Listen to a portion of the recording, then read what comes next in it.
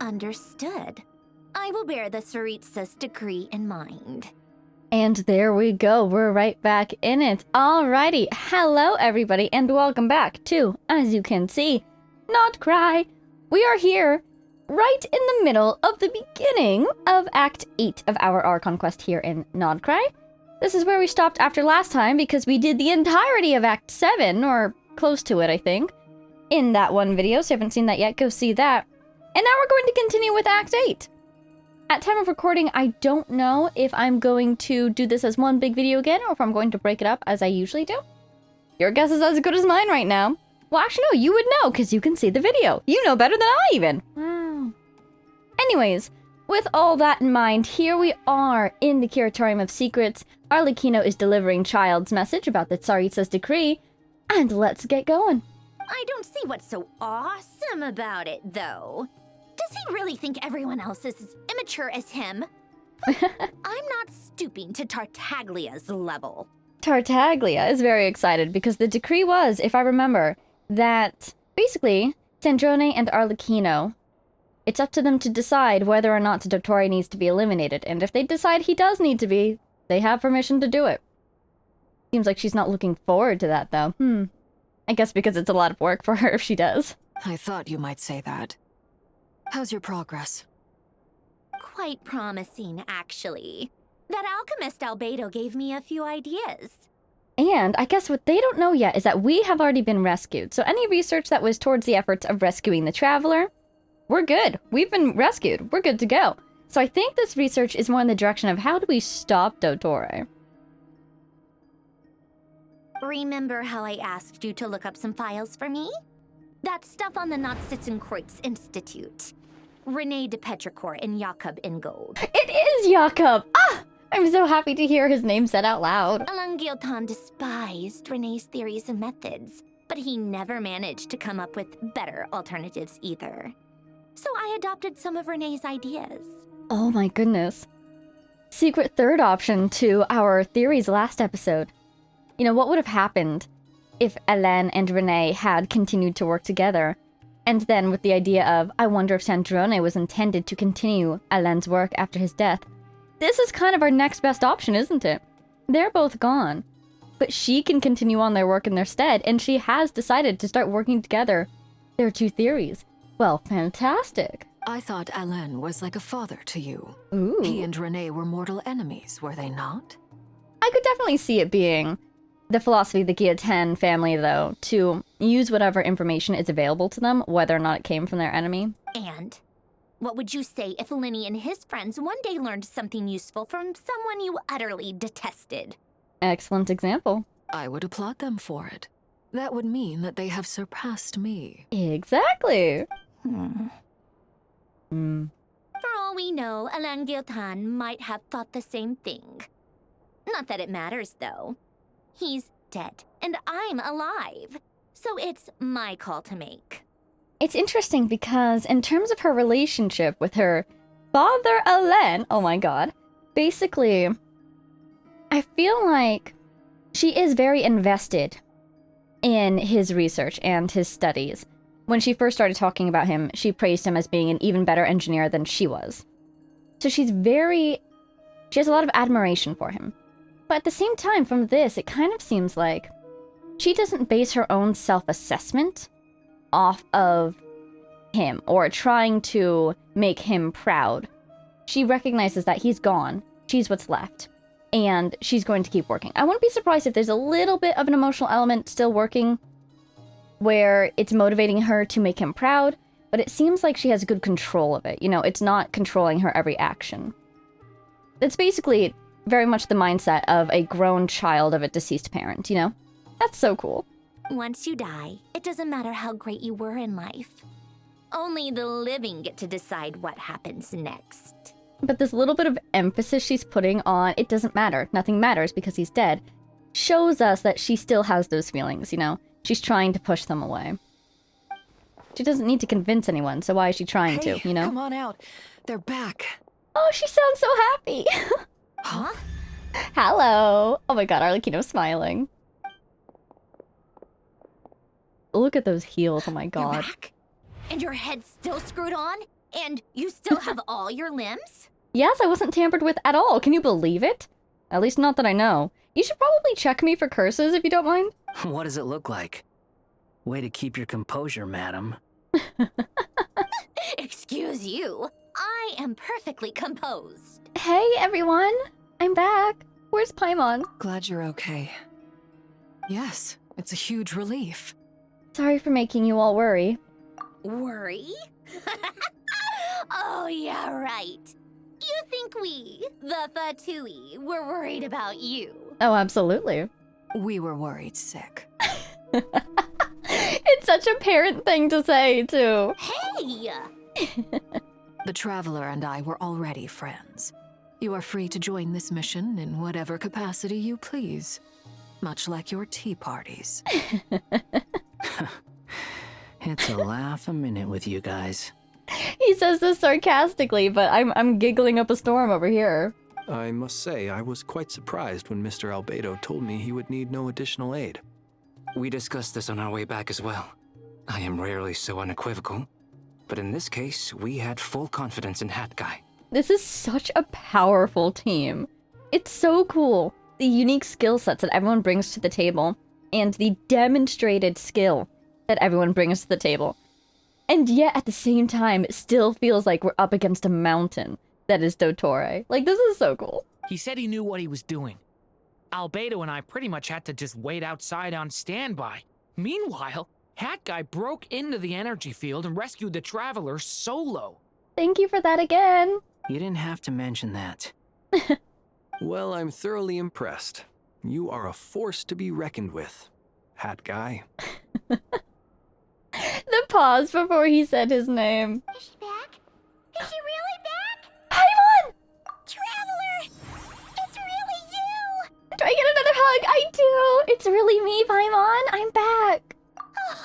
Oh, thank goodness! Paimon missed you so much! I'm so glad she's back too. Oh my god, reunion! You can finally breathe easy, Paimon. Oh good, everyone's safe and sound. I'm so happy. Hi, Paimon. It's great to have you back in one piece! Oh, Paimon's been having nightmares the whole time you were gone! I'm sorry, Paimon. Look at them. You know, once you reach my age, there's nothing better than watching a misty-eyed reunion between friends. Yehoda, what does that mean? It's nothing. Same goes when you get to my age, too. I bet Aino and Anefa would be tearing up as well if they were here. Yeah, I think this is an event for all ages. Family reunion. Varka, I'm not sure Anefa can cry. Oh, interesting point. I'm sure she can cry in her own heart. Oh, yeah, good point. Hey, your eyes are looking a little red and puffy. Come here, let's hug it out. What? Ew, no! No, thank you. You're not my dad, okay? Knock it off! You know? Oh, man. He's trying to, like, you know, she's a young, uprising adventurer. Well, I suppose she's more of a mercenary information broker. He's trying to adopt her. She's like, no, thank you. Everyone, I'm sorry for all the trouble I caused you. But the silver lining is, I didn't come away from this ordeal empty-handed. True, true, true. While I was being held captive, I learned a lot about Dottore's current capabilities and what he plans to do with them. Allow me to explain. Yes, that's my girl. The whole time he was trying to manipulate us, we were just learning so much about him. The three moon goddesses were even more powerful than we imagined. No wonder Dottore believes himself to be equal to the gods. Maybe even superior. Utter blasphemy. While everyone was gone, Nefer and I made an interesting discovery, and I believe Miss Sandrone has something to share too. Ma'am, perhaps you could do the honors? I feel like Flinta's very polite personality would actually complement Sandrone very well. She can't get mad at him. He's too polite. Sandrone explains Columbina's Called situation. it. Getting rid of a pesky troublemaker like her is like trying to clean up after a crumbly cake. It always comes back to haunt you. Columbina's alive. I knew she wouldn't give up. Our next step is to find a way to bring her back. A place where time flows backwards, with no destination in sight. Surely it must have been created for a specific purpose. But I fear the answers are buried deep in Tevat's history, held by great powers beyond our reach. See, that's my thought too. There's got to be a purpose for that place. My main theory from last time is, I think it might have started as a safe haven for the moons, or just a place in which they did their work with time, and then it got changed into the prison that they were kept in. Maybe. Maybe. Big maybe. It sounds like she's on a specific path through time, just traveling in the opposite direction to us. The question is, where does that path lead? Or will it keep going to infinity? I really feel like it will probably stop, if not before this time, then I think it will stop when the moons came into being. Because that's when their ability over time presumably started. Okay, we can even adjust that a little bit. I think it'll stop at the moment at which they were granted the authority of time. Potentially. We considered that question as well. Strictly speaking, time is not infinite. But then again, the powers of time that we've seen in this game, I'm thinking of Bakunawa, became corrupted across all the time stream, right? So if somebody gains the authority over time at any point in time, does that then retroactively apply? Because they now have authority over time, through time? So maybe it wouldn't stop at the time at which they got that authority. Maybe it would keep going. Indeed not. Every road has an end. Were you there the whole time? Did I just not see her? Where did you come from? Nicole! You sure loved quietly sneaking in mid-conversation. Okay, it wasn't just me. Oh my god. I do, in fact. It's something I've always done at our mages' tea parties. Quiet, mysterious, and persuasive. That is very funny. You wonder what lies at the end of her road. Well, just as the world has a beginning and an end, so too does time. And so, the end of the road is the moment that Tevat was born. Right? Okay, that makes sense too. If it's not the time at which the moons got authority, if it's not the time at which the moons were made, what's the farthest back point? The moment when Tevat was born. That makes sense. But where Miss Columbina will end up along this road, that depends on where this particular river of reverse time began.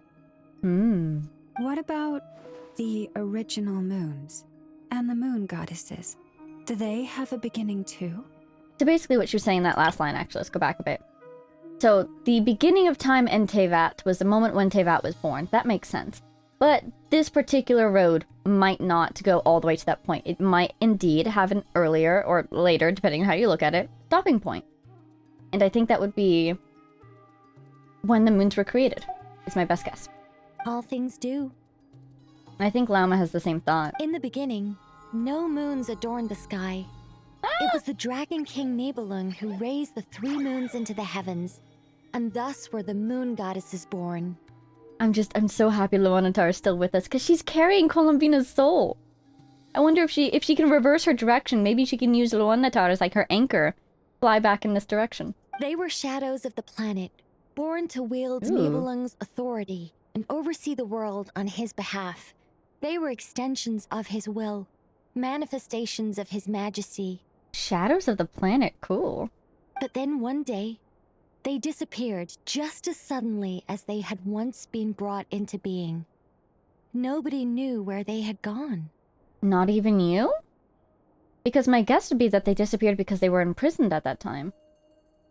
Or is this before their imprisonment? They disappeared before even then? Columbina? I did not expect to see more from her so soon. Like I thought. No more paths back to reality have emerged since. My god, Columbina! The space looks different too. It's turning more purple than blue. It's like it's nighttime in there. But how can I be sure that I'm going the right way without scenes from reality to keep me on track? Wow. It still looks so cool. I can't even be sure of how long I've been walking for. The further I travel, the less stable this space becomes. There are even moments where I can sense something that feels like abyssal energy. It definitely looks like it's becoming more abyssal. How could this be? This space was at one point in time influenced by the abyss? Is it because of the Crimson Moon? Or is it because of Nibelung and his descent into the abyss? Or this space in particular, was it also affected? They can just materialize out of thin air. I have to keep my wits about me.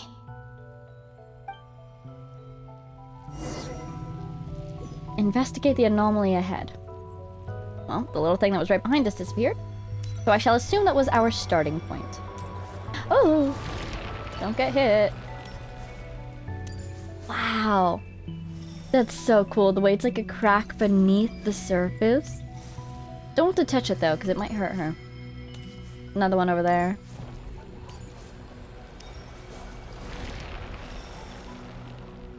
That's not ideal, but the fact that this didn't appear until she presumably traveled quite a far back in time tells me it's not like Bakunawa, at least not yet. Oh! We're here! Is that the Ray here of Solnari? Nope. Nope. Nope. I can't believe he survived. How did he do it? Oh my god, of course it was Revere! Trying to think what could corrupt this place with the Abyss? Oh, I wonder! The Abyssal guy who got thrown into it, maybe?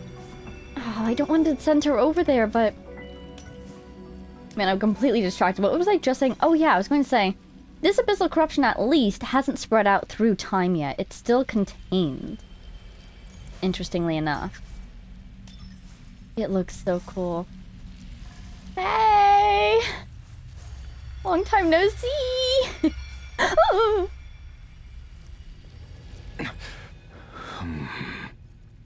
You are the moon goddess. But how? Hi! Oh my god, you weren't torn apart! Yeah, why were you torn apart the first time anyway? Bubble! Yes, activate bubble. I don't know if it'll do you much good, but I still appreciate your efforts. Please, there's no need. I'm not interested in fighting anymore. Oh my god, we gotta please? What a changed man you are. I find that a little difficult to believe. Yeah, that's fair. Yeah. Honestly, so do I. The way you used my own power against me was... It was a brilliant strategy. He really does seem much more clear-headed here. Why is that? How long has it been for him in here? I also wonder if this place is separated from the Abyss, if the only abyssal influence here came from him. Maybe the Abyss's impact on his mind has lessened over time, and that's why he seems a little bit more clear-headed? And then, in the final moment before I was thrown into this space, I got to see an old friend. Oh my god, Dane! Right, what a wake-up call to see Dane working against him. Mr. Dainsleif. Why'd she put her bubble away? Right. It was so long ago now. But we were friends once. I cannot believe we're just talking to him! Oh my god! When I first got here, I was filled with hatred, remorse, and rage. How I cursed and devoured. I tore everything here apart. I was consumed by the desire to leave this place and have my vengeance. And how long has it been? But to no avail. This is a place with no exit. You know, I wonder, the fact that Columbina caught up with him, even though he's been in here longer than she has, I guess that implies that he eventually sat down and stopped moving, whereas she has continued to walk, so she caught up with his position. I wonder if that's the answer. You have to keep moving.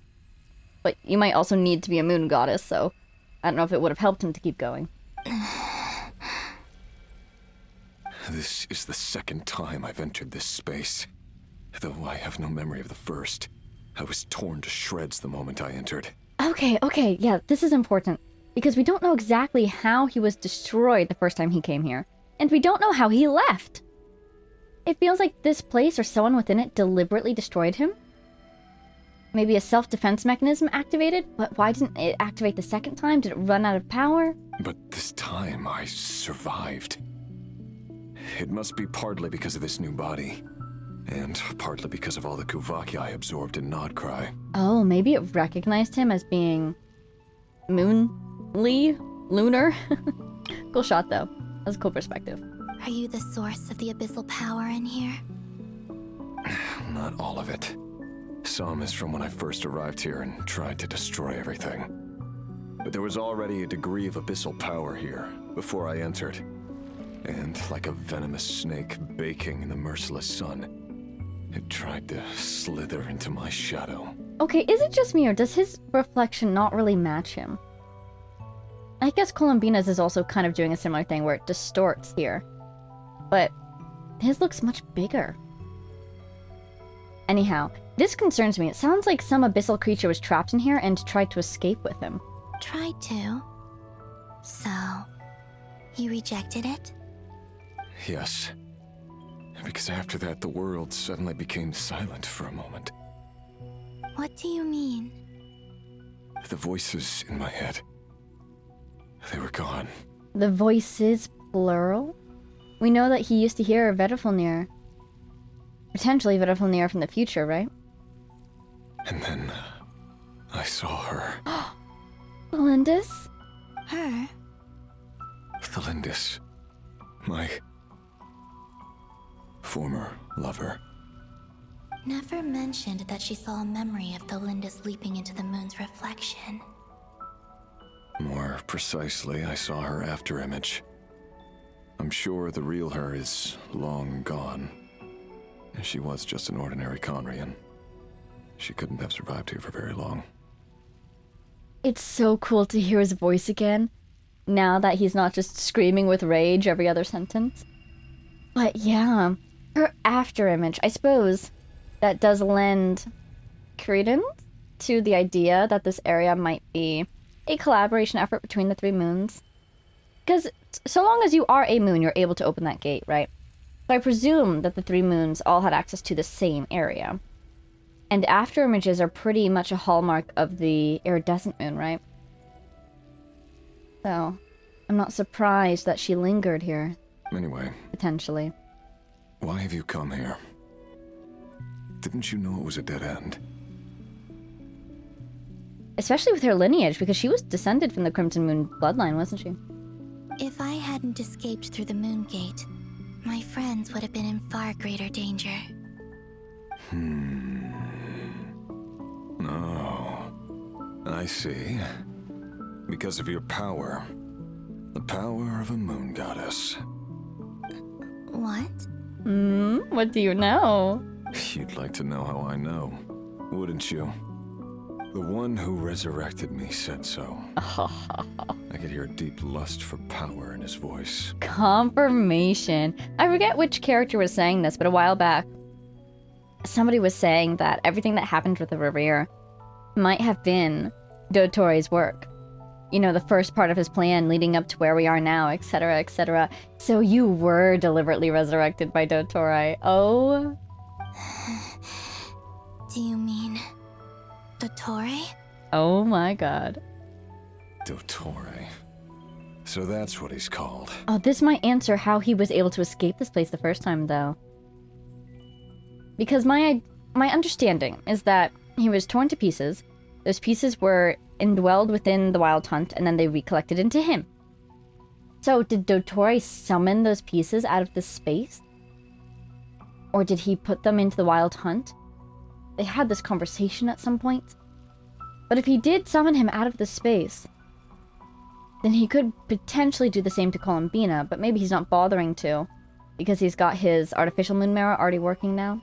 Or almost to completion, that is. He'd been collecting fragments of my body for a long time. Uh-huh. Also that he could resurrect me at the moment of his choosing. Yeah, okay. Because that was my question. I was trying to remember, did we ever get a clear answer for who was clearing out those Wild Hunt outcroppings and not reporting it? Because once that idea came up, the idea that Dotori might have planned for Reviere's resurrection, I thought, oh my god, was it Dotori clearing those Wild Hunt outcroppings? I really think it was. Were we already told who that was? Because it really feels like it was Dottore at this point. I had no interest in his research. But being as corroded by the abyss as I was, we were aligned as far as hunting the moons and recovering my strength were concerned. So that's why the Wild Hunt suddenly became so active in Nod-Krai. When I left the Fatui in my weakened state, Dottore must have felt that his time had come.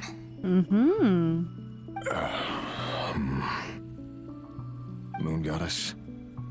Oh. Could I ask a favor of you? Oh, wow. What? I know this is a lot to ask, especially from someone who tried to kill you. If you refuse, I won't fight it. What a start. Oh my god, what is it? But this is the only thing I desire now. Nothing else matters.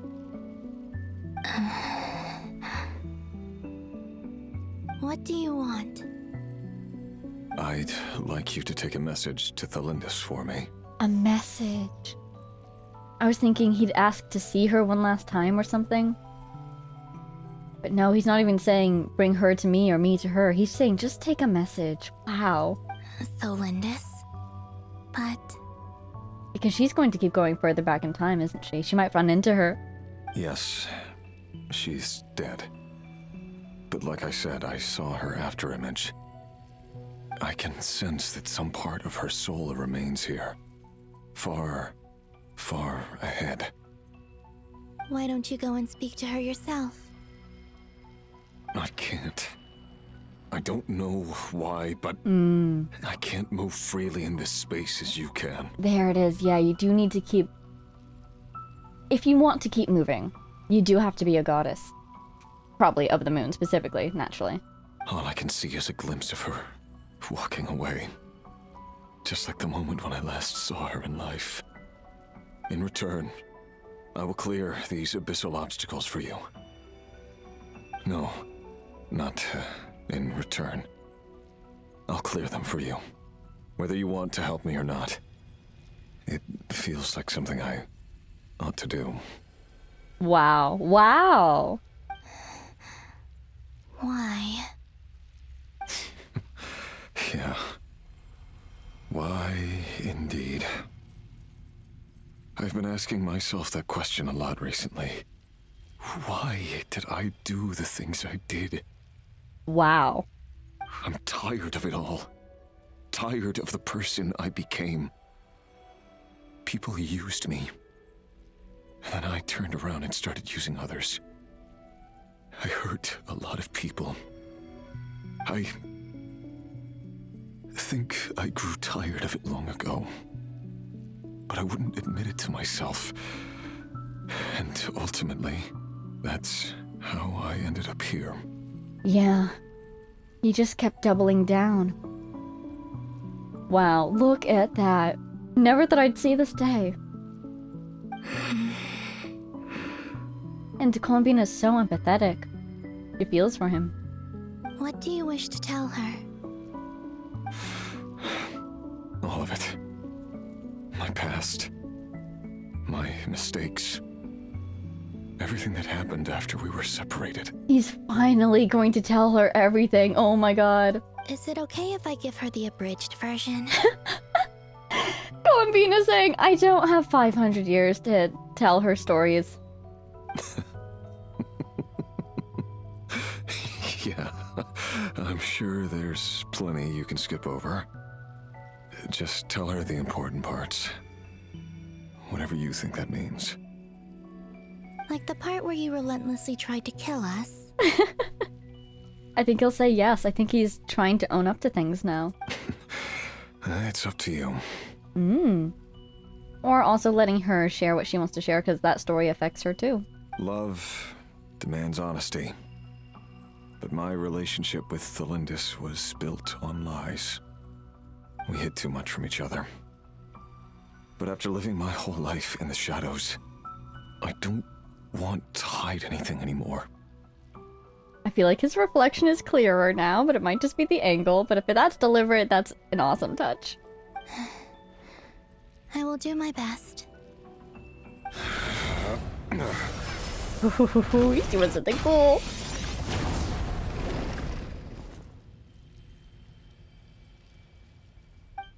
Nice. There. The abyss will no longer stand in your way. Do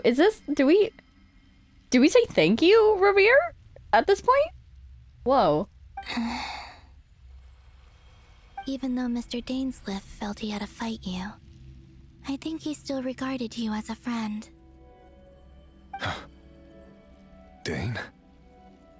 He said that you betrayed him, but he also felt great remorse at never having understood what you were truly going through. One thing I really love about this conversation, also, side note, you can see from Columbina's dialogue here, particularly here, you know, this is going back to sort of, it's a transaction that they're having between each other at this point. A transaction with a lot of history behind it. But what I think is interesting from Columbina's side is that she's working hard at understanding his motivations. You know, where he's coming from now, what his heart and mind are saying now. And I think that, you know, even if they do have this little exchange here, she's taking a much more active role in it than she might have in the past. Because she didn't understand people well in the past. So even though she understood, oh, you do this for me, I do that for you, I get the feeling she didn't really understand why any of that was happening. You know, the true motivations on either side. Now she understands herself a lot better. She understands the people around her a lot better. And she's actively working to understand Revere better. And I think that's why she's volunteering this information. Because she understands his perspective in this moment. And also because, look, she's understanding Dane's perspective as well. So I just think that's great because you can't avoid transactional interactions in the rest of your life, you know? So rather than trying to avoid them and therefore letting them kind of just steamroll you when they do pop up, she's taking a more active role. And I think, like, why that makes me happy is it demonstrates that she's going to take care of herself in the future, you know? She's investing in her own life. And at the same time, you see her kindness shining through because, again, she's offering this information without being asked because she understands these feelings of friendship and betrayal now. Call that character growth. Why tell me this? Because if he'd known that someone could take a message to you, I believe that's what he would have said. Thank you. It means a lot.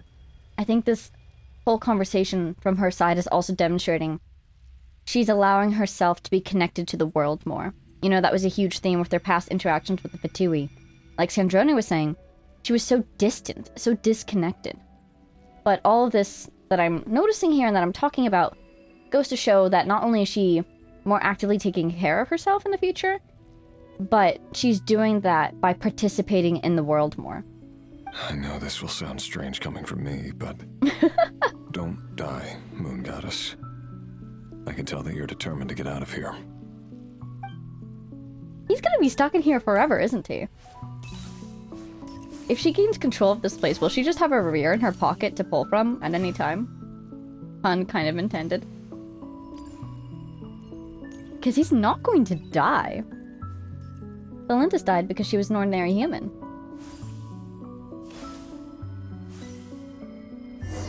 Whoa. Oh, look, it's less purple. He kept his word. The abyss is no longer obstructing my path. Is that her? This place does feel a bit paler, more gray than it did last time we were here before the abyssal influence. Which is interesting, but I think that's her. I think that's her. Look at her. That's her. Her after image, like he was saying. The triangles again is fascinating. Hello? Is that the Lindis? She wasn't far off at all. And yet, they can never meet. Oh my goodness. Hello, Miss Delindis. Ow. Who are you? How do you know my name? I've never seen anyone else here before. This effect is so cool. You can call me Columbina. I promised Rerir that I'd bring a message to you. Rerir? My Rerir? Oh. Is he well?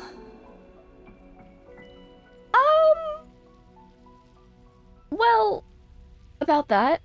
He's doing better than he was. Very diplomatic answer. Better than he was, huh? Sounds like he's had a pretty rough time. Potentially. But I mean, no rougher than everyone else around him, you might say. Others have had a rough time on his account too. In many cases, their time ran out because of him. Yeah, exactly. And I'm not just talking about the children of the Crimson Moon. So, things got worse before they got better. Could you tell me what happened, Miss Columbina? I love how his message was, please tell her what happened, and her second question after, is he okay, is, can you tell me what happened? Are you sure you wish to know? Yes. This is my opportunity to learn the truth. No matter how hard it is to hear, I have to know. I admire your courage. However, time is short. I cannot stay here for long. Oh my god, I can't believe she actually got to meet the Lindis. Rerir had seeds of hatred in his heart, and many people nursed them for their own ends. On some level, everything he did was to try and find a way to see you again. But in the end, he came to regret his mistakes. He wanted to apologize for hiding his past from you. Beyond that, he did not say specifically what it was he wished to convey to you. But I'm sure that you've always been on his mind. You are what has kept him going over all these years.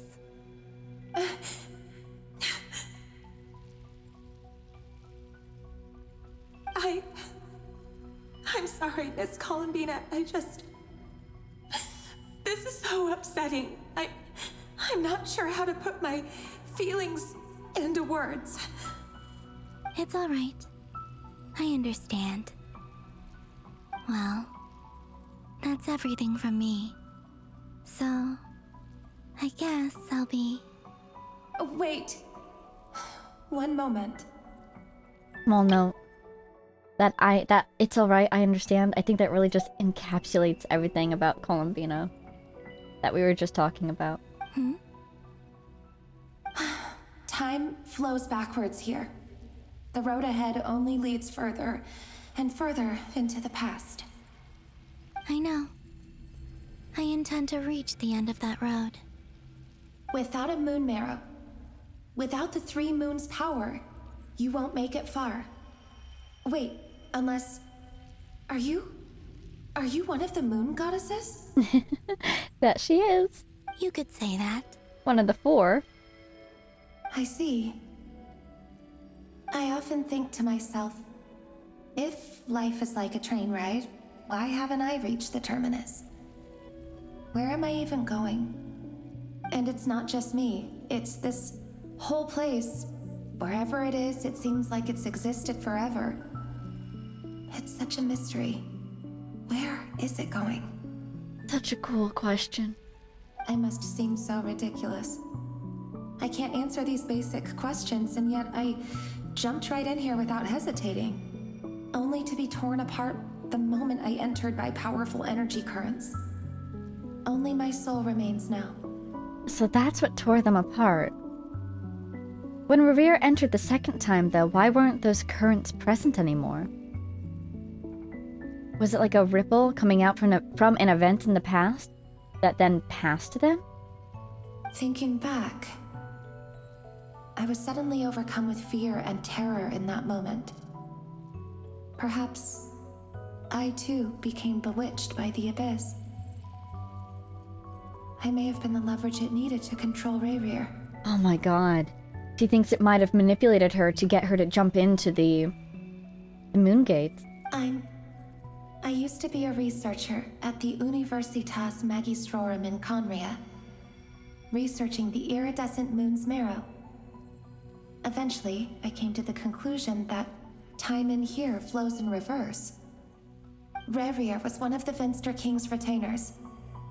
With me, he was in an impossible position. It plagued him constantly. I wanted to help him escape his lot in life. I wanted him to be happy. So I thought I'd use this place to return to the past. Oh, that's why she said what she said. When she was about to jump in. At the time, I thought I could just go back to the day that the Vinster King first found the prince. I know who that is. It was only after meeting the prince that the Vinster King started going too far with his research into the abyss. That was the day all of our woes began. I thought I could stop the king from ever meeting him and solve everything. And that's what she was talking about when we saw some of her memories. About the outsider, right? I do wonder why meeting our sibling caused this change in the Vinster King. Is it because he saw the opportunity that our sibling's ability to handle the abyss, I guess, granted him? But that's very far-sighted. If so, how did he know that our sibling had that ability? How did he decide to use it so quickly? Or was it something our sibling said accidentally that changed him that way? I wonder.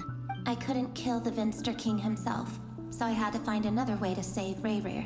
That's why I wanted to go back. To kill the person who had brought new possibilities to our realm. No! Leave him alone. Just tell him where his sister is and he'll leave you alone.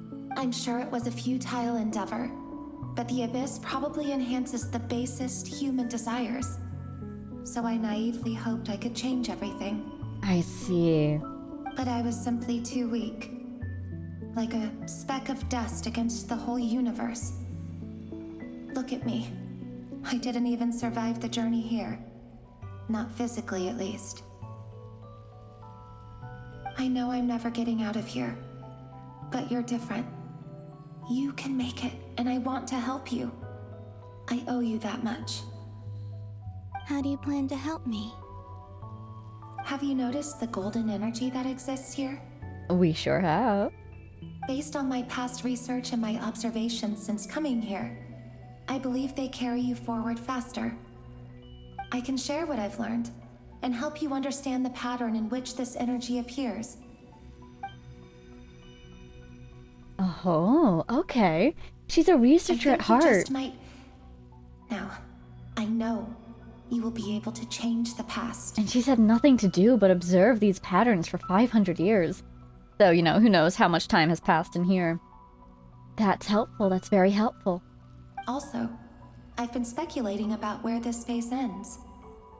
The documentation was scanned, but from what I know of the legends about the moons, the oldest ones seem to begin with Nibelung, king of dragonkind. You know, it is interesting that Tevat didn't have any natural moons. Was Nibelung potentially a moon before? Because wasn't he described as being born alongside the planet? Is he a moon dragon? That might explain why he chose to make moons, and then bequeath his authority upon them. But at the same time, he's a dragon, not a moon. I have no way of verifying any of it by this point. But if it's true, you might be able to reach that era if you keep walking. Right, right. Understood. Thank you, Miss Thelindis. I'm the one who should be thanking you. If you hadn't entered this realm of everlasting death, what use would my deductions be? Thanks to you, they have some meaning. You know, with that phrasing, that's an interesting point. Realm of everlasting death. In this place, time is changed. Space is different. Death is frozen. I wonder about life. You see where I'm going with this, right? The four realms of the shades. They are all stagnant here. It's definitely a realm outside of the Heavenly Principle's authority, right? Interesting that such a thing can exist on Tevat. Well, I suppose it might not be on Tevat, because she went through the Moon Gate to get here. About Rerir. Still, interesting. I'm so sorry. For everything. It wasn't your fault. Look at her face. That's not true. Because we both feared bringing trouble upon each other, neither of us ever told the truth. And that dishonesty sealed our fates. I'm glad they're both realizing. They've both taken a lot of time to reflect on their decisions and their actions. But enough about that. I wish you a safe journey, Miss Columbina. Ah, beautiful.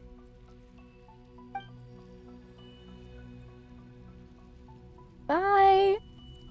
It was nice to see you, Thelindas. And may the outside world never have to experience pain like this again. We'll do our best. We've got 4 other Rather, sinners to worry about. You're there, aren't you? I cannot see you, because you exist in the future. I expect we'll be trapped in this prison of space-time for all eternity. But please, gaze upon the past, and then sit for a while. Let's find a place to sit down together, just like we did when we first met.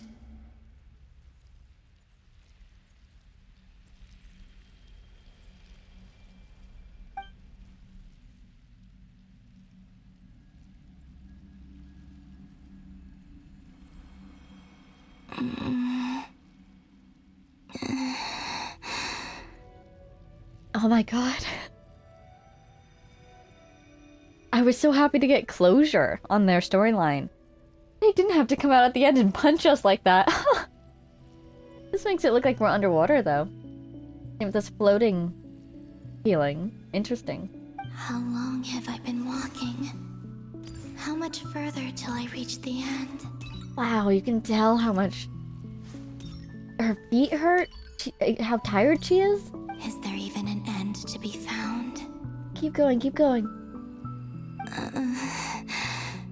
Everything's getting blurry. Can she take a nap? Would that help?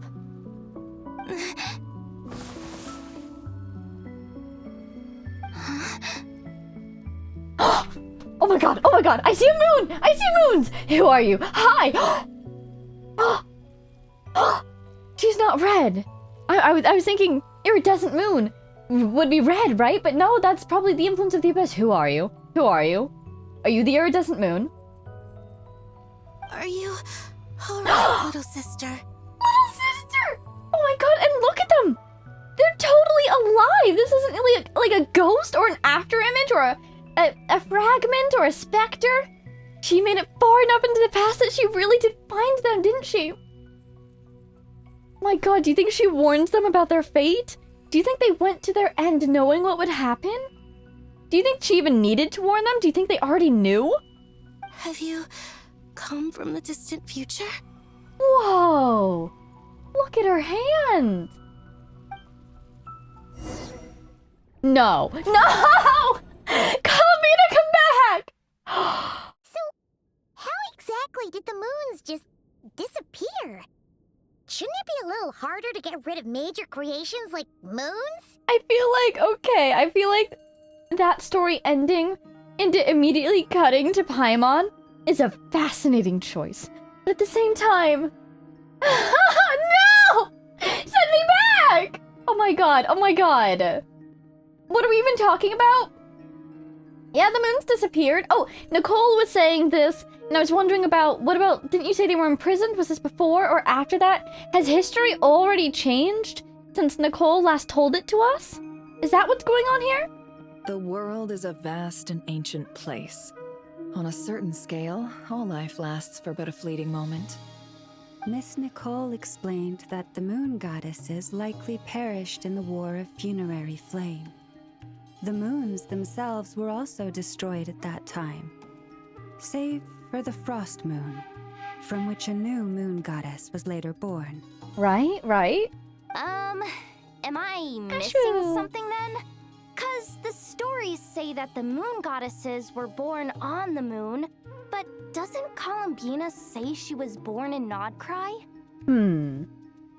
Is the difference bubble? Or was this deliberately done? Huh. You're right. Why do their birthplaces differ? What's the difference between the 2 generations of moon goddesses? Well, Nibalang created the first 3. Well, he created the moons, maybe. Because I was going to say, Nibalang created the first 3. but then Columbina was kind of naturally born of a moon.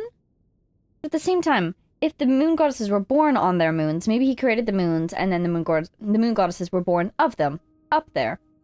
My next thought is, maybe it has something to do with Moon Marrow. Maybe since the Moon Marrows were on Tevat, Columbina was born of that Moon Marrow, which is why she was down here? Also, remember what Sandrone said? Her scans detected 4 moons. In other words, 4 moon marrows. Yes, and we thought the 4th one was the artificial one that Dottore made.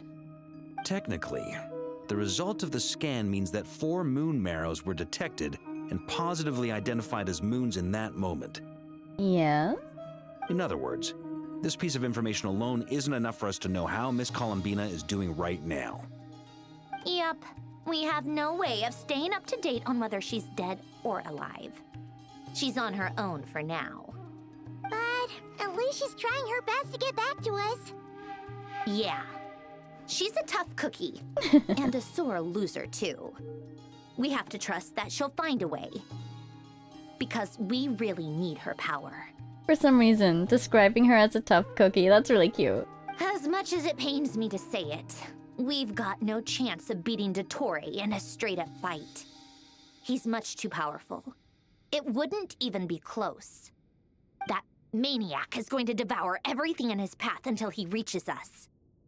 We need to find someone or something that can stop him before he does anything worse. I'll be frank.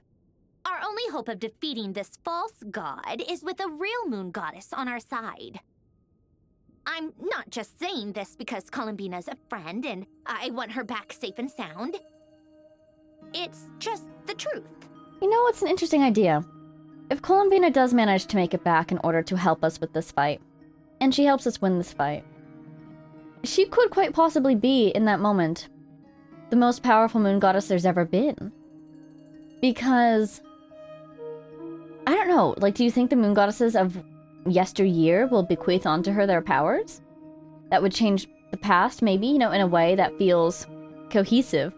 So the moon marrows of this time wouldn't actually have their full power, and Columbina would have it as she returned to the present. And then that would allow her to defeat Dottore. But, just think about it. Didn't they deliberately split the powers between the 3 of them in order to safeguard and instill balance within Tevat? If they all give it to Columbina, it might need to be temporary so as to not jeopardize Tevat, but that would be interesting. And I know that even she was no match for him when he attacked, but I don't have a better solution. We're not giving up on saving her, whether she can defeat Dottore or not. Right. Don't worry, Miss Sandrone. We're all aligned on saving Columbina. No one's trying to argue that we can only justify saving our friend because it will help save the world. This is about multitasking. We want to save both. So, she's more than just a moon goddess to you guys? Oh, interesting. You know, it felt like she added this because we really need her power as a way to justify why she wants to get her back. But maybe she was trying to convince the others to help her get her back. And she's realizing she doesn't need to do that. Aww. Absolutely. Duh! She's part of the gang! And you are too, you know. Yes, I know. You don't need to labor the point. I knew that the moment I came running over with my documents that I was part of the in-group.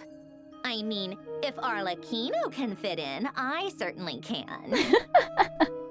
She wants to be our friend. Anyway, as for how we get Columbina back, I've been working on it constantly. But I think I'm still lacking certain information about the moon. I'd probably get there if I could continue my calculations, but the problem is, I've run out of computing power. Really? Even with Polonia? Computing power? You mean, you need more energy? She might need more brain space. She's probably running so many calculations right now. She needs more calculating space to do more calculations. No, the issue isn't energy, it's processing power. There's so much data to get through that the whole process has just ground to a halt. We need a computer. That's a tricky problem. Literally. Who here is a computer? Inefa! Can we get Inefa to help out? René de Petrichor of the Nod-Krai Ordo once foretold the fate of the world. But I don't know how he did it. My guess is that he used the primordial sea's power.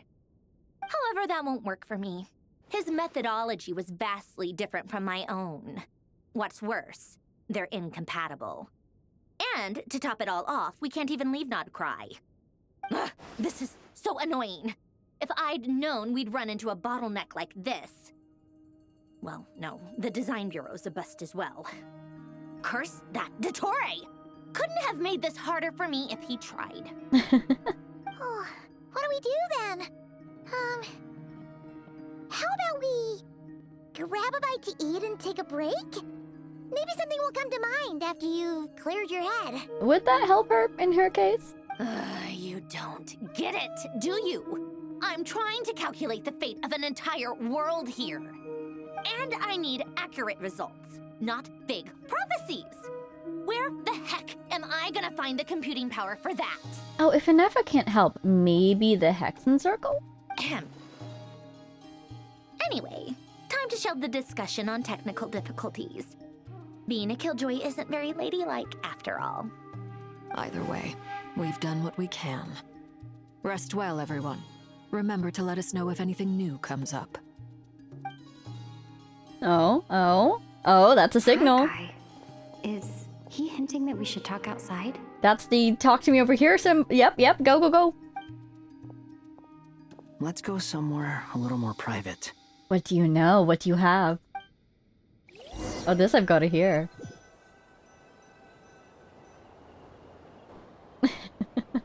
You know that Dory went back to Sumeru, right? They're so determined to not let me do my dailies. That's a great point, though. Dory went back to Sumeru. Sumeru has a lot of people who can do computations, I bet. Yeah, she mentioned she was planning to head back. If we can't recruit the people, maybe we could get some sort of computational device at least to help us out. Things aren't looking good for Nod-Krai. She's gone to spread the word so that Sumeru has a chance to prepare for the worst. From what I know of Dottore, there are two possible reasons why he hasn't made a move yet. One is that he's still working through some kinks in his new powers. The other is, he wants to see how we're going to react. It might be a bit of both. He still wants us to agree to his offer. Additionally, last time, he learned that his control over his new abilities isn't as delicate as he'd like it to be, isn't as precise as he'd like it to be. However, if I can posit a third idea, my concern is that right at the end of last time, when we were rescued, he was introduced to a new player on the field. So that could be his other thing. On one hand, he's so powerful now, I get the feeling that he feels like he doesn't really need to worry about the rest of us mere mortals. We're insignificant compared to him, except for us being a descender, he wants us on his side. But I have a slight concern that maybe he's grown interested in the new player who has entered the field, from his perspective. He'll easily devour everything eventually, so I guess he's in no rush to make it happen. The first false god he made was me. Now it's his turn. Even though my records were erased from Irminsul, Dottore's ideas haven't changed one bit. Exactly. He once told me that becoming a god was like turning yourself into a hungry wolf or giant serpent to devour the moon. Clearly, he began studying the moon goddess's powers long before he even tried making a god. He's always wanted to get his greedy hands on divine authority one way or another. And in the end, he devoured the moon where I failed. In the desert of Sumeru, there is a chessboard built by King Deshret, also known as Al-Ahmar. I don't know if it was a real game, or if he was just trying to challenge his servants and citizens in some way. I know that chessboard. That's one that's outside of once Gurabad, right? But creating games and setting rules, gods do that as a matter of course. That's the kind of power Dottore craves. Now he has the Trilunar Authority. His power is leagues beyond the common people. I don't think there's any point in other nations rushing to the front line. They're better off focusing on defense and hoping they can fend off any threats that spill out from Nod-Krai. I don't know. I feel like our best bet is everyone teaming up. Even if they have to abandon Nod-Krai, I feel like the rest of the nation should work together to protect each other. Either way, Dory will inform Lesser Lord Kusanali, and she will contact the other gods in turn. Hi, Nita. The Seven will have some recourse available. If nothing else, their protection should keep the rest of the world from descending into chaos as quickly as Nod-Krai has. That is good. But I feel like there's something else. So on the bright side, even if Nod-Krai is doomed, your friends in other nations won't be in any immediate peril. That's good to know. But I'm not ready to give up on Nod-Krai yet. Right? There's a word for people who refuse to let anything go. It's called being greedy. Maybe it sounds greedy to you, and probably naive too. But whatever you call it, that's what gives me the determination to keep fighting. Why did the music just change? Battles are fleeting, but the will to fight is a long-term commitment. Give up for even a moment, and your resolve will shatter.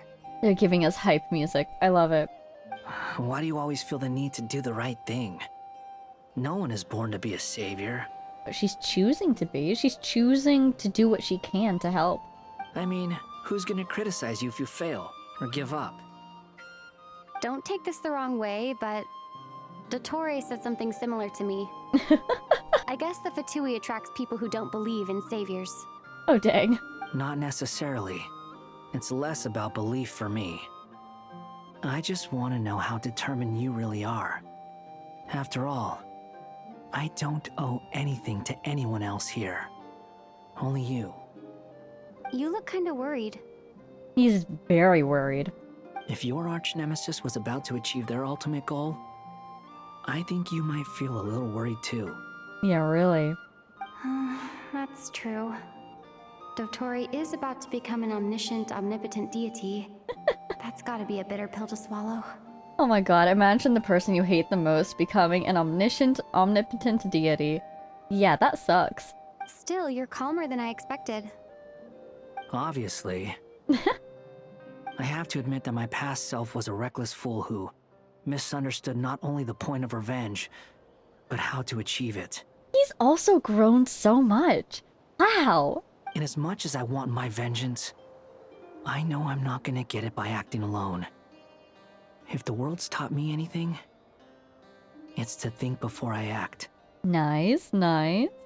Too bad it never taught me any other virtues, though. So, I am going to destroy Dottore, no matter what it takes.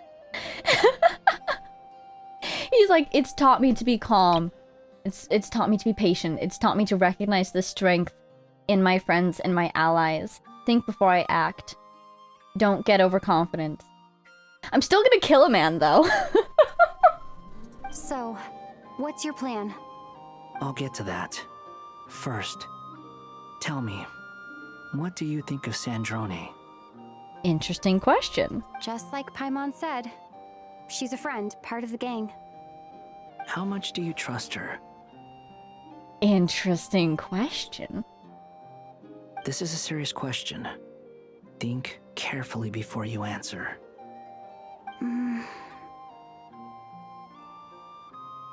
Although she's with the Fatui, she has her own values, and she's helped us a lot.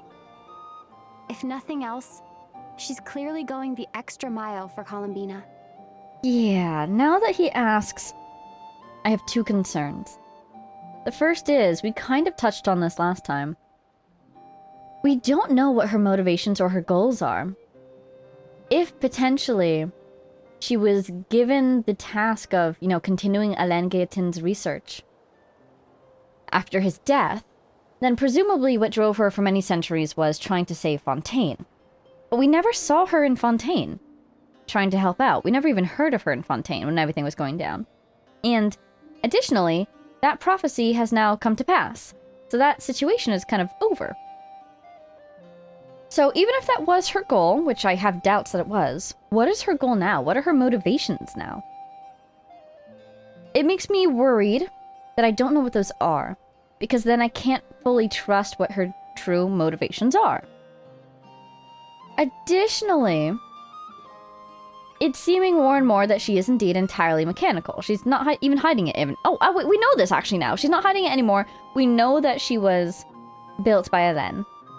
My concern is Dottore is also an incredible engineer. And just like the Catherines have been spying for Sandrone, I wonder if Sandrone doesn't realize it, but she's been altered, perhaps. Or she's got a virus, let's say. A curse of her own that is, without her knowing, using her against us. Basically, potentially as a spy for Dottore. On the other hand, she's extremely intelligent, she's an incredible engineer, she probably knows her own systems inside and out. So I would be surprised if something like that could sneak past her.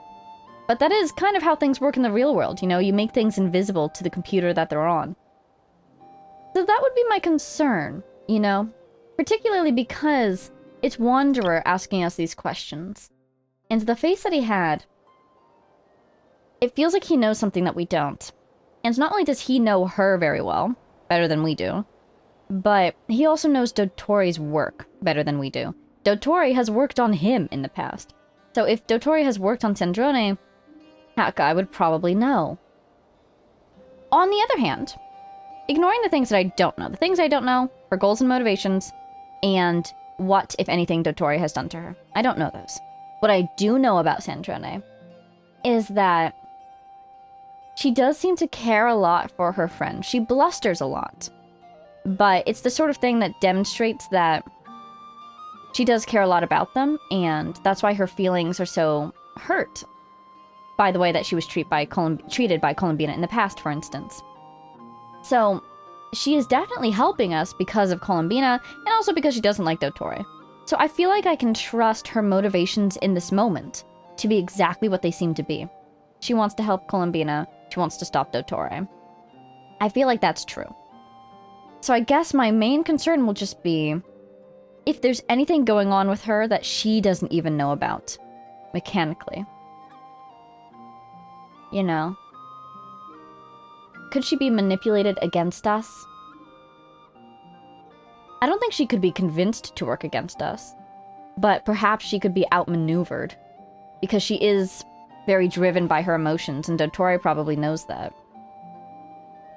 I guess, like, tentatively, I trust her, and I trust her to be doing this for Columbina, and because she hates Dottore. But at the same time, I would want to be able to support her against Dottore, because she might be somewhat... It's kind of like a Pokemon matchup. Dottore might be very effective against her. And so I would want to, if I'm going to rely on her, I would want to be able to support her as well. You know? I see no reason not to trust her. Well, let's see what he knows. Do you know something? If you say so. He knows something! Look at him hiding his eyes! That's code for I know something. What do you know? Or is this all a veiled way of asking, do you trust me? In that case, the three of us need to talk. I have some thoughts about her computing problem. Oh, whoa. No, maybe this is a, should I trust her? If we trust her, then he'll trust her too. Can you do some computations? It can be solved, but it will come with a cost. Ooh. Feels like he's going to reveal a secret to her. How much? If I can afford it, I'll cover it. Not that kind of cost, probably. Sometimes your heroism really backs me into a corner. You know that? Come on. Let's go talk to her. Whoa. This is fascinating.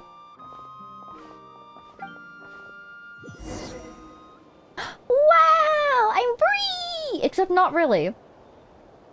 No, I'm actually not free.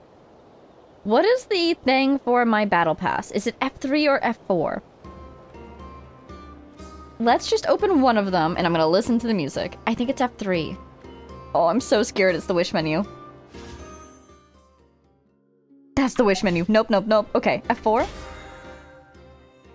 Music continued. There we go. That's battle pass. I appreciate the sound cues in this game. Oh yeah, if it wasn't clear, I was very much not looking. I've been warned that the wish menu is spoilery, and so I've been avoiding it like my life depends on it. Oh, but you guys said it was probably good after Act 8! We're in Act 8! Ooh! I might be able to look at it. I know that one of the characters has to be Wriothesley, because somebody said in the comments that Wriothesley was coming on the next banner. But I'm guessing there's a new character. And it's probably... We're getting pretty close to Snezhnaya, right? Oh my god, it's next month. What day is it? I feel like we're pretty early in July still, though. Because my guess would be maybe it's a precursor character for Snezhnaya, kind of like Enefa was in the interlude for Nod-Krai. But who's spoilery out of Snezhnaya? And it feels very early in the month for that. So my other guess is that it's someone involved. I guess if after Act 8, it's not a spoiler anymore, that means they're probably introduced in Act 8. Who on earth are they gonna introduce in Act 8? My first thought is like Barbaloth? Because if she gets involved, maybe we'll see her design. And that's what's spoilery? I have no idea. Miss Androne, Traveler. Hey there. Hello. I love his design still. It's so good. I love this, like, warmer to cooler sort of theme he's got going on. Paimon's here too! She was just helping them sort through their things. How did your chat go? Hi, Paimon. That was fast. The call only just ended. Who were you talking to? Well, you said it was urgent, so we got here as quickly as we could. Are you kidding me? Did we have our conversation with Sandrone and we don't get to see it? Oh, I want to know what he was going to say! Albedo, I have some alchemy questions for you. What did he say? I see. Looks like my knowledge proved useful after all. Oh, look at that little smile. He's happy. Albedo examined Sandrone's notes. If I might ask, what is the end goal for the modified formula you'll be using? Modified formula? Oh! So maybe instead of increasing computational power, Wanderer's idea was let's reduce the demand for computational power by improving the formula. And I bet, if that's what he did, he was able to do that because of his interactions with Irminsul. He might have given her some very precious information from Irminsul. And that's why he was asking if she could be trusted. I needed to predict the future of the entire world. But I've run into some teething issues since trying to implement Renee's theory of the 4 Orthants. I see. I'll have a look at it. Still, computing power is the real issue here. How do you plan to solve it? It is so cool to be in this game and have done that world quest with the 4 Orthants and then be in a completely different region, talking to completely different characters, and because they're also very in-depth researchers in their own right, they drop the 4 Orthants. Like, they know what it is too! That is so cool! Okay, anyways, moving on. Seems like computational power is still an issue. Have you been given any good ideas recently? About that, Yes? it's been sorted. What was it? What did he do? What was the cost? I'm a little concerned. Oh, with the Traveler's help? You overestimate me, Albedo. Actually, you're not wrong. She found the person with the solution. Oh my god, I blinked out of an existence. It's all a lie. Dotori still has us captured. Free her! Was it Hat Guy? Of course. Of course. Of course he knows immediately. Yeah, it was him. He seems pleased. Wow! Go Hat Guy! Seems like all that time studying at the academia is paying off big time. But where is he? Wasn't he the one who asked Albedo and I to come here? Yeah, see, that's why I'm worried. Where is he? Come with me. I'm just having sudden horrible visions of him hooked up to a computer. Like he was hooked up to the giant robot back in the day. Oh! Hat Guy? What's happened to him? Is he Satyavadaing? Is he connecting to Irminsul? Hat Guy! Can you hear us? Oh my god, he's meditating. Seriously, is he connected to Irminsul right now? No response. I guess he's in hibernation. Almost looks like he's smiling. Startling. Hat Guy mentioned that he was a puppet. It seems that his functions are currently shut down. He's shut down? okay? Is he okay? What's the cost? Is the cost just like, you know, his physical form is in danger right now because his mind is probably over at Irminsul? Are they using Irminsul to do this computation? Oh my god. This is going to be the most accurate world formula you've ever seen in your life, Sandrone. No wonder she was so pleased. But, like, is the cost just that he's vulnerable right now and he could be hurt? Or, like, is there going to be even more of a cost? What's the cost? I presume this has something to do with the solution to your computing problem. Is he okay? That's right. He and the Traveler came to see me. Here we go. Flashback. Yeah? Yeah? Yeah! I want to see this conversation. What? You have a solution? Would you calm down? Why do you always react so hysterically to everything? Once again, he's hinting that he knows more than he should. Excuse me? How would you know? You shouldn't be so quick to judge complete strangers. It's very bad manners. But yeah, we know that Irminsul's effect on everything in this world is quite thorough. Oh, please. It doesn't take that long to figure out that you have a temper. Where does a mere student get that kind of confidence? It's kind of, you know, of course it's a little sad, it's a little bittersweet. It's kind of fun because he's rebuilding these relationships, but also we saw earlier that she remembers at least one of the things that he once said to her, but she doesn't remember him. I've actually published more papers than you. Not that status counts for much. Even Paimon's applied for academia admission. Paimon, I adore you, but oh my god, the academic shade. I've published more papers than you. Ooh. Huh? Are you serious? Yeah, Paimon's a student. See? I'm very proud of her. This is why I can't be bothered to explain myself. She recognizes no one's skills but her own. Okay, fine. I'll hear you out. So, tell me, how do you propose to solve my computing power problem? It's Irminsul, isn't it? This world itself is constantly processing all kinds of information. If it's the world's future you're trying to calculate, you need a processing device that's designed to cope with that volume. How serious he looks. But I do wonder, if we're asking Irminsul to compute the world formula, will that have any consequences? Will that give Irminsul some ideas? Will that alter Irminsul's decisions? Like, would there be any consequences for that? It kind of feels like there should be. Easier said than done. Only Irminsul can handle that kind of... Uh-huh. Mm-hmm. Wait, is that what you're suggesting? But surely we can't just plug my formula directly into the ley lines. No, but you can give it to him, can't you? He's interfaced with Irminsul before. He's made of Irminsul wood. I'm still not over that. You should be able to tell that I'm not human, right? Yeah, I noticed. The technology, though, seems pretty ancient. Very different from Pontaine's. It's a completely different system. I love how smart everyone in this cast is. This is so cool. It's just very satisfying to see someone be very good at something. She's an exemplary engineer of the Fontaine variety. So she can recognize that he's technology and immediately recognize that he's technology that she has no idea how to work with. Conrian, to be precise. I'm what they would have called a puppet. That's kind of cool though. That will obfuscate his origins. She'll start to think that he might be from Conria, or made by somebody from Conria, when he very much wasn't. Puppets need an energy source and processing power. Oh. The artisans who built them sought out the materials most suited for that purpose. Ooh, this is so cool. Oh my god. You? Do you mean... Uh-huh.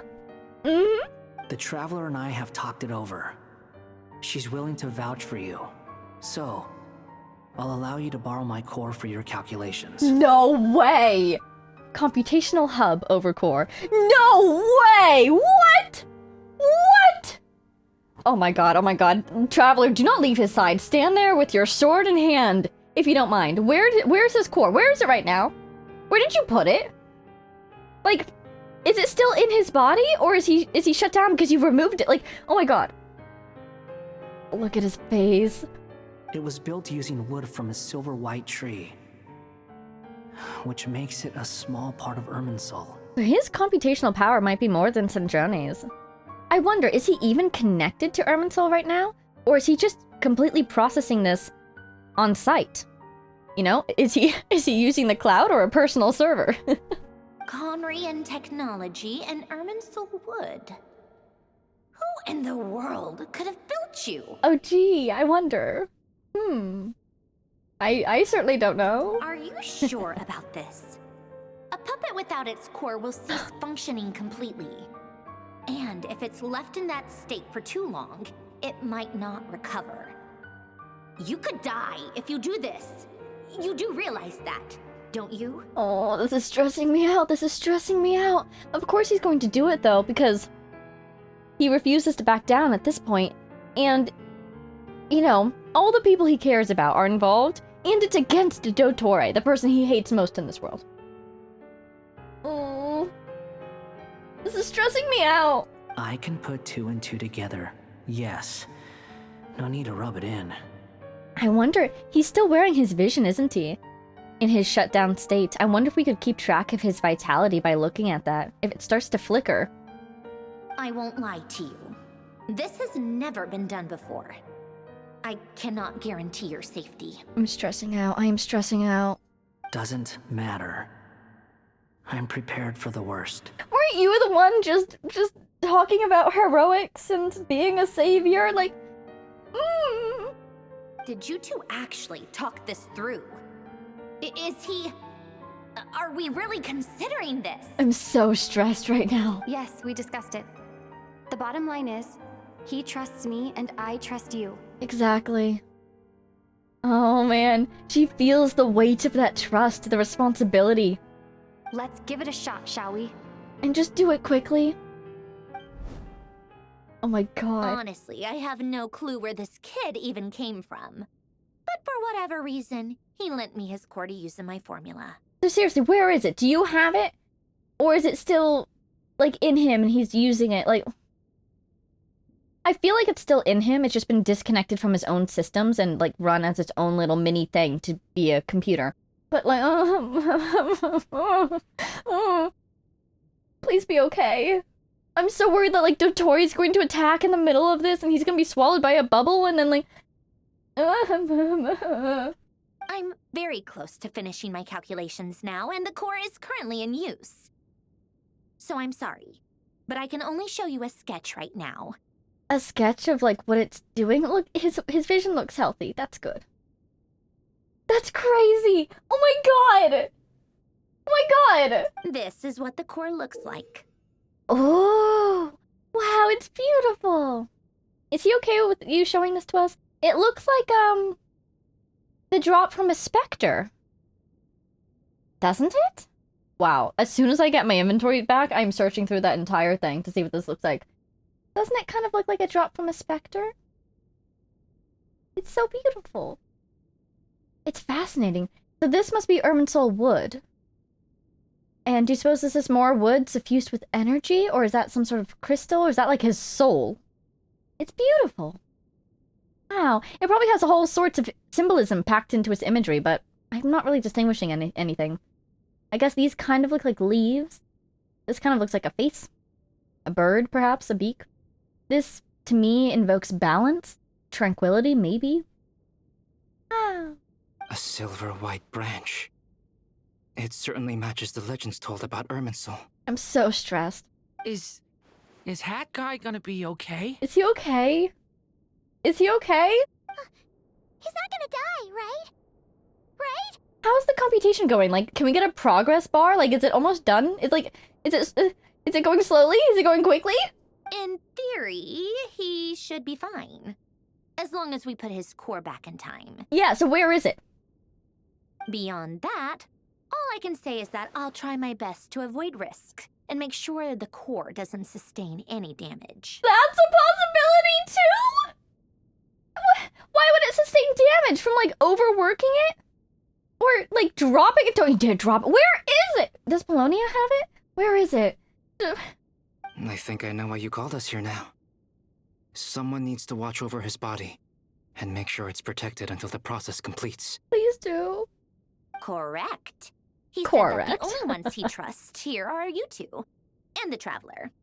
and the Traveler will have other work to do. Look after Hat Guy for me. Please. Please. Oh my god, and he did this because he trusted us and we trusted Cinderone. I guess this does make me trust her a whole lot more. The way she responded to this was very...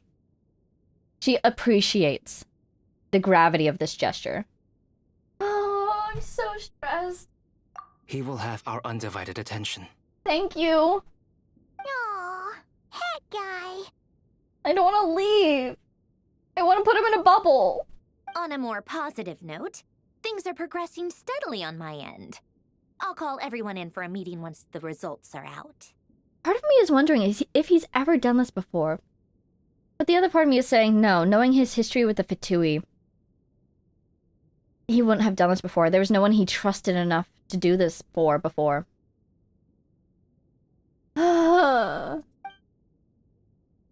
Androni returns to her initial question. She and Albedo enter an in-depth discussion. Where is the core? I'm gonna guess Polonia has it. And Polonia's doing the computation. Or is she using it? And having a conversation at the same time. I mean, she could put more mental power onto the computation without the conversation, but maybe Polonia has it. You, Paimon, and Durin stand next to Hat Guy, keeping watch over his silent body. You've never seen him in this state before. He seems so peaceful, but it's stressing me out. The worst case scenario with the core removal is either a system reset or a total loss of function. But I'm not afraid. A quiet death should have been my fate long ago. Oh my god, don't do this to me! Because yeah, what if we put it back and he's a different person? He's effectively been reborn. Don't do this to me, don't do this to me with the Mondstadt music, you forlorn child of the winds! Of the winds, and he's Animo! A core is completely different from a heart. It's like another vital organ entirely. I never believed it could be a true replacement for what I sought. Why is that past tense? That's past tense. But in the end, it turns out the core was more useful to me. Pretty funny when you think about it. It's like the punchline of my entire life. Don't make a joke like that! That kind of implies that your life is ending! Please put him back. I am so stressed right now. If anything happens in the middle of this process, I might start crying. Do you think there's any difference between a puppet and a human? If not, then this would just be another samsara.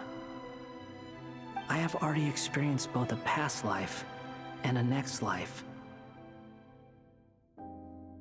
Part of me wonders whether I'm only capable of making this decision because I've become a real human. What's with that expression? Isn't this a good thing? The things he's saying are, quite honestly, pretty beautiful. And I'm amazed with how far he's come. I'm so scared. Sandrone will succeed, won't she? She has to. She will. We all have to persevere until this is over. That's right. And I'll protect you all until a moment of victory arrives.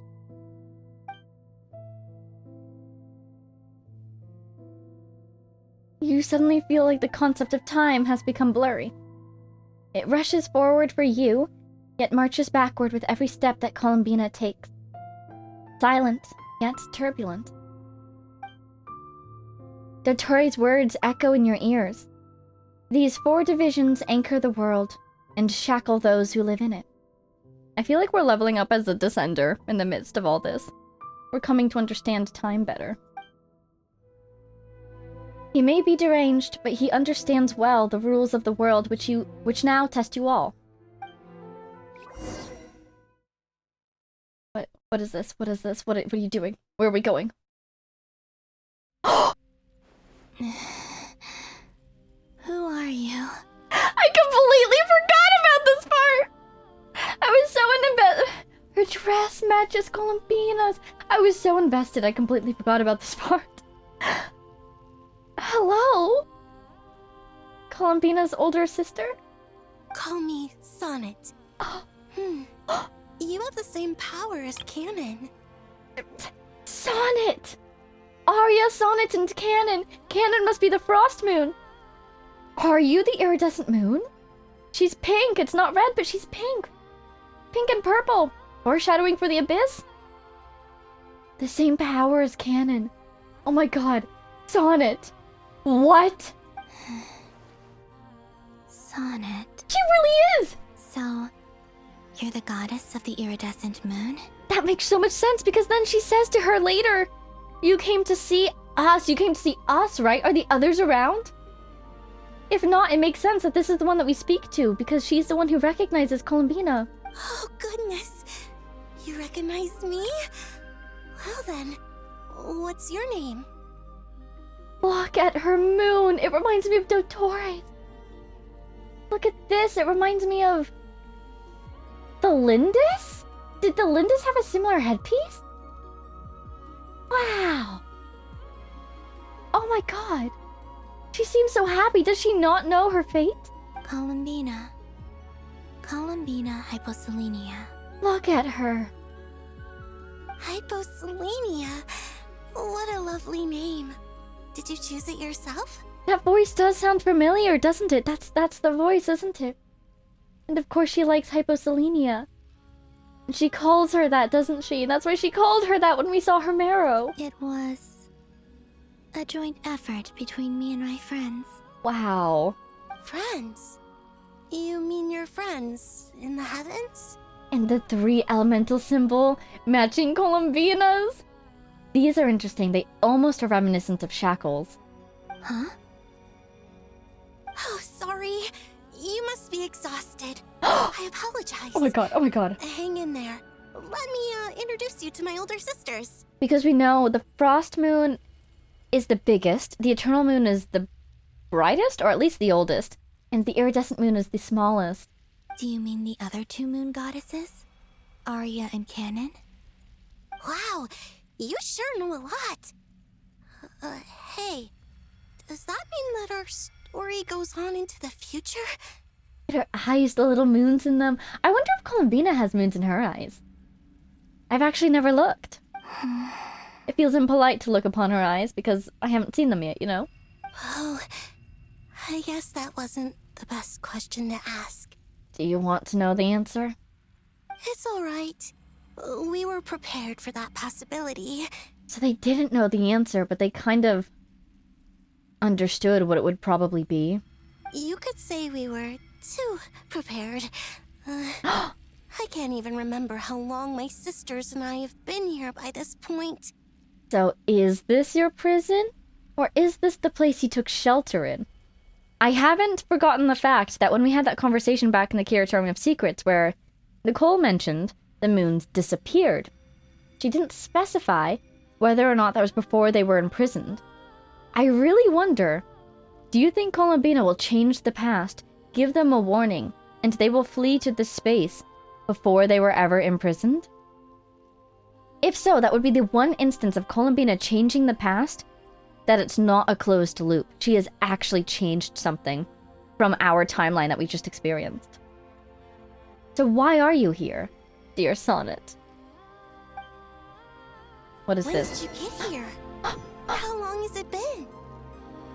I can't say for sure, but it feels like it's been forever. Meet the 3 Moon Sisters? Are you feeling alright? You look a little unwell. She walks normally. I can hold out a while longer. Compared to Columbina. Her dress is gorgeous. She looks so cool. She kind of looks like a Jiria, doesn't she? We don't have far to go. The place where my sisters are based is just up ahead. Look at them! Don't worry, they're both really nice.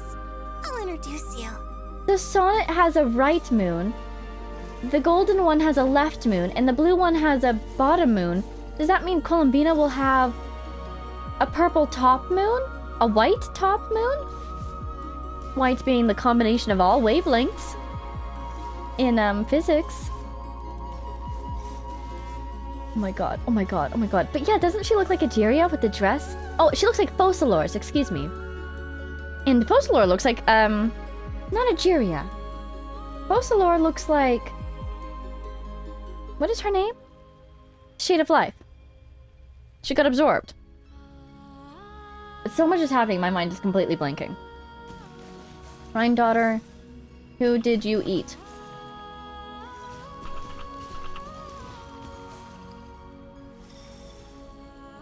I literally can't remember. 1 second. Nibarius! Nibarius! Nibarius! Okay. So she looks like her, doesn't she? Whoa. Hair, but this is a cloth? Look at their... Sisters! I'm back! Look at their and dresses. Look who I brought with me. Your littlest sister! Look at them, look at them, look at them! What?! Wow! Wow! And they seem happy to see her. Happy and sorrowful, perhaps, at the same time. Wow! Oh my god, oh my god, oh my god, oh my god, oh my god, you're blue! I love you!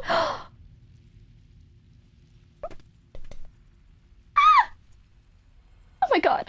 It's our lovely little sister, born in the far future. The pleasure is all mine. I'm so happy they're welcoming her to the family. Our lovely little sister. It seems like she realizes immediately what this implies. Ooh, okay. Based on the way she looks, I was guessing she would be the Eternal Moon. But maybe she recognizes Columbina for who she is because she's the Frost Moon? But maybe the blue one is the Frost Moon. Who are you? You're the Frost Moon, aren't you? I mean, look at her moon. It looks like frost. Allow me to introduce you to Columbina Hyposelenia. Family photo. It is so cool to see how her design mimics theirs so much. This dress part here looks like her little wings. Her sleeves look like theirs. Their golden tattoos mimic the patterns on her sleeves. But at the same time, her dress feels younger. She feels younger. And less powerful than them. Oh, I can't wait to see her come into her own. Look at this. Wow. There's so much going on in these designs. Again, the Omni Elemental symbol, I suppose. Wow. This is Arya, the goddess of the eternal moon. I knew it. Yeah, the goddess of the eternal moon, Arya. And this is Canon, goddess of the frost moon. Canon, don't you think Hyposelenia's power is similar to yours? Hyposelenia. She calls her Hyposelenia. Hello, Columbina. I apologize for our startled reaction just now. And please, forgive our little sister if she's been annoying you.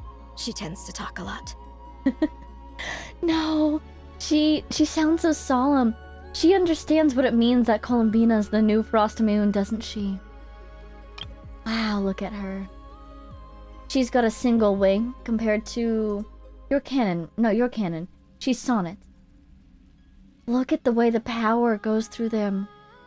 Wow. It's fine. You seem shy. Don't worry, Columbina Hyposelenia. No one can hurt you here. Aw, she's feeling shy in front of them. She really wants them to accept her. Look at her, wow! Could you tell me where here is? Yes, what is this place? Oh, it's their prison, isn't it? Please. I must know. It's either their prison, or it's their safe haven that they're ashamed that they fled to. My dear sister. They've accepted her! They've immediately accepted her! This is where Tevat's original ruler, the Dragon King Nibelung, imprisoned the moon goddesses. Yes, indeed it is, isn't it? I wonder if it started in there. I wonder if that was like a teleporter? This is where they entered this space? How long has it been for you? What? You're scaring her, Canon. No, I'm fine. How can that be? Because Lauma, right, was the one who told us that the moon gate... Was it Lauma or was it Nicole? Anyhow, it's something that all moon goddesses can open. It really feels like this was a space that once belonged to the moon goddesses. but then was changed into their prison. Because why would they have the ability to open the gateway to their prison? Shouldn't Nibelung have control over the access? Or was it a thing where he was like, if you are truly loyal to me or to this world and you truly wish to see it survive, you will enter the space of your own accord, knowing you can never then return. Then how did Revier get out? Please, continue. He needs to know. Wow. I love her eyes, the gold and the blue. It's like brass and gray almost. It's beautiful. Nibelung, our original master, created us in the distant past to maintain Tevat. Indeed. But he left this world and traveled into the dark universe beyond, to explore worlds vaster still. Right? Day and night, we fulfilled our duty in the heavens, until the day that the first Descender arrived. Mm-hmm. This is so cool. I'm so locked in. Finally hearing this history from the Moon Sisters themselves. The great ruler of the firmament. The heavenly principles. The heavenly principles. Is that what later generations call them? I see. But we did not reject them at first, nor did they seem to harbor ill intent towards this world. The moons, 1, 2, 3, 4. 1 centerpiece, 4 extensions. A fascinating pattern. But okay, that makes sense. It seems like the heavenly... Oh my god, wait. Has the heavenly principles been corrupted by the Abyss? Because it seemed like initially their intent was to protect this world from the Abyss. But then their behavior changed and they did all the things they did. So why did they change? Or were they just pretending to be friendly at first? We coexisted in peace. They were like a guest in our home. Right? Slowly, however, we came to realize that our guest had a growing desire to change and dominate the world. And you didn't stop it? No. There was an order to the rules they set up that Nibelung never taught us. We wanted to know if this order would bode good or ill for Tevat. That's key. There was an order to the rules they set up that Nibelung never taught us. So, an organization to the world. That's what they mean by order here, I think. Not, like, 1, 2, 3, 4 being in order, but being organized. There's a sort of security in organizational system, but there's also more control in a system like that. Like she said, they wanted to change the world and to dominate it. And so their control began. This really reminds me of, this is so random, reminds me of Yai Miko for some reason. Does she have a little earring like that? No, it's her vision. That's her earring. Just the color reminds me of her. Anyway. All right. Canon and I wanted to know. Sonnet was against it from the outset. Oh yeah, Sonnet canon, right? Later, we discovered that this great ruler of the firmament bore an almost paranoid hostility toward the desire of certain life forms to seek power. Or perhaps they feared them. Okay, we're seeing the parts of the equation now. Initially, a desire to control and reorganize. Secondly, a fear of other life forms gaining power. They would even cast down celestial nails as manifestations of their power to punish the civilizations of the world below. Right? Okay, we've entered Nail era. So the Nails predated the Heavenly Principles, did they? Only this was far beyond mere punishment. Yeah, it was complete destruction. Completely rewriting the areas in which the Nails fell. Right. Their rules brought order, but the price people paid for merely testing the limits of those rules was far too great. Right? It was so absolute. And this was even the era in which emissaries walked the world. They couldn't just tell the emissaries to tell people to stop. They had to destroy whole civilizations. I did everything in my power to help the punished escape catastrophe, but still, too many lives were lost. The moons were helping. Wow. The ancestors of the Frost Moon Scions were some of the ones you helped. Oh. Hyperborea. Did a nail fall in Hyperborea? Is that right?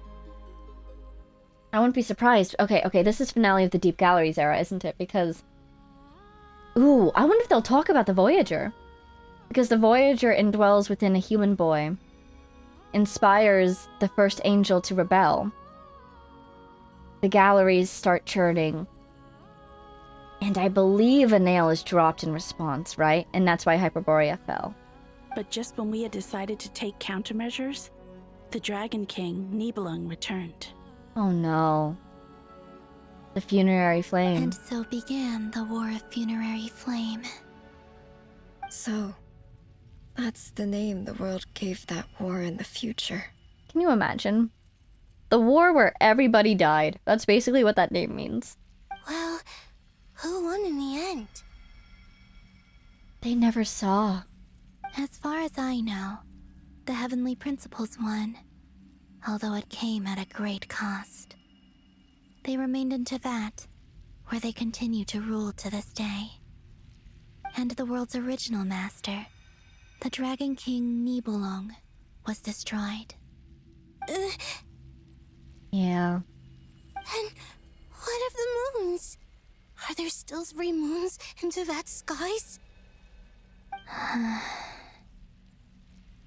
Do they even know about the bubble? You can tell us the truth, Columbina. We know we are but remnants of a bygone age. We are prepared for the answer. They must know about the bubble, right? I think the bubble was already created at that time. Only the Frost Moon remains. But it has been cast beyond the false firmament by the Heavenly Principles. The Heavenly Principles. The eternal and iridescent moons were both shattered during the war. What does that mean? What does that mean to you?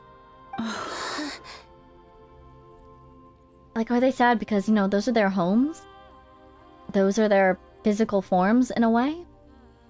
Or are they additionally sad because those moons were helping to protect and stabilize Teyvat, even if they weren't there?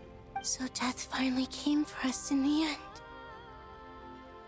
Sonnet. Death has an interesting relationship with them, doesn't it? Makes sense, with them being the primordial entities that they are, but... even having been stuck in this place for so long, they don't consider themselves dead? But... you're still here, aren't you? A moon goddess cannot live without her moon, Columbina.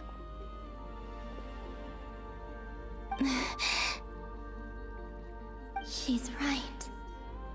That's why I began to disappear. Because the Frost Moon is cut off by the false sky. How much worse it would have been if it were outright destroyed. And yet they're standing there in front of her.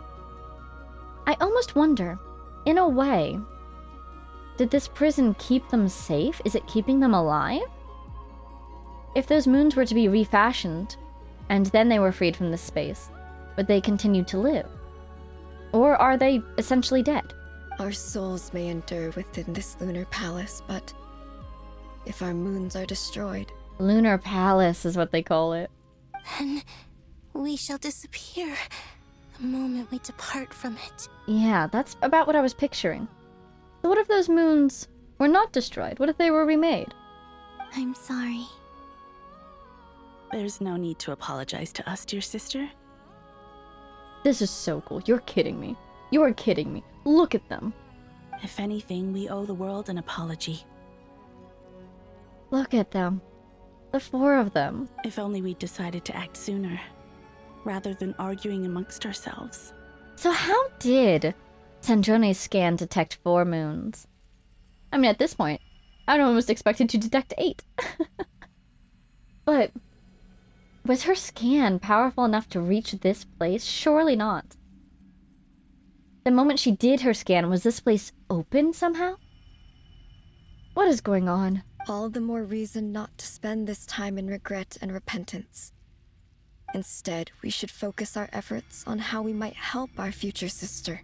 She looks like Rosaria. That's what she reminds me of. She looks like Rosaria. Sorry? Don't you see, Columbina, your story is not yet over. Is that not why you are here? Can you help her? They were imprisoned, but maybe this place isn't a prison for Columbina. Oh, huh? Oh! Hi, Sandrone. It's done. Oh, thank God. Thank God. Can we put him back now? Initiate numerological array. Oh, that's so cool. You can hear her calculating. Continue running primary process. Calculate the world's fate through extrapolation. And identify nodes of potential change. Okay, okay. So they have the formula calculated, now they have to run it or something like that? Secondary process, scan for moons. Scan for moons! Are there moons? How many moons are there in the sky? Still 4. The number of moon marrows hasn't changed. That was a very fast scan. Wait, let me think. Is it possible that there's something I've been misunderstanding about the moons all along? What counts as a moon? How do you define moon in your scan? Variables. Variables in the world. Are we a moon? 4 moons. 4 descenders. One of them is gone, though. One of them's chopped into little itty-bitty pieces. One of them's asleep. 4 moons, 4 descenders, though.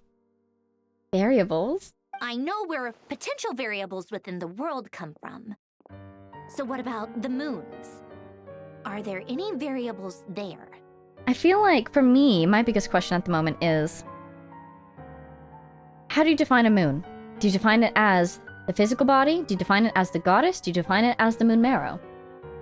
Because depending on what is registering as a moon, we are getting completely different results. Like their life or death, for instance. What if being alive or dead makes no difference to a moon? That's a great point, too. That doubles our variables. But that's so strange. Even immortal gods can die. Why would the moons alone be? Maybe because they're giant pieces of technology? I don't know. Wait! Wait! I've got it! I've got it! Don't die before you can tell anybody else. I'm so paranoid right now. If alive or dead is considered a variable, we might have had this wrong the whole time. Polonia, don't betray her. No one ever said that a moon marrow equals a living moon. We just made that assumption ourselves. Yeah? Initiate secondary process. Scan again. This time filtering out interfering perimeter. Moon marrow. Yeah. I don't care if they're natural or artificial. Get them out of my search results. Yeah, she's got to narrow her definition of a moon. What do you have? What do you have? Why? It says 3 moons still exist in Teyvat, even after excluding the moon marrows. But we know for a fact that 2 of them are dead. That's fascinating. Excluding moon marrows, she gets 3. Fascinating. Not even that 2 of them are dead, but 2 of them are destroyed. So even if being alive or dead didn't matter to a moon, I feel like those moons still shouldn't register as moons. Redo the scan. Narrow the results to living moons and real moons. No, scrap that. Narrow it down to moons that have lunar authority and remain alive. Right, right. I sure hope Polonia hasn't been hijacked by Dottore, but right? Why? Why is it still 3? That lunar palace has to be open. There has to be some connection to the modern day. But then it would be 4. Unless Columbina and... oh, which one was she? Canon? Canon are registering as 1? What is this, Columbina? Has the world lied to us? Or are you the one pulling the wool over our eyes? The way I see it, she defined it as... Don't leave me. I need to read this. Moons that have lunar authority and remain alive. So either the gateway to that lunar palace is open, all 4 of them are registering, but one of them has lost her lunar authority. Maybe the Frost Moon's lunar authority has transitioned to Columbina, and so only 3 are registering. Or is Columbina registering 3 times over? Because she has all the lunar authority. Like, what? Can you give the core back now, please? Please? So, please? You think that the moon's reflection might be where Nibelung imprisoned the 3 Moon Sisters? Oh, nice. They're catching up quick. Yes, it would explain a lot, such as why that space would respond to a moon goddess's power, opening the moon gate at her command. It would also explain why Miss Columbina has been unable to leave, and why time flows in reverse there. In the messages she sent, Columbina promised us she'd find a way to return, but we have no way of knowing how, when, or where this might happen.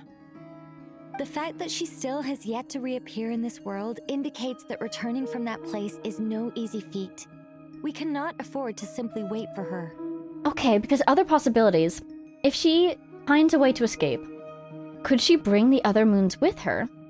Maybe they're on the Frost Moon, but again, who is she? Canon's power has transferred to Columbina, so they're alive, they have their authority, and they've been up there for centuries. But that wouldn't make sense because Arya and Sonnet would disappear as soon as they left. Unless she attaches them to her moon somehow, I feel like that wouldn't work. So you're saying... What's going on? If she could return by her own power alone, she would have done so long ago. Yes, she certainly wouldn't leave it to this late stage when it's so touch and go. I've been giving this some thought, and I've come to believe that Luanatar might be an anchor that she left behind, as a sort of future waypoint. Right. That's exactly, yes. Thank you. This could also explain why Luanatar is always by the traveler's side. Oh. Sounds like a plausible theory. If that's the case, there must be some criteria we need to fulfill to allow Columbina to return to the present. Ooh. The question is, what could they be? Conference call. Hello? Listen up! This is extremely important! I'm so paranoid that someone's going to attack her before she can get the information out. And then the core. Sandrone frantically relays her great discovery. Oh, thank God. Next, Nefer and Nicole present their hypothesis. As this impossible mystery finally starts to unravel... Not only is Columbina yay. alive, but she may well exist in a form unimaginable to us. I'm still unclear on the details, but she's done something truly inconceivable in the past. And the clue to what she's done lies in the moon and Tevat sky. Do we have to punch through the sky? Should we call up Malika? We need to get to that Frost Moon. We need to talk to the Frost Moon. Frost Moon, who are you? Truly amazing. Oh, I'm so delighted for her. I'm sure we all feel the same. And I'm sure Columbina is ready to get back here and fight by our side. Oh, a true conference call. We've got everybody on the line. I'll keep my calculations going and try to find some way of coordinating with her. But that's not an excuse for everyone else to slack off, okay? All of you had better keep trying to think of solutions. How can the dead moon still live? And Luanatar... The dead moons still live. Can she, like, adopt their souls? I don't want to say, like, absorb their souls, because that sounds like she would destroy them. Can she carry them on with her somehow? Hi, Luanatar. Right? It's hard to believe that's what will happen in the distant future. Our authority is linked to the most fundamental rules of Tevat. I suppose it's no wonder that many would covet that power. I didn't realize that when you said friends, you meant people who live down in Tevat. That's so lovely. I always wanted to go down there and have some fun. I love how they all have different personalities. And I love how they all have... Well, at least we see here Sonnet's experience with being a goddess. Seems like their duties were to remain up in the sky, protect this world, keep it stable. And so she couldn't go and make friends. Have you ever tried leaving this prison? Of course. Between us, We've tried everything. But no matter where we go, this space will eventually bring us back here. But what if you had 4 moons? It's like the center of a whirlpool. Everything ultimately converges here, at the moment when Nibelung imprisoned us. So that's where the beginning of this timeline is, isn't it? Unless they can keep going on past it. I'm sure they've already tried that. So, the moment when they were imprisoned. In that case, have you tried using any of those pathways that connect this space to the real world? Sorry? What are those? You guys haven't seen them? After all this time, you haven't seen a single one. Maybe because Columbina was able to visit that world because of Luan-Natar. And then she was able to create Luan-Natar somehow. It's a self-fulfilling prophecy, right? Because Luan-Natar was created in that moment, she was able to go down and create Luan-Natar in that moment. Didn't they say that even amongst Kuhenki, Luan-Natar are extremely rare? I wonder if there's only ever been 4, for instance. Ooh. Because if they're made with a piece of a moon goddess's soul... There are passages through which you can make small-scale changes to reality by using Kuvaki. Or am I the only one who can use those passages? Because part of my soul remains in reality. And right, what I was going to say is because it seems like from what Sonnet was saying? Yes. They never went down to Tevat, they always remained in the sky. So they never had an opportunity to save a piece of their soul on Tevat. Kuvaki. What is that? I was wondering if they even would know what Kuvaki is. I wonder if they have a different word for it. You don't know? It's a unique kind of elemental energy found only in Nod-Krai, the land from which the moons arose. Oh. Well, it's true that the moons first rose up from the part of Tvat you say is called Nod-Krai. How do you know that name? Nod-Krai was only founded about 500 years ago, right? No, it would have been... Was it before that? But still, considering that they were imprisoned here during the War of Funerary Flame, they shouldn't know that name. How do you know that name? But there is no difference in the elemental energy between there and anywhere else. What? Does Kuvaki not exist yet? In your perspective? Could you show us some of this Kuvaki hyposelenia? Maybe if we see it, it'll make more sense. Can she do it while she's in here? Okay. Yay! There it is. Isn't that just your power? I mean, Kuvaki is, by definition, a blessing, right? A blessing from the moon. That's what the name means, kind of. So yeah, it is her power. It's moon power, from the place where the moons rose. What? But it's everywhere in Nod-Krai. In the air, in the land. Even the creatures who live there have adapted to its influence. That's what you're saying. You're saying that all the Kuvaki in Nod-Krai was put there by Columbina? I mean, I guess the world has been slowly devouring her. Maybe that's where all of her power has gone, into making that Kuvaki. That would explain why Kuvaki exists at all. How curious. This Kuvaki certainly did not exist anywhere in the world before we were imprisoned. Fascinating. But yeah, if that's her power embedded in the world below, no wonder she was able to use it to return to the world below. Let alone influence living creatures. So, how exactly does it affect them anyway? Can they float in the air like us? This is so strange. Why would their reality differ so much from mine? Time travel. Time travel. I think we're getting to the point in the time travel where it's no longer a closed loop. She's about... No, it'll still even be a closed loop. She's going to make a change in the past that affects the future. Columbina, you're looking for more than just a way out of here, aren't you? Yes. If I am to help my friends, I will need tri-lunar authority on par with that of our foe. They're totally going to give her their authority, aren't they? They're totally going to give her their authority, aren't they? That's why she registers as 3 moons. Would that not have consequences? Would it? Maybe she can use it for a brief moment and then she needs to, like, divide it up again somehow. Can she make moons? If we defeat Dottore, can she then, like, with all this massive power in her hands, go beyond the sky and make 2 new moons and put authority in those 2 other moons? And maybe one day they will manifest again into goddesses? You mean... you'll need our power?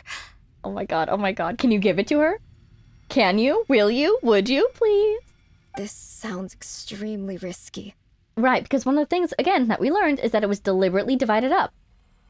So as to not, I don't know, implode Teyvat or something. The 3 moons' powers are not mutually compatible. Concentrating them into one goddess will be a very painful process. And if anything goes wrong, it could tear you to pieces.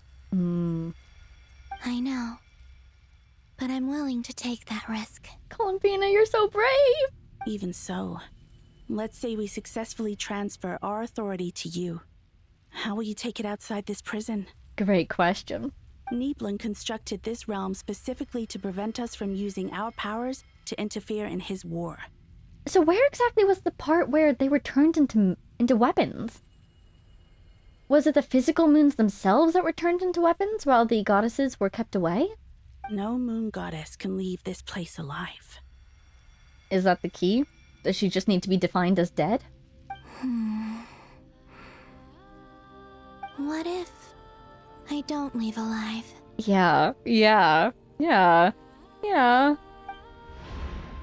That was cool. Is he okay? Where do we even start? How are we supposed to figure out what we're meant to do to help Columbina? That's why she was born on this world, maybe? If she dies and then is reborn. But like at what point in time? I love time travel so much, it's getting so tricky. So if she dies in that space, can she then leave? Could the other goddesses maybe send her outwards? Because presumably once she's dead, she'll have no control over what happens to her. So maybe the other goddesses could somehow send her out. But they'll need to send her out far into their future. I don't want her dead body re-entering Teyvat during the War of Funerary Flame. That sounds like a terrible idea. Especially if they instilled the 3 authorities within her. So... could they put her into an object that's been hanging out this whole time? And then we find the object and we can reawaken her? And that's what Sandrone's scans are detecting? Not one of the moon marrows, I would hope not, because Dottore has those. Maybe the ancient moon's remnants that have been pulled down to Nod-Krai. We know those are around. But how would the moon goddesses do that? Within their prison, they have no influence on the outside world.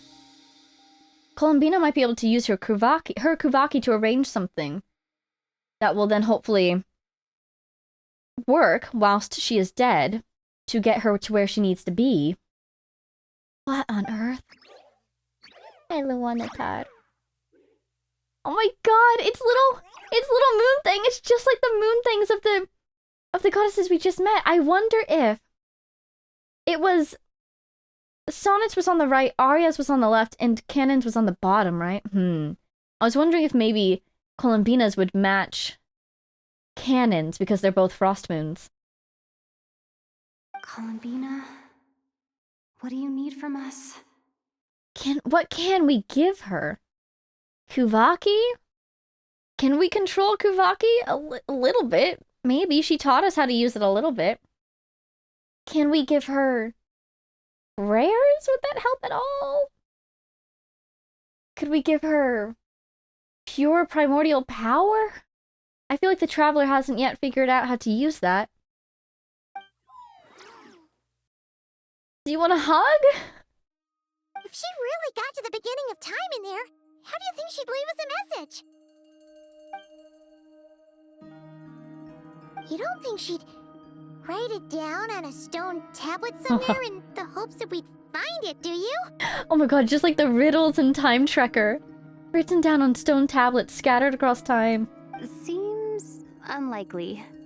She might try to use moonlight again, but where? Columbina may not talk a lot, but she thinks deeply about issues like this. Silvermoon Hall? Luanatar? the various bits of moonlight she's passed on to us? Like, where could she have in the past left a message for us? Let's review what we know. This is the Columbina who fought alongside us against the Rahir of Solnari, and with whom we celebrated Moon Prayer Night. She knows our personalities, our ways of doing things, even our unique strengths and abilities. You know what would blow my mind? If this is where Paimon's backstory is revealed. If it's revealed, I highly doubt this is it, because it's just so... This would be playing such a huge piece, you know? Like, the Paimon card has not yet been played. But if they were to play it in this moment, imagine Columbina, with the Trilunar Authority, creates a little tiny moon, a little mini moon, a moon for your moon, or something, that is Paimon, and uses her to carry this message into the future, or as an anchor point that then brings Columbina back. I don't know, she already has the Luanatar for that. But I saw Paimon, and for a second there I'm like, huh, who else has been by our side this whole time that has, it has to be some sort of godly or celestial or primordial origin, and that we have no idea what that origin is. That would be so cool. So, if she wanted to tell us something from a long, long time ago, what would she do? The traveler reads a lot of books. It could be in a book. We will always rise to the occasion when there's a threat. So she could get our attention by attaching it to Dotori's forehead. I don't know. Oh. What's oh? I mean, yeah, Luanatar. Could we put Luanatar in the chest box? Would that do anything? Oh. Everyone looks at Luanatar. Who nods? Yes. Traveler, you once said that those golden ripples also appeared when Luanatar was born. Right. I mean, they already guessed that Luanatar might be connected to Columbina and might be following us around for a reason, but what more have you determined? What if Columbina left Luanatar here, not just as an anchor to the real world, but for some other purpose? It literally holds a piece of her soul. If she is part of Columbina, and Columbina knows that I can see past events through her... Are you really gonna put her in the chess box? Please? Please play chess with her! Oh yeah! Like when you peeked into Rarer's past through his heart! Come on. And if Dotore, with the Trilunar Authority, could see Nefer looking through our eyes, I wonder if Columbina and the Three Moons will be able to detect Nefer looking through Luanatar's eyes. That would be very cool. Nefer, wait. What? Danger? If you're right about this, and you can really see past events through Luanatar, your eyes, they'll... Oh, I know. Looking at Rerir's past in Conria was already enough of a strain on my eyes. Looking this far back into the past... Everyone's making sacrifices. It'll surely blind me. What if we did it? Because we've lived very long. Maybe this won't have much of an impact on us. Or what if not Columbina, what if Sandrone did it?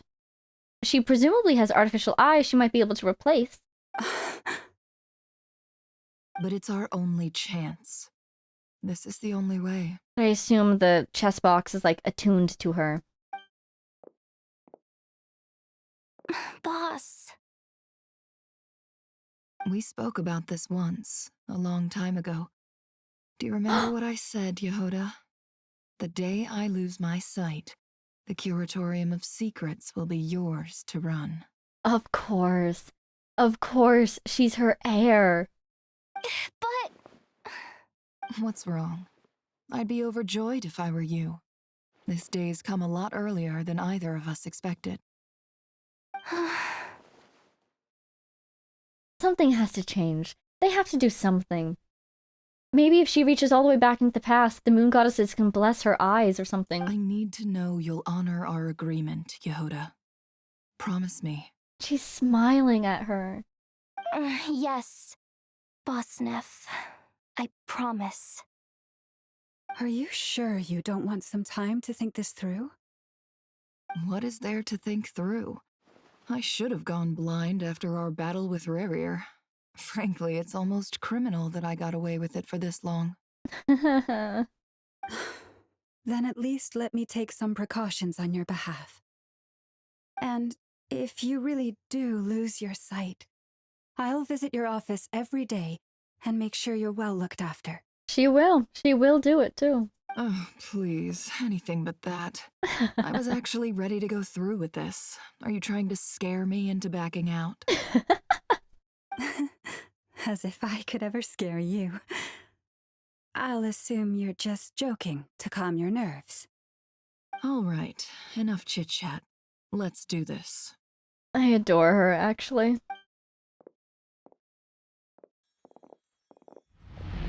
I cannot wait to see what happens, though. I just have to hope she'll be okay. But I really hope that it works, too.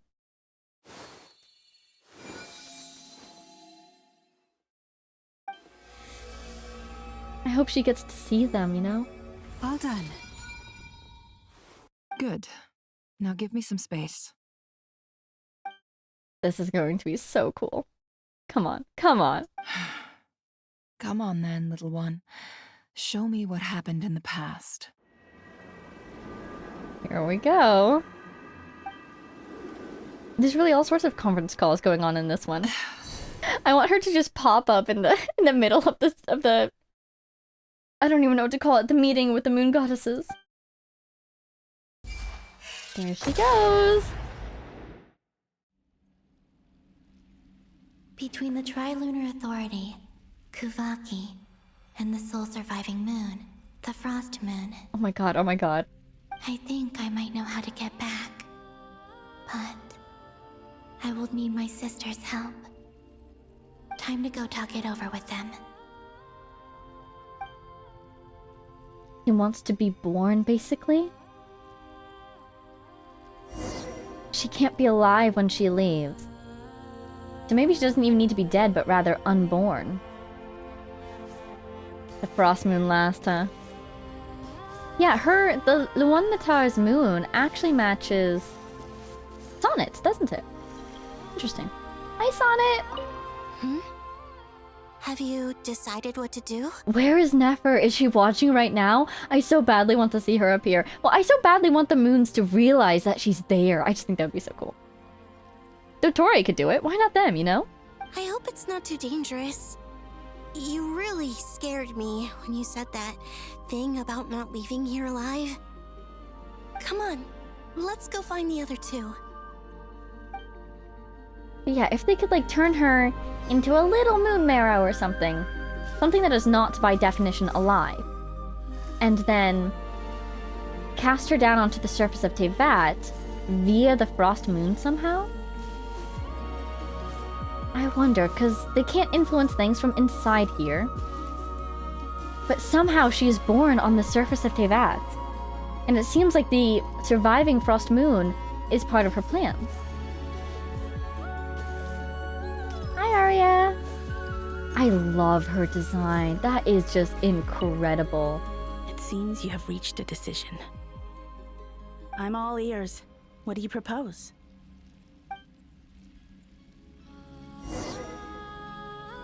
The first sliver of moonlight. And last but not least, her closest sister, her previous self, her mother, Canon, the Frost Moon.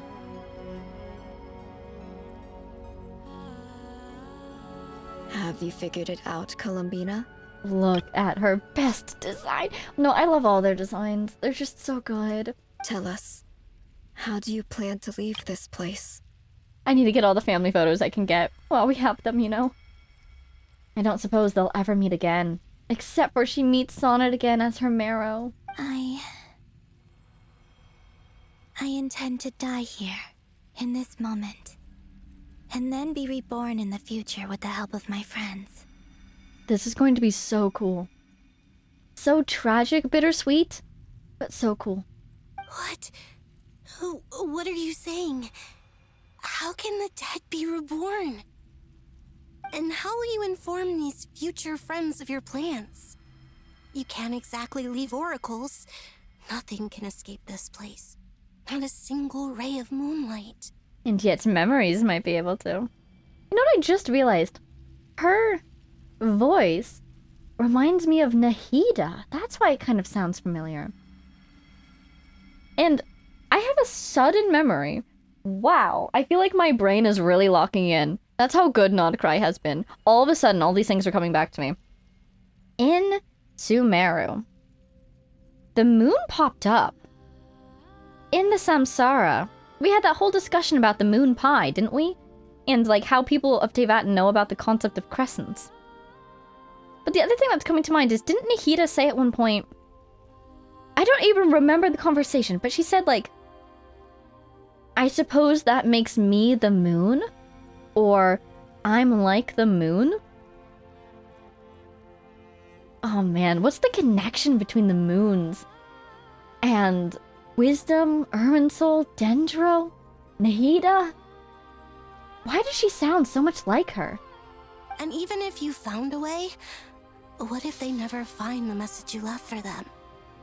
You'll... Well, otherwise she's already trapped in this place forever. No, that won't happen.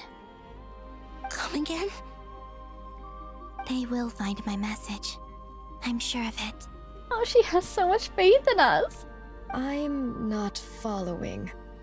How exactly will you achieve this? She's already put the pieces in place, Luanatar. It's quite simple, really. First, I will leave my soul here.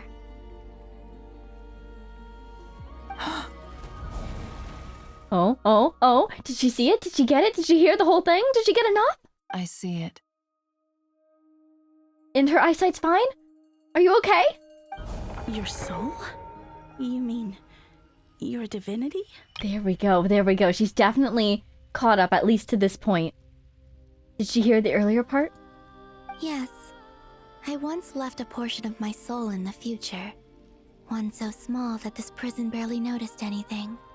Wow. Oh my god, Columbina. In this very moment, she can resonate with my soul across time. Is that Luanatar she's talking about, or Nefer? When the time comes, I believe that she can serve as Luanatar. an anchor to pull my soul from here back to the future reality. Just as gravity connects the world to the moon. Exactly. In the future, where I came from, the moon has been cast beyond the false sky, but I can still feel that it is there. But is that small piece of soul enough to pull her whole being back? In a similar way, I can feel a connection to the soul fragment I left behind even now. My friends can use it to detect my presence. Have you noticed? Can you feel her?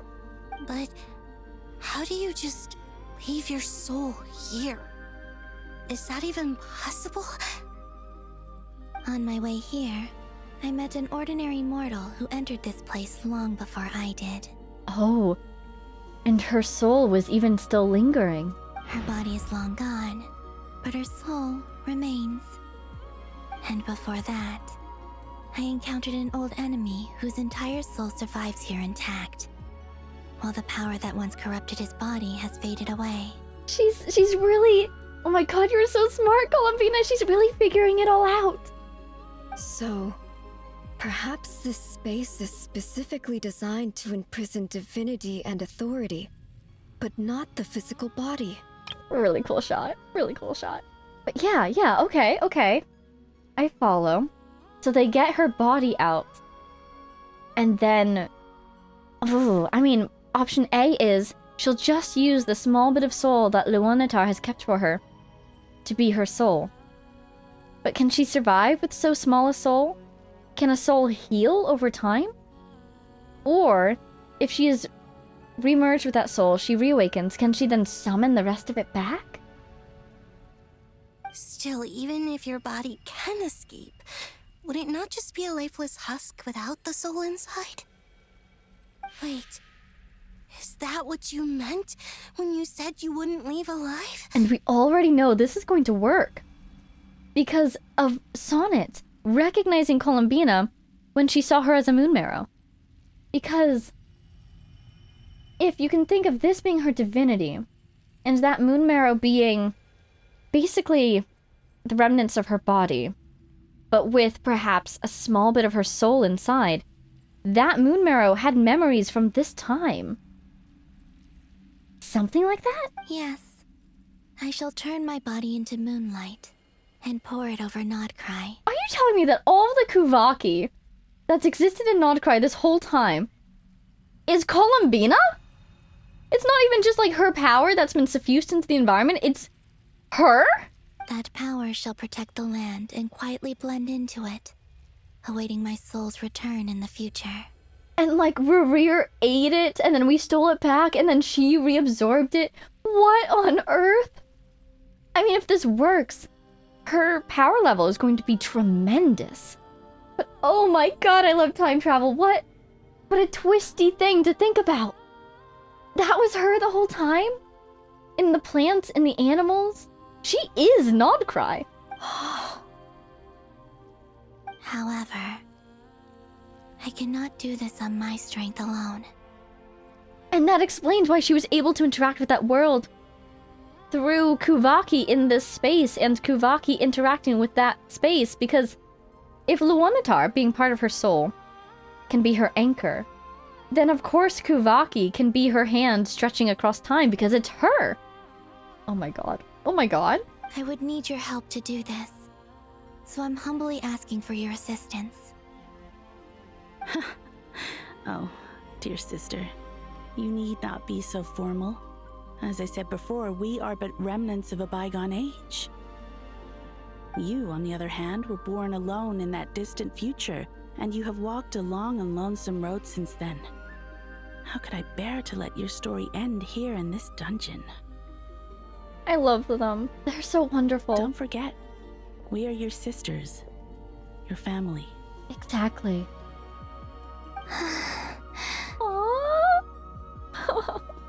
Arya's right. Actually, I've always wanted a little sister. Can you imagine how it's been for me? Getting nagged by two older sisters all the time? She's been the youngest all this time. Another family photo. And I love how you can see their different personalities by the way they hold themselves. Look at her. Now, I finally get to be the big sis. And not just that, but I get to help you return to your world, too. How could I say no to that? Sonnet. I have such warm and fuzzy feelings on Columbina's behalf. Oh my gosh. Canon? Please? I'm sorry. I know this is a bold request. The Frost Moon is rightfully yours, and it remains intact. Yeah, I guess if she gives her authority to Columbina, which I think is part of her plan, she hasn't mentioned that part yet though, then she's giving up the Frost Moon. It will rightfully become Columbina's forever. Oh, no, please, don't misunderstand me, Columbina. Oh. I was just thinking back on the years that the three of us once spent together. This is fascinating, by the way, this part of her dress. You cannot imagine how happy I am to hear of the future world you describe. The Frost Moon Scions, your lovely, kindly friends. We've seen that design somewhere else, I'm sure of it. Anyways. For the three of us, whose purpose in life was to maintain the peace in Tevat, it is a great relief to know that the people of this world live in such an abundant future. If your plan can save them and save Nod-Krai, I will gladly give you all that I can. They are so wonderful. Aria, sonnets, and canon. How fantastic. Besides, the three of us have been together since the day we were born. I could never abandon them to live on alone without them. That's kind of what I thought she would say. I thought she might be willing to let the Frost Moon pass on, because she knows her sisters have already done so. Canon, still, I do have one question I would like to ask you before we proceed. Ooh. Certainly. What is it? Why do you cover your eyes? Oh.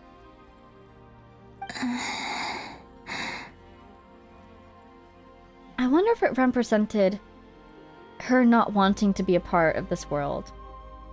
Her not wanting to look upon a world that was lying to her. But now she's found precious people within it, you know? I wonder. Yeah, I was curious about that too. But it seemed personal, so I didn't want to intrude. Aww. There was a time when I refused to look upon the world. I believed it was full of nothing but lies and falsehoods. That was exactly it. Did she tell us? Did she tell that to us and I just forgot that she told us, but that's why I knew? Because it makes sense, because she knew that the frost moon, the moon in the sky, was a lie. I wished to hide my feelings, seal my heart, until I could return to my true home. Yeah, she kept herself distant from everyone and everything in this world. I see. Perhaps that decision saved you from ever having to see the false sky again. But at the same time, you likely missed out on many true and precious things, like the smiles on your friends' faces. They are so family. They are so family. They're understanding her decision. They're respecting it. But they're also telling the truth about the things that she sacrificed because of it. Promise me this, Columbina. The things she missed out on. When you return to the future, open your eyes, take a look at the world around you, and see your friends. I'm sure that you know this already, given that you long to return. But that is your true home. Aww. And what do you think? Because I'm still thinking, after all this, is she going to have to leave again? Because Teyvat still hasn't accepted her. Or what, with the Trilunar Authority, will she be able to get Teyvat to accept her? I don't know. Dotori was able to do it because he was born of this world. And his artificial marrow. I'm just like, if that's her true home, surely she doesn't have to leave it. Give me your hand, Columbina. Oh my god, here we go, here we go. Arya, Sonnet, you too. I think it was just the animation, but when she extended her hand, it looked like it was shaking. Okay. All right. I want to see this. It's going to look amazing, isn't it? I really feel like we're bearing witness right now. It's kind of part of this is that Columbina will die. In a way. I'm really encouraged by the fact that those flowers are there, though. Those are Columbina's flowers. No wonder they responded to her so much. Look at their power.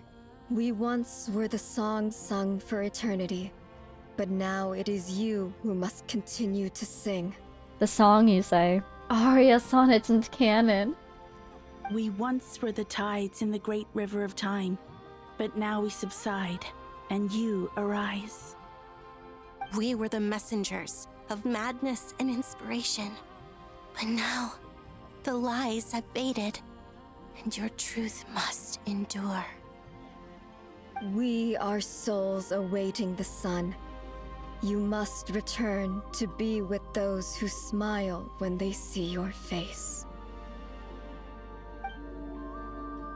Oh, once again, it's so gentle.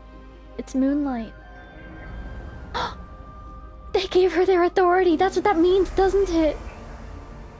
Oh my god. Oh my god. That's what that was. Is it done? And the way those patterns matched the markings on her dress, it really feels like it was always meant to be. Yes. We have transferred the authority over all 3 moons to Columbina Hyposelenia. And in a way, with her accepting moonlight from the Eternal Moon Marrow and the Iridescent Moon Marrow in the past, I wonder if she kind of got some practice holding both of those conflicting powers within her body. From this moment on, she is the Tri-Lune Goddess, the one and only moon goddess of this world. I'm so proud, but also so sorrowful for her. She got her family, and she immediately lost them in the same moment, you know? Deep breaths. You've got this.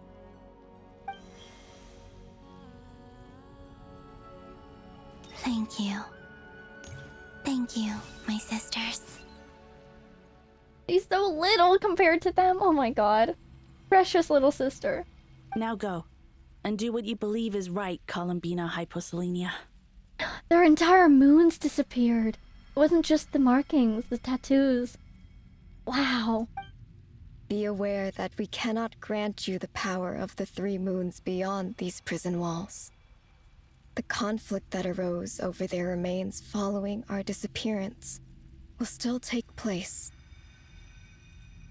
So maybe she has the Trilunar Authority right now. She'll use it to escape, but then she'll lose it again because Dottore has it currently? Or at least 2 parts of it? Is that what you mean? I understand. Sisters, oh, my body. It feels... Oh, are they starting to feel the effects? Now that we have given up our power and authority, our bodies are merely mortal shells. This prison is dissolving them as we speak. Oh, they've become mortal, and just like the Lindis, they're going to die now. Oh, I'm sorry. And thank you. You've been so brave. It's okay, Sonnet. The end must come for every god, just as it does for every human. That's all this is. The final destination of our lives. Canon and I will be by your side the whole way. We have one final request, Columbina. This is the truth behind why they died. Could you use the 3 moons' power to send us back into the real world? Oh. Right. Because it was the world that rejected them that led to their death, not necessarily this place absorbing them. And that explains how her memories get into the Moon Marrow. Now that we have lost our powers, I doubt this space will seek to hold us further. It's just... we would like to spend our final moments together in the only place we ever called home. Of course. Gladly.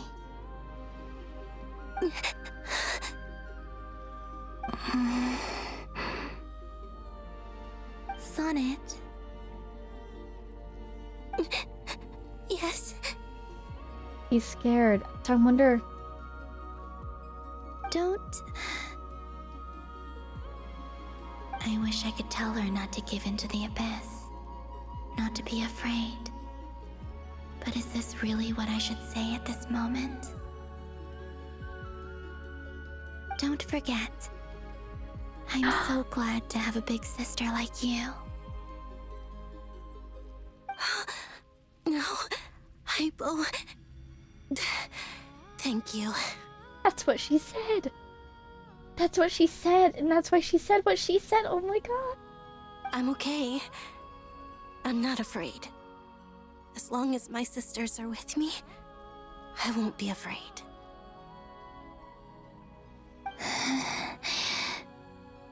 She's the only one whose story continues. Because she's corrupted by the abyss. She continues to live like that for centuries more. It looks like this is goodbye, sisters. Goodbye, Columbina. Goodbye. Take care of this world in our stead.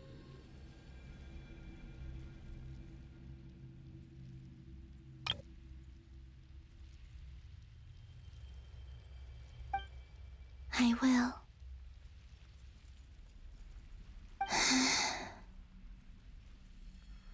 Now she has to get herself out of there. And now, it's time for me to bid farewell to my body, too. May it become the moonlight that keeps Nod-Krai company through the long years ahead. So this is why Nod-Krai was not always home to Kuvaki. 'Cause Kuvaki is her. She's Kuvaki. It only appeared after I poured my body out upon this land, and only this land. I still wonder, why was she born on Teyvat? Kuvaki responds to me because it is me. My body, answering the call of my soul. Exactly. And the golden energy I've encountered on my way here was, in fact, that very soul, which I am about to leave here to guide me. Wow. Wow.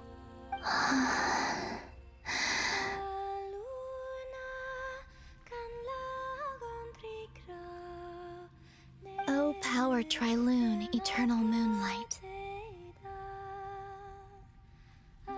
Is this where she heard the song?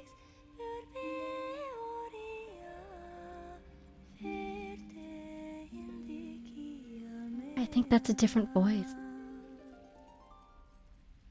I, Columbina Hyposelenia, lay aside my body. Let it be cast into the dark night to illuminate the future. May it be a companion to all who dwell beneath the moon.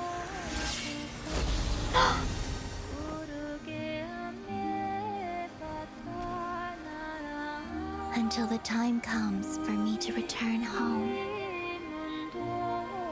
I think those are different words, too.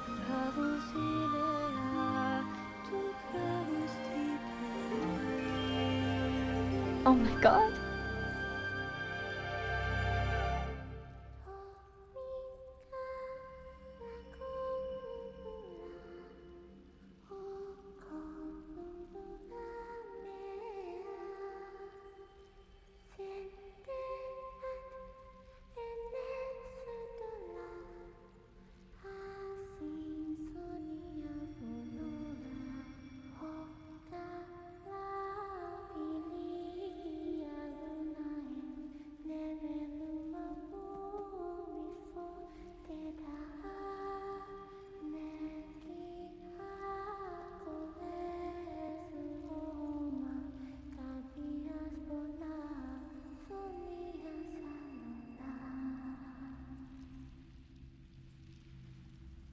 That's why those are the lyrics.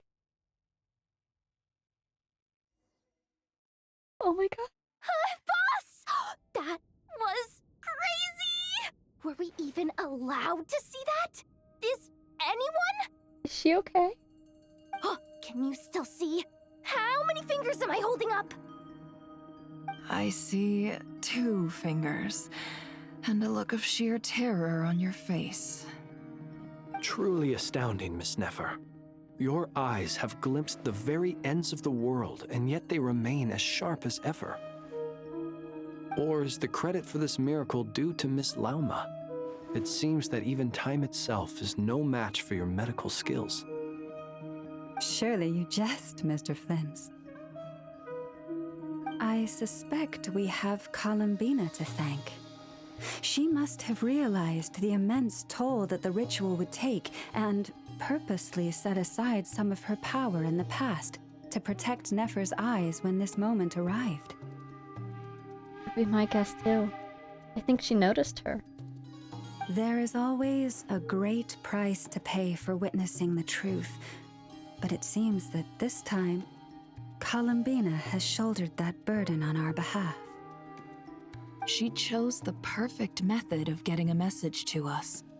Though her eyes were always shut, she was clearly so perceptive. She knows us well. She knew exactly how we would think and what we would try. And the fact that her other technique was leaving messages for us that the moonlight would reveal. That moonlight. It was her. Despite being separated by time and space, we're seeing the same possibilities and seizing the same opportunities. Whole time. It is so cool. It is so cool how this quest is happening simultaneously over time. We still don't even know if she's okay right now. But as long as there's a chance we can do something, we'll fight to make it happen. We'll get you back somehow, Columbina. How do we collect the moonlight?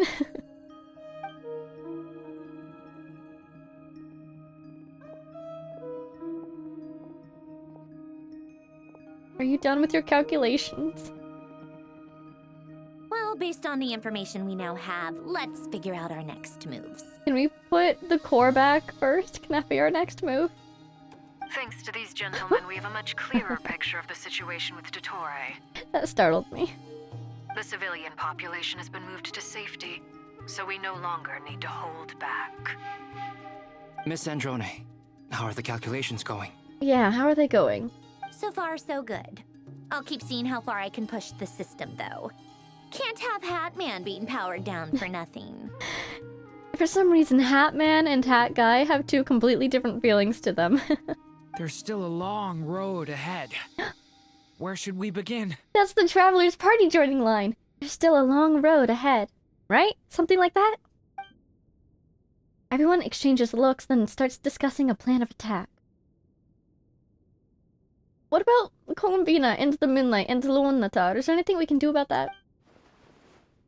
The battle ahead is filled with unknowns. No one can say how strong Dottore's grasp of the Three Moons' power is. But you are not about to admit defeat.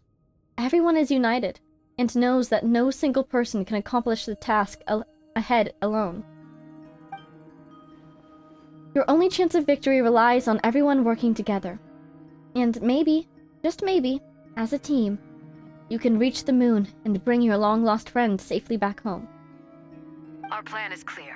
Time is short, so let's get moving. There's just never enough time, is there? Time is the bane of my existence. Ugh. Anyway, I'm gonna get back to work. Very funny to hear that in the time travel quest, where we're fighting against all times. Alright, we'll do our part too. Yeah. Let's do this. Whatever it is, let's do this.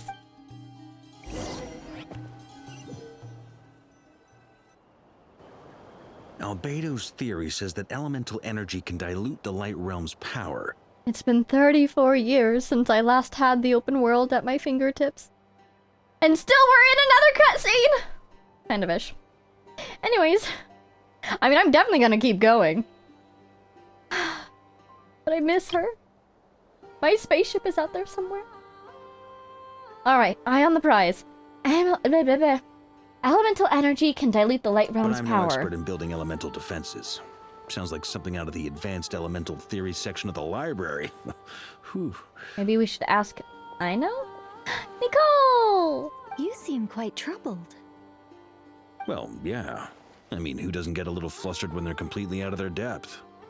You want a sword? And a target? You were the very I don't know. picture of confidence back when you approached the Hexen Circle. Yeah, I could have been faking it through that whole meeting for all you know. Who's to say I'm not just a ball of nerves in a charming and gregarious package? Bubble. Is that who you are, Varka? Is that who you are, deep down? Oh gosh, really? I'm so sorry, I had no idea. Well, you're all the braver for it. Still, I was much more in my comfort zone than I am here. At least in Mondstadt, you can cry for help from a cliff top and actually stand a chance of summoning Barbados himself. Things have never looked bleaker than they do now. If we don't pull this off, Tevat's doomed, isn't it? I love Mondstadt. I love Venti. I'm so, like, how do you collect moonlight? How do you gather the moonlight? Oh, you think so? Actually, yes. Yes, it probably is. Oh my goodness. It's a shame. Don't put too much pressure on yourself. Tevat has faced annihilation many times in the past, but it also gave us you, didn't it? Hey, don't give me that. It's not like I'm anyone special. You have such a way with words, Nicole. I'm picturing it as Tevat also gave us the people. I mean, I guess the Heavenly Principles gave us the humans specifically, but like, Tevat has given us people who will fight for it until the end. I disagree. Every human born in this world is special. We angels have always believed that. In that case, this humble human being has a big favor to ask of you. I thought you might say that. Oh, yeah? I'm sure Alice, in her great wisdom, sent you here precisely to help us in this difficult time, yes? Well, that has less to do with her wisdom and more to do with my power. Of course, of course. Occasionally, she's very intimidating. Well, I love that for the her. thing is, these elemental defenses we're about to build, I don't think it's a question of if they'll fail, but when. Could she protect us? Is that what you're getting at? Durin's findings from his patrols make it clear that Dottore is constantly expanding his territory. First it was his lab, then the design bureau, and now this. This bubble here. It's not realistic to completely stop him encroaching on the rest of Nod-Krai. Rather, our goal should be to stall him for as long as possible. If Miss Sandroni's calculations are correct, well, they're the closest thing to certainty we have in this situation, so let's assume they are. They better be. Anyway, her calculations suggest that our best hope for victory lies in Miss Columbina's return. It's up to us to slow Dottore's advance and buy time for her to make a return. Are you asking me to help you with building the defenses? No. I'd like you to prepare for what comes next. When he eventually reaches us, we will have to fight him. You were an angel once and a mage now. I'm asking you to lend us your protection. Oh. Can I take it that you're triggering the terms you fought for during our three-way talks? Ooh. Ooh. They were talking about this in Paralogism, weren't they? The three-way talks between the Hexen Circle, Barbados, and the Knights of Favonius, wasn't it? With, of course, him representing the Knights of Favonius. Well, technically those terms were about protecting Mondstadt. But if you're happy to agree to the change in location, then yes, let's do that. You're cashing in on this much sooner than I'd imagined. Well, yeah.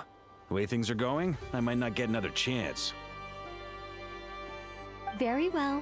The mages have heard the knight's plea, and we will respond. Oh my gosh, there's something about this that is so reassuring. I think one thing is having the Hexen Circle on your side, of course, and having her stand here, smiling and laughing. It makes it feel like everything's going to be okay, you know? And they're joking while they're having this very serious conversation at the same time. I adore it. To tell the truth, Alice and I had already discussed how we might help you all, so I didn't come empty-handed. I always like to be prepared. Nicole shares her plan with Varka, who is very pleasantly surprised. Wow, yeah. This is great. Seriously, thank you. Oh, they're always hiding these secrets from us. Oh, I'm reassured though, whatever it is. I trust you to keep us safe. It's been many long years since I had a chance to dazzle humanity with a little divine intervention. To humbly serve as a reliable and responsible guide. I kind of adore her. She's adorable. Anyway, Knight of Boreas, please accept this gift in recognition of your great virtue. Ooh, what is it? What is it? Go now.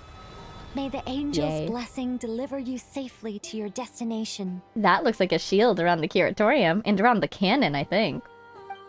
If that helps us at all. I think we should use... Nope, it's still not open world. I think we should use the cannon to fire upon the bubbles, don't you think? It's fitted with Kuvaki right now, but could we charge it up with elemental power? That could at very least be a distraction. Hi, Centrone. Are your calculations, are they done? Ah, you're here. Hi. Sandrone, how are things going? How are things going? Glad you asked. You two are about to become the first people to lay eyes upon my masterpiece. Or should that be the first person and the first, specter? Paimon, you're being compared to a specter again. Hey! Whatever. Come, feast your eyes on this. I'm suddenly wondering if the reason they gave me that brief freedom there was because there's hidden interactions. But usually when you're in a domain like that, you can't open the map, so I wouldn't expect to be able to teleport around. Wow! Hmm. We've never seen something like this before! It looks impressive. This meter displays the progress of my formula. Currently, it's still making the most important connections. Thank God we have a progress meter now. Where is it? Where is it? Once it's finished running, I'll deliver it right to your side. And then, we can finally bring Columbina back. But like, what if I'm in the abyss when it finishes? Don't worry about me, just bring Columbina back. What do you mean, deliver it? Can't you just tell us over the Dodo communication device? It'll just be some numbers, right? Ugh, you're such a greenhorn. This isn't the kind of formula you solve in math class.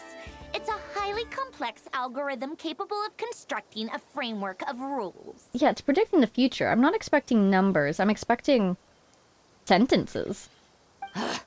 Whatever. We'll be here all day if I start trying to explain it. All you need to know is the formula must be completed before we can bring Columbina back. Got it. I'll share the data with you. Nicole's agreed to let me use her information channel, so we just need to use the Dodo communication device like so. And... there. Now you can check in on my progress. Do you suppose the Fatui knew about the Hexen Circle before all of this happened? Just an interesting thought. That's an important development in terms of the Fatui, if they just learned it. Wow! Look at that! You're amazing, Zandrone! It's only at 10%! That looks like... Doesn't that kind of look like the designs on the boxes of the Sustainer of Heavenly Principles? Or something? I'm not particularly surprised, but it's only at 10%. Why? Because it's the world formula, but still... About time you recognized my genius. Took you long enough. That was quite the laugh. Anyway, that's all for me. You should check on the others if you have time. Make sure we don't have any weak links in the chain. That might sound harsh to you, but close supervision is a common practice in a Fatui. Not looking to catch anyone out. I just care about everything going smoothly. That's all. I'm kinda stuck here while the formula's running, so I need you to be my second pair of eyes in the meantime.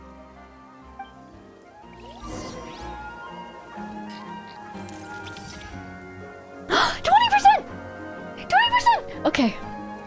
I was very bummed about the formula, but now I'm very happy to see that it says 20%. Let's see, okay, let's check the map.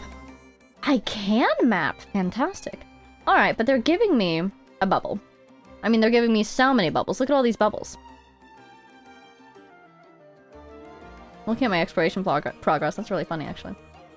Yeah. Alright, well, let's wander around a little bit. I bet that there's hidden interactions. It seems like we can run out of this barrier pretty well. Yeah. So we can enter and exit as we wish. They want me to go down to find people. I wonder if there's any need to go up to find people. But maybe they'll be nice to us and put everyone down here for us. Hopefully. Okay, okay. Why are you two not inside? Who's protecting Hat Guy? Thankfully, Miss Nicole has come to our aid. Nasha Town is now looking very well defended. Why are you out here? Golden Flame. Yes, that's Nicole's power, all right. Based on the latest message from Grandmaster Varka, it sounds like they've reached an agreement. The situation should be more stable with her assistance. Everyone will have at least some degree of protection. Hey, that's the symbol that we saw on somebody last time, wasn't it? And I thought it looked similar to the Traveler's belt or tassels or whatever it is. Who did we see that on last time? Interesting that you're wearing it. Albedo! Durin! This symbol right here. And I think it's also on her tassels in the back. Hello there, you two. Are you well rested? Thanks for your concern. I'm doing alright. That's good to hear. How's Hat Guy? As per the plan, Albedo and I will be in charge of Nasha Town. I guess they're protecting him by protecting the whole city as a whole right now. As Dotori's energy field expands, it's creeping ever closer in that direction. But we will do our best to hold our position. We've fought side by side many times before. and always with great success. I believe this time will be no different. So don't worry about us. Focus on fighting Dottore. As Dottore's energy field expands, it's creeping ever closer in that direction. But we will do our best to hold our position. We fought side by side many times before, and always with great success. I believe this time will be no different. So don't worry about us. Focus on fighting Dottore. Okay. Same last two lines, no changes. The formula didn't go up anymore. Can I? I'm gonna go back really quick. As quick as I can, in fact. I can always jump back off to get back down. Can I go inside here? No. Okay. Let's head back down then. Recharging my stamina so I don't jump to my death. That works. And through the bubble we go. Golden Flame, they called it. I guess she is a pyro character, isn't she? That's cool. Alright. We've been going for 3 hours. I just realized. We are going to keep going. I'm just going to take a little break. For you, it will be but mere moments. But for me, I'm gonna go get some food. I'm gonna walk around, get some water, etc., etc. I'll be right back. And we're back. Alrighty, let's talk to Flynn's. Traveler, Paimon, a pleasure to see you both. I love how casual he is, you know, despite the impending doom of it all. Flans! How's everything coming along? How are you holding up? Fairly well, if I do say so myself. Personally, I am ready to confront Dottore head-on. Ooh, you sound much more serious than usual. To be honest, I am not usually fond of exercising my full strength.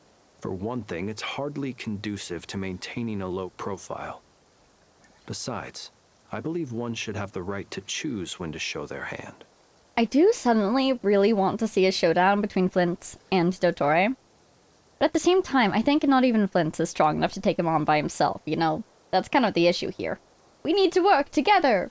So, as much as I want to see the showdown, I also want to see everybody else on the field at the same time, you know?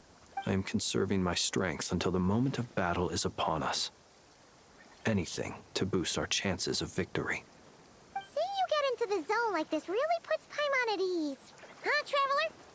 Yeah, me too. Most at ease indeed. I consider it an honor to have your trust.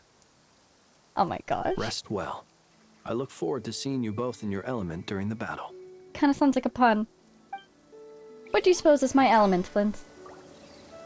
When even Flint is getting serious, you know the situation is extreme, terrifying, going to take everything we have, etc., etc. Yes, Miss Moonchanter. What are you staring at? Oh. You always address me in the strangest ways. Lady Moonchanter 1 minute, Miss Moonchanter the next. Yes, and? Are either of those incorrect? Not as such. It's just that I simply call you Nefer nowadays. Uh-huh. That's my name. What's your point? She wants you to call her Lauma. The point is I don't add any honorifics or titles. Meaning what? That maybe we're on friendlier terms now than we used to be. I think that's one of the reasons why Nod-Krai feels like such an incredible Archon quest. And an even more natural one compared to ones we've already been through. Because you can see the relationships between the characters developing. Not just the relationships between the characters and the Traveler, who, to be fair, is new in town, so has to build relationships because they don't know anybody to begin with. But it's so cool to see them giving the time and the care for these other interactions. Like, we saw a little bit with Itlua earlier with Flynn's. Traveler wasn't even there. And, of course, Lauma and Nefer, throughout this whole thing, have been growing closer and coming to understand each other better. I absolutely love it. I think it's an excellent touch for making Nod-Krai feel like the most fleshed out, the most cohesive, the most solid and strong story we've seen so far. Gorgeous. Is that how you see it? Then I thought I was the one with eye damage. Are you getting shy, Nefer? Nefer! Lauma! Hi. Paimon, traveler. Hello. Just swinging by to check in on you. How are things going? Did you manage to get some rest? Paimon has suddenly become Spider-Man, in my mind's eye. Don't worry about me. I won't slow us down. Not really what we were asking. Are you okay? And I give my all to ensure our victory. Ah, yes. Allow me to give you two a quick checkup. Ooh. The power of green. All done. You're both in good shape. We're lucky to have your support. Thank you both. You're welcome. You'll have your work cut out for you in this battle against Dottore, so make sure to get some rest in first. It really feels like it's all about to come to a head. And we're only at 20%. Paimon will keep an eye on her. Don't you worry. Thank you, Paimon. I'm glad to hear it. Take good care of yourself, too, Paimon. Thank you, Lauma. Yes, indeed. Sure thing. Good job, Paimon. Good job. Are we at 20% still? Come on. Also, there's no Catherine. What did you see? Hostiles incoming. Are these the Doctor's minions? Here they come. That's quite a horde. Here we go. Are we ready? Are we ready? As we expected. Let's do this. Get ready, everyone. Oh my god, that's my girl. 30%! Okay, okay. Let's see. 30. What? 40, 50, 60, 70, 80, 90, 100? I don't know. Take your positions and prepare to engage. Ooh. Let's begin. I do love seeing everyone get serious. I'm at It's the really ready. cool. Oh my god, oh my god. Do you think they'll give us like 6 trial characters? Oh, they'll probably have us split up into different parties. Oh, this is cool. This is cool. The Kuvaki. We're running through the landscape, and so the Kuvaki is activating as it would if we were on the map. Oh, yep. We're hydro with Blins, but he doesn't even need us because it's raining. But what was I just saying? Oh yeah, running through the landscape, and so the plants are naturally giving us Kuvaki. But just knowing what we now know about Kuvaki. Oh. Close your eyes. Be silent. But you know, something. Oh, the Doctor's mask symbol above these units. Do you think that implies that they're actually like being mind controlled? Particularly these robots. Because I would expect them to report to Sandrone, if anyone. And so I guess he's taken them over. The soldiers, I can see him ordering them as their commanding officer to do things. But I won't be surprised at this point if he's also done some mind control on those guys, unfortunately. Do you think they deliberately made it rain for us? That's so helpful. Just don't let your guard down. Nice, nice, nice, nice. Llama and Nefer, what a good team. 40%, 40%! This will be an interesting team. I'm so glad that at this point I do kind of know how to use all these characters. Yay. Yes, I was only at 3, but don't worry about it. Don't jinx it. What is that? What is that? Because as created beings go, we're of a higher level than them? Very good. You understood what I was implying. I think Albedo's throwing shade at Dottore's creative skills. 50%! Also, did you see the silver flowers in the field? That was a Hexaray Albedo. I haven't Hexarayed yet because I have Hexarayed Albedo, but I don't have anybody else Hexarayed, so I'm not able to get the buff yet. Forest, protect us. By the frost moon of all, it all adds up. People have always used fire to drive away wild beasts. What is that? Wouldn't a lantern work just as well? Oh my gosh. You read my mind, my dear friend. I was just about to say that. It's so lovely to hear Vega participating in the witty battle talk. Here, which is my commands, Vega. Oops. Okay, I can't even get into his ultimate. Sorry, buddy. Oh, I love his attacks. The way the lantern and the spear swing around like that. So cool.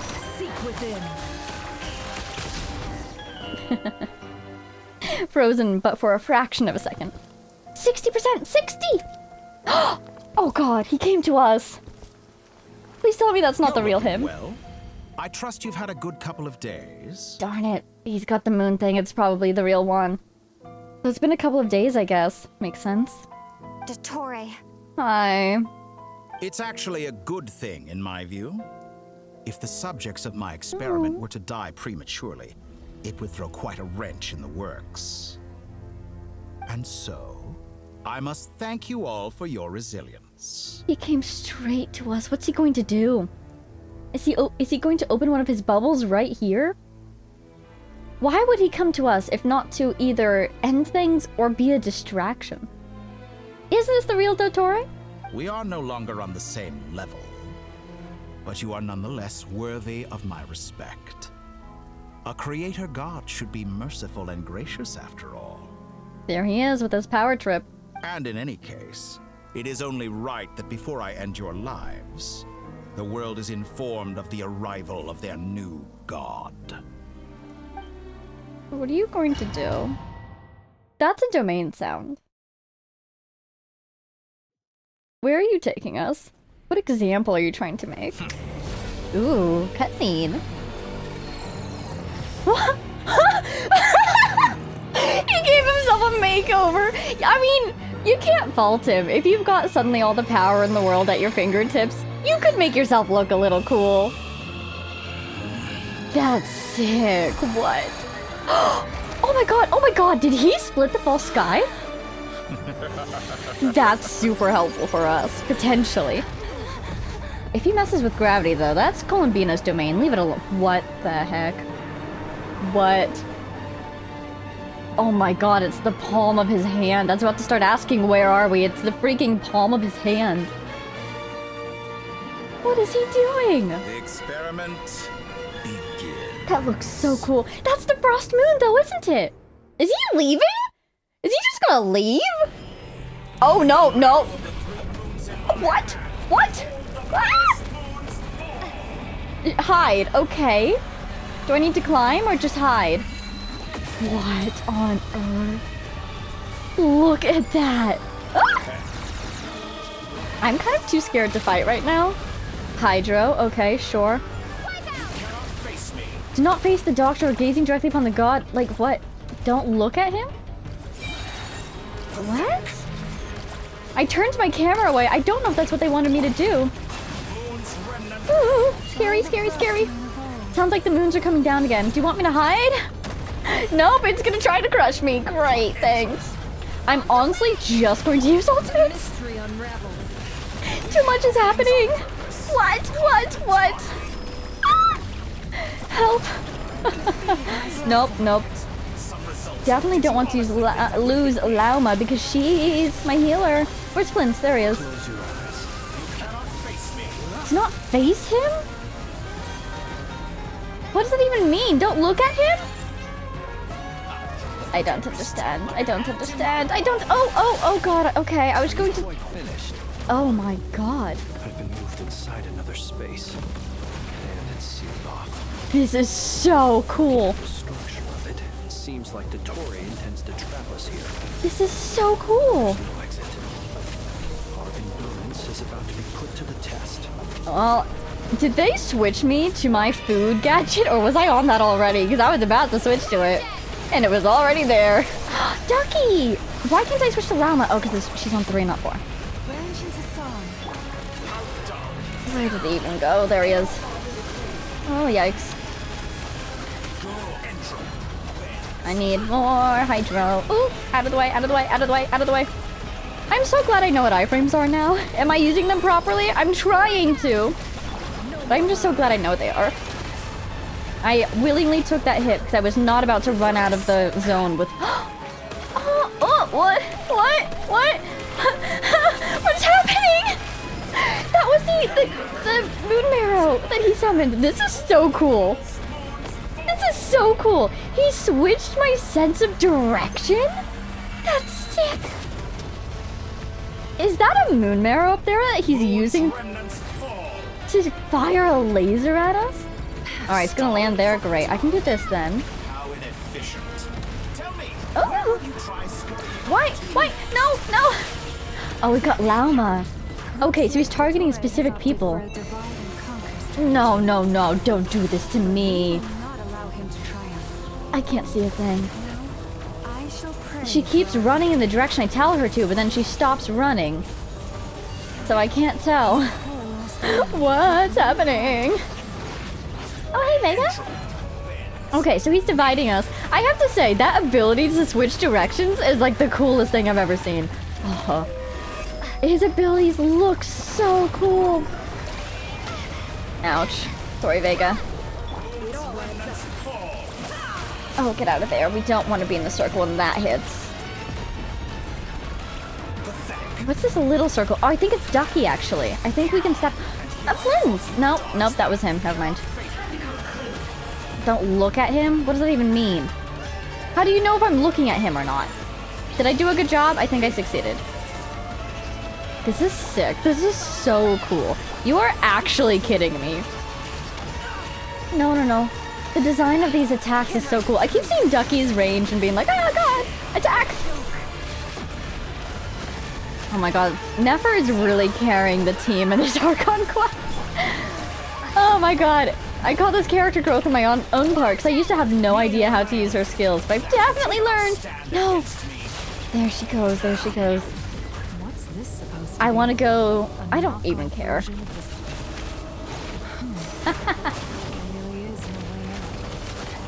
Did you just heal me because I died? Oh, I don't like it. Well, that was nice of it to heal me. Ooh, don't go towards the lasers. My apologies. I had not intended to take your teammates. No, that looked pretty deliberate. You have a choice in the matter. It looks so cool. Look at the rainbow. You ask me. Won't you consider it? Oh my god. Oh my god. The rain. That was sick. I'm just gonna let Aino attack him. My attacks will drain my HP. Should I even bother? Oh, don't look at him. Okay. Ouch.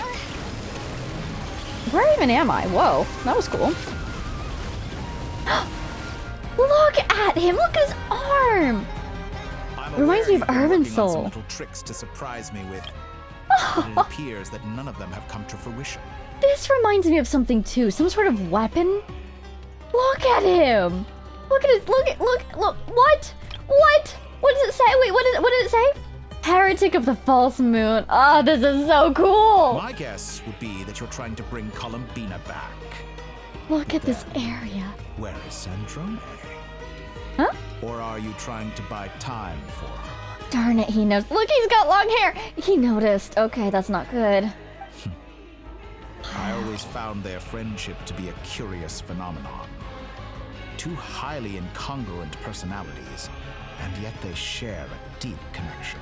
A curious phenomenon, he says. He didn't understand it. He was jealous of it, but wouldn't admit it to himself. That's what it says to me. Speaking of Columbina, I once saw her as like a younger sister. Huh. We got along quite amicably while she was with the Fatui. Uh-huh. But then one day she suddenly decided she would refuse to take part in any further experiments. To this day, I truly don't understand what I could have done to upset her so much. And so she lost younger sister status? Because she wouldn't work with you? You didn't even try to make amends for whatever happened? Try to communicate? It's such a pity. I could have had a sister, a family. But alas, she grew to dislike me. It's fascinating because you can see what I think is his motivations there. He wants to feel like he belongs somewhere. He wants to feel like he has people on his side. But when he's given the opportunity, he doesn't try to work for it. He could have tried to talk to Columbina. If he had come to understand what was making her uncomfortable and agreed to, you know, treat her differently so she didn't feel uncomfortable, maybe they could have grown closer again. You're not fit to be family to her. But after all the things he's done, it's just, there's no going back from it. That I can't deny. Yeah, and look, he's not smiling. He's pretending he's proud of it, but it still upsets him. So many people, all obsessed with playing out the same tired old dramas. Whoa. This world is rotten to the core. Yeah. He hasn't found any place to belong, and so he just wants to get rid of the world itself, create a new one where he is the Almighty. And then there's you. You had every opportunity to reach the right conclusion. The thought of killing you off like this? Hee. What do you mean, hee? But I maintain Look at that him. I approached you in good faith, so I will offer you another chance. He looks so Will cool. you work with me? You have until I count to 10 to make your choice. This is not how you make friends, Dottore. Have you learned nothing? 1, 2, There's. 3. Look, and he looks so freaking cool! This is interesting. The 2 different arms reminds me again of, what was it, Nibarius? Kind of looks like that somehow? In a million years. Yeah, no, obviously. Can he hear our thoughts? Because we were thinking that. Oh. Oh, he's gonna kill us. Paolo! How did you... Zandrone! How did you get up here? What a pleasant surprise. I didn't think you'd join us all the way up here. Okay, so we are still in the real world. We're just very high up. I bet he has like rocket booster feet or something carried her up here. What about this though? It's still calculating. Don't you need to interpret the results? Don't tell me you left Wanderer alone. Maybe I know into Nephar with him. You're as sick and twisted as ever. Don't fool yourself into thinking anyone's grateful for the chances you're offering them. Oh my god. Okay, she's really grown on me actually. I kind of adore her right now. Zandrone, the formula hasn't finished running yet. Oh, I wonder. I don't know if she can hear us up here, but I wonder if she guessed that he would wonder where she was. And by correctly assessing that we were distracting him from her work, she knows that she knows she would be a target basically. He'll come to find her unless she comes out to be like, oh, I'm right here. She's basically distracting him from the formula calculating as well. That's my guess. If she had stayed hidden, he would know to look for her. But since she came forward, his attentions won't jump next to the Wanderer naturally, I think. Funnily enough, I was just discussing a collaboration opportunity with the Traveler, and then I see you, who I must say is a good example of an opportunity gone to waste. You're really not endearing yourself to me, you know? Gone to waste? I said that everyone would get one chance, and you've used yours to march right back into the lion's den. So yes, it's an utterly wasted opportunity. Does this look at all similar to anything we've seen? For some reason, it's ringing a bell for something in Natlan, like in the summer resort area. No! Oh my god, you know what it is? The fairy tale of the Wanderer's past, in which both the Wanderer and the Doctor appear. That's the symbol that's on the Doctor's little monster face, isn't it? Isn't it? That's his eye. And what makes you think I believe a word that comes out of your mouth?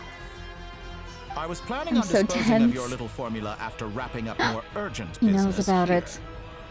Since you've taken the trouble of serving it to me on a silver platter, I can simply bring it forward in the schedule. See, I'm worried. Yeah, does she have it on her? Is it in Polonia? Where is the formula being calculated? What did she plan to do by coming up here? Go for it, Polonia. Oh, that's cool, you gotta admit. Wahaha. He sure is bringing down a lot of moon stuff, though. Polonia's doomed, isn't he? Oh. I wonder if the moon stuff will help us, the moon remnants. Oh, Polonia. Still intact. Is this your life's work? This piece of trash. Rude! 80? Come on, Zandrone. If you're doing the calculation, you cannot be up here. 85? Oh. Your formula runs too slowly, Sandra. How are you keeping track of it? How can you tell? You put your hope for success on others instead of fighting dirty. That is why you have failed. Fighting dirty? What are you... Now, whom should I slay first? Any volunteers? I don't like this. I don't like this. No one? How nice of you to leave the decision to me. No, don't you dare, Sandrone. Don't you dare. We'll be fine. Okay, good job, good job. Parry one. We have a million. No. No. We have a million swords. Come on. No, no, no.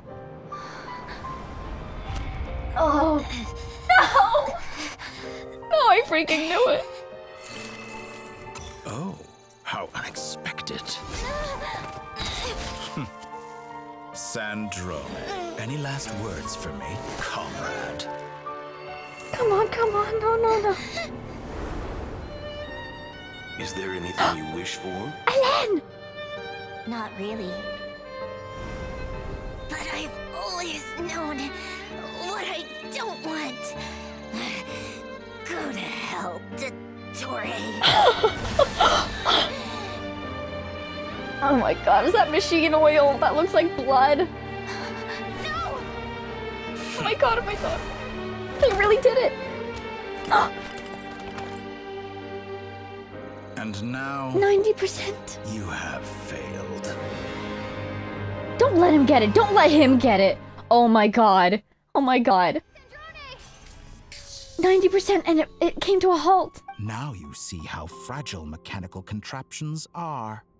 Just a gentle tap, and they fall to pieces. You shut up. Surely she's got a backup somewhere, right? Think of all the Catherines. Think of how the Catherines, which she built, share their information with each other.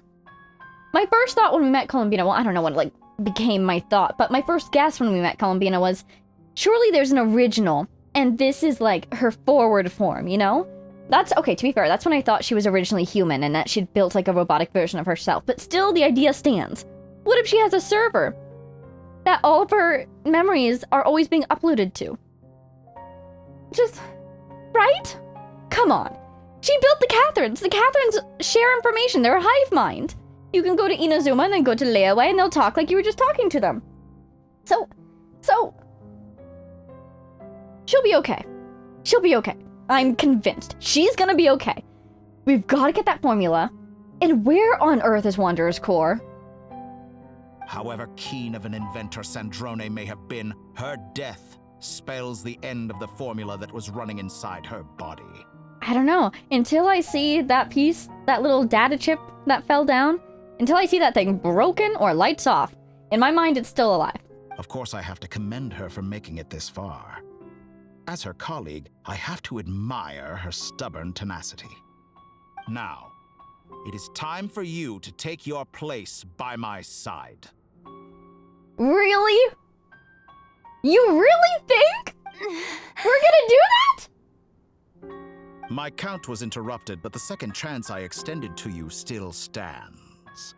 Once again, you are welcome to join me. The way that he was having this conversation, and then Sandrone arrived, they had that whole fight. He attacked us in the middle of that fight too. And then he just goes right back to that conversation. It just demonstrates how, like, utterly, he's not emotionless. We know that. But his emotions are so untouchable by the world. He's like all of the worst parts of Columbina made infinitely worse, you know? By now, I'm sure you have gained a greater appreciation for the power and authority I wield. What is stopping you from embracing a new world of endless possibilities? Appreciation is not the word I would use for it. Not in the mood to talk? As you wish. You seem less talkative than usual today. Maybe it's because, as far as I can tell, you just killed 3 of my allies in front of me. That'd be Polonia, Sandrone, and maybe Wanderer. I'll change the topic to something more apropos. Sandrone was always like this, never trusting anyone. It looks okay. Always so reluctant to share her research with them. It looks okay. Objectively speaking, she had her strengths. It is remarkable how she extracted and even optimized the world formula from so much data.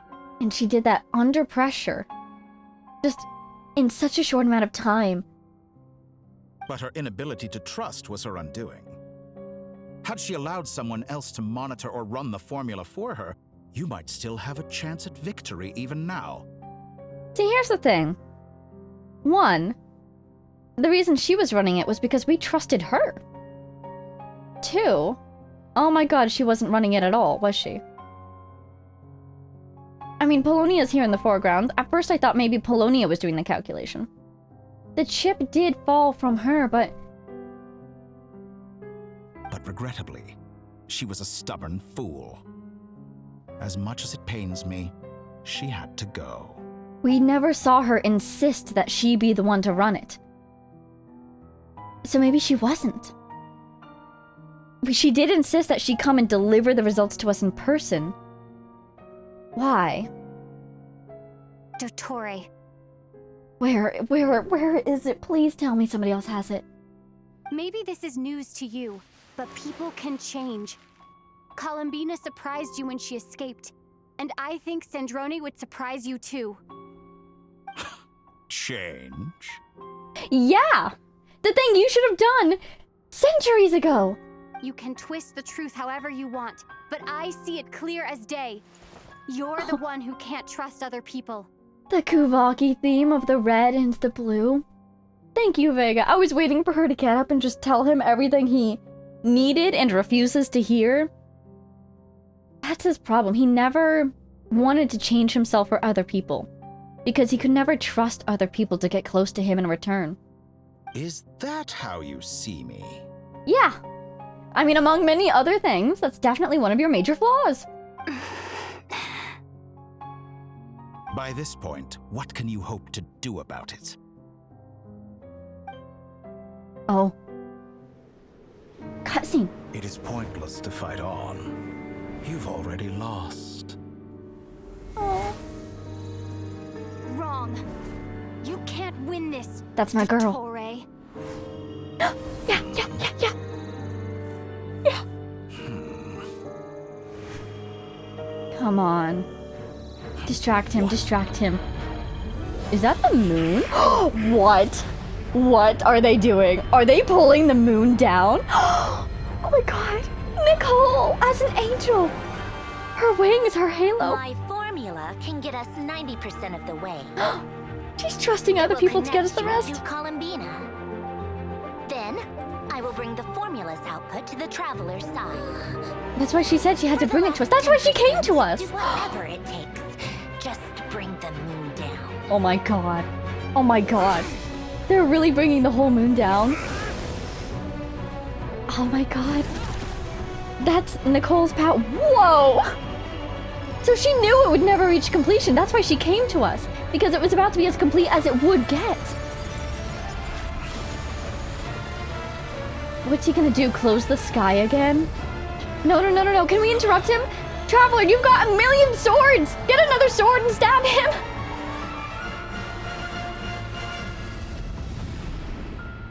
Just close the sky, just like that. Can we reopen it? Come on, Descender. Do something. Oh, maybe we don't even need to. The moon will do it. Wow. My god. The moon will never be yours. The one that thought. Oh my god. Look how close the moon. Hello. It was in Polonia. I knew it was in Polonia. I turn my body into moonlight and pour it over Nod-Krai. My soul I leave here to inform my future friends. Lastly, I will hide the Trilune Authority within the Frost Moon. And when my body, soul, and authority are reunited, finally... Columbina! Oh my god! The music! This is beautiful. Come on, Columbina.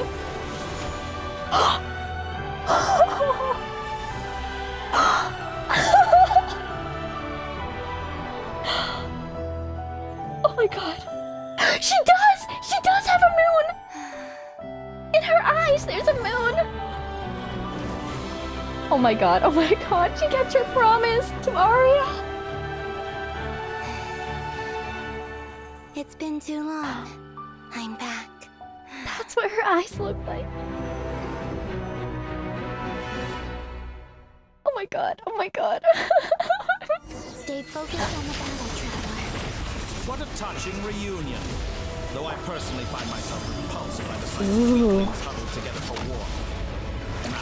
Look at his health! Patting yourselves on the back. Show me how long you can struggle before you drown. Ooh. Watch out, Columbina. Manipulate space itself. That was interesting. I feel like that. Wait for the right moment. We'll strike together. I feel like that cryo applied before he hit us. Whoa, look at the moon behind us. Did I heal? What was that about? Or is that Kubaki giving me elemental energy? Where is this Electro coming from? Ooh. Don't want to lose Columbina. Oh my god. Hi, Columbina! Welcome back! This is so... The fact that Polonia is Sandrone on the field still, too. Oh my god, it's Columbina's theme!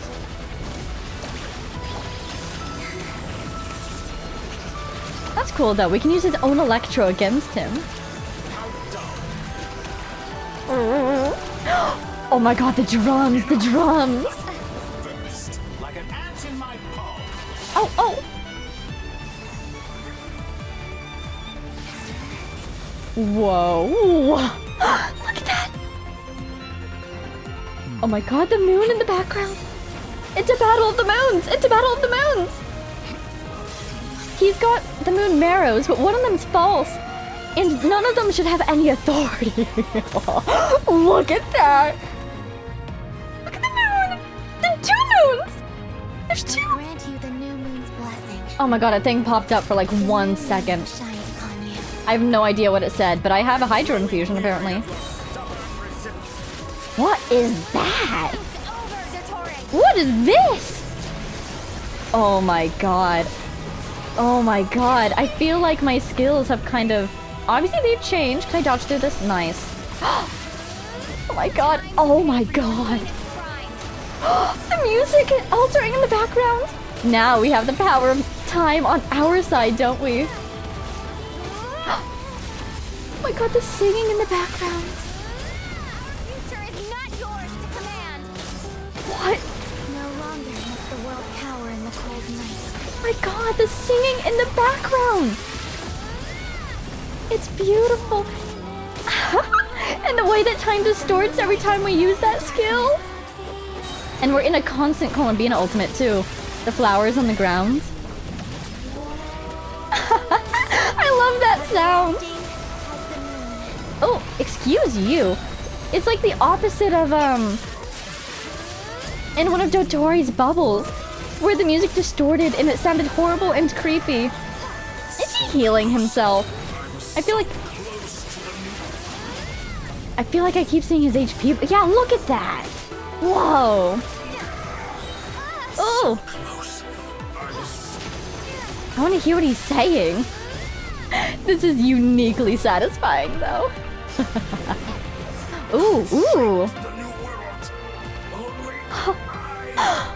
You have to admit that looks incredible. Yeah, that water slash we had was like our pyro skills, but with water. How can you be so satisfied with your fate? Look at Columbina. They brought the moon down for her. Oh my god. And look at her go. So different from when we last fought Revere, from when we first fought Revere. Oh, nice! Sonnet! We got her back. Ooh! Hello! This battle was never about fate.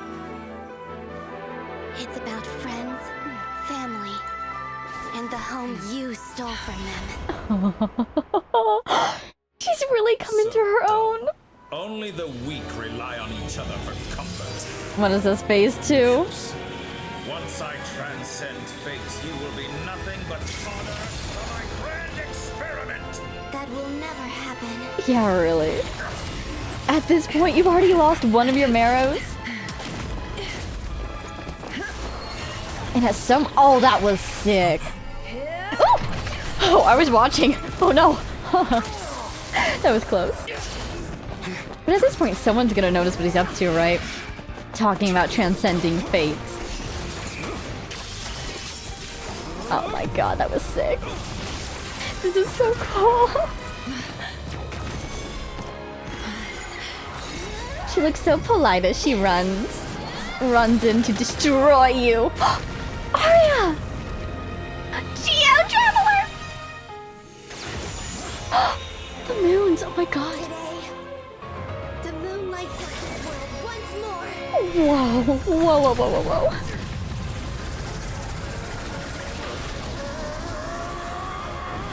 Oh, his artificial moon marrow.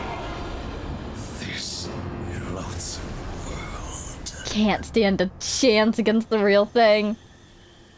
But the 3 moons, it was so nice to see them all intact. Columbina? No. This world is our home. Oh.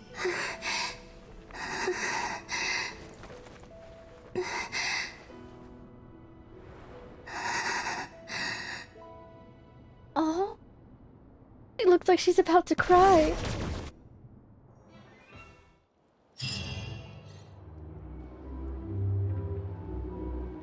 After the battle, you returned to Nosh Town just like that? The scars left on Nod-Krai by the doctor slowly begin to heal? Just like that? After learning of the crisis's end, people gradually return to Nod-Krai? And the frost moon in the sky also remains within this world? Are you kidding me? We brought the true moon down? So, like, what? Is the false sky broken? Is it inside the false sky? Is it, like, the false sky has a hole in it, but the moon is plugging that hole, but also, like, is kind of half in the world? Like, I need to see this immediately. No, you're doing it wrong. The moon looks like this now. Yeah, just imagine getting an entirely new moon. You blink, and there's a new moon. What are you drawing, children? I wanna see. The new moon, Mom. It looks different than before, doesn't it? The frost moon, it looks so similar to... You know, the moons behind the 3 moon sisters? That beautiful texture that they had? Also... Can I go buy a sugar sculpture today? Please? Just one? All right. I suppose today is a special day after all. Almost like a festival. Extra, extra! Get the latest Nasha Express here! Was that guy with the sign the guy who's warning people against Fatui recruitment inside the flagship? That's hilarious. What do you have, Alita? Post-disaster report! Nasha Town reborn beneath a new moon! Literally. The voyage begins today! The future looks bright thanks to the League. Want a copy? The League? What is the League? I knew things would be different. But I didn't think that would include the moon. Okay, wait, yeah, the League, because for some reason my brain is just giving me the Justice League. That's not right. We've got the Northern Intelligence Network, the Voynich Guild. Is this a new thing? They say a new moon goddess has been born. A new moon goddess? Who's saying that? The Frost Moon Scions? I so badly want to see her just like walk by behind them. I guess so. I'm not too clued up on the details. As far as I'm concerned, the moon's still in the sky and it's business as usual. This guy's like, we might not understand it, but do we really need to? There's a moon, we're okay, let's move on. Hey, since we've come all this way, shall we grab ourselves a free meal while we're here? Also, aren't these the 2 friends that Columbina witnessed while she was disappearing? Are you a convert now? Or are you just here for the free lunch? Oh, come on, what does it matter? After everything we've all just been through? That smells good. All right, that's it. I'm hungry. Time to eat. I do love seeing... We gotta get there early, or there won't be any good spots left. Yeah, it's this guy, the sign guy. I love seeing the perspective of the people as they come back, or as they come back after things are over, or as they experience things as they're happening. I always love seeing what just normal people are experiencing. Shh, keep it down. This is a residential area. What if people are still sleeping? What's going on? What's going on? Why is it so noisy outside? Good morning, Paimon. Sure, you don't need 5 more minutes? It's okay. Paimon was pretty much awake anyway. It's been so long since we last had a chance to relax, huh? Feels like time is moving slower than usual. What about you? Did you rest well? Well enough. Somehow I wasn't as sleepy as much as I expected. Sure. Still winding down from everything that's happened? Or are you wondering how our friends are doing? Or is it about what Dotori said to you? A bit of everything, I think. But don't worry, I'm feeling okay. Okay, if you say so. But don't push yourself, alright? Let Paimon know if you need to talk. Thank you, Paimon. What we just went through was a lot. It's totally normal if you need some time to get back in your groove. Aw, thank you, Paimon. Luanatar disappeared after Columbina came back. Apparently, she was part of Columbina's soul or something. Oh man, I was wondering about that. I was wondering if we'd have to have a tragic scene in which Luanatar had to disappear in order for Columbina to come back. But I guess it happened naturally, off screen. How's Wanderer? And how's Hindrone? Still, Paimon kind of misses Luanatar somehow. She was a free spirit, wasn't she? Anyway, you did great. So did Paimon. We all worked our butts off to contain this disaster, and in the end, we made it. Good job, Paimon. So, good job, everybody. Shut up, Traveler. You should be proud of yourself. You're not usually this sharp when you've just woken up. Hey, don't poke fun. You should be glad that Paimon's growing as a person. I'm always glad, and I'm always proud of you, Paimon. On a more serious note, I bet you were worried about me again, weren't you? Oh. Paimon didn't think you'd mention it. I'm sorry, Paimon. You have no idea how anxious Paimon was. She was worried sick about you. We got another hug! So I heard. I understand how you feel. Well, if you really want to show Paimon you're sorry, you're gonna need to make it up to her. You better be ready to splash out on a lavish meal. Anything for you. My treat. Aw. That's so sweet. Okay. Paimon's full now. Are you sure? Snacks will be served shortly. Huh? Oh, well... Hey there, Traveler and Paimon. Good morning. Yehoda! Long time no see. Morning, Yehoda. Here for some breakfast? Oh, I've already eaten. Just need some water. I was mostly worried you might forget what day it was today. So, I came over to remind you. What day is it today? My guesses are some sort of ceremony or some sort of celebration. Weren't those kids talking about getting good seats or something? It can't be Moon Prayer Night again already. That would be in another year. So what? Oh, excuse you, Paimon. Careful there, Paimon. Too much food will make you drowsy.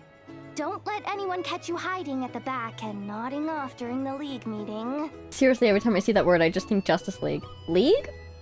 It's really got to be something that we put together. Huh. Do you think we sort of formalized our alliances here? A connection between, probably my guesses would be the Knights, the Lightkeepers, the Northern Intelligence Network, the Voynich Guild, maybe even the Fatui? You should probably be saying that to Aino. She's the baby of the group, if anyone. So Aino's part of it. So the Clink... What's her place called? Clink Clink Kromkake Craft Shop? True. You know, I'm surprised that all these competing groups are actually coming together to try to solve things together. Definitely a first for Nod-Krai. I see. So it is a formal alliance. And it's sort of a... Because Nod-Krai was initially, when we arrived, very much a battle for power, a battleground for power. Different factions. So I guess they've... Since we all work together, so... Oh my god, that's right! Like at the beginning of the Archon cost, weren't they saying that there's nothing that could cause Nod-Krai to unite? And we were thinking... I mean... Probably the jeopardization of all of Nod-Krai would cause Nod-Krai to unite. It totally did! Well, nothing like a region-wide calamity to bring people together. After that, surely even the most self-interested people have to realize that going it alone isn't worth the risk, right? Right? Try telling Boss Neff that. She's not exactly convinced that people are gonna get with the program. Really? But if she's so pessimistic about it, why'd she agree to be the Curatorium's representative in the League? Probably 'cause even though unity sounds like a pretty far-fetched idea, the benefits it would bring make it worth a shot. So she doesn't think it'll work, but she wants to try anyways. I think things will work out, though. I swear, Nod-Krai feels like one big family now with everything that's happened. More than it used to, anyway. Paimon's with you on that one. And it seems like plenty of other people agree too. Just listen to the bustling streets. It seems like everyone's in high spirits. All right. Everyone's been rebuilding these last 2 weeks, and the evacuees have been coming back in droves. Life's slowly returning back to normal. Which means my workload's probably gonna shoot back up. Work hard, Yoda. Were you about to head out? There's still some time before the ceremony begins, you know. The ceremony? Yeah, we were gonna take a stroll around the square and say hi to some friends first. What ceremony? Sounds good. See you later then. Bye.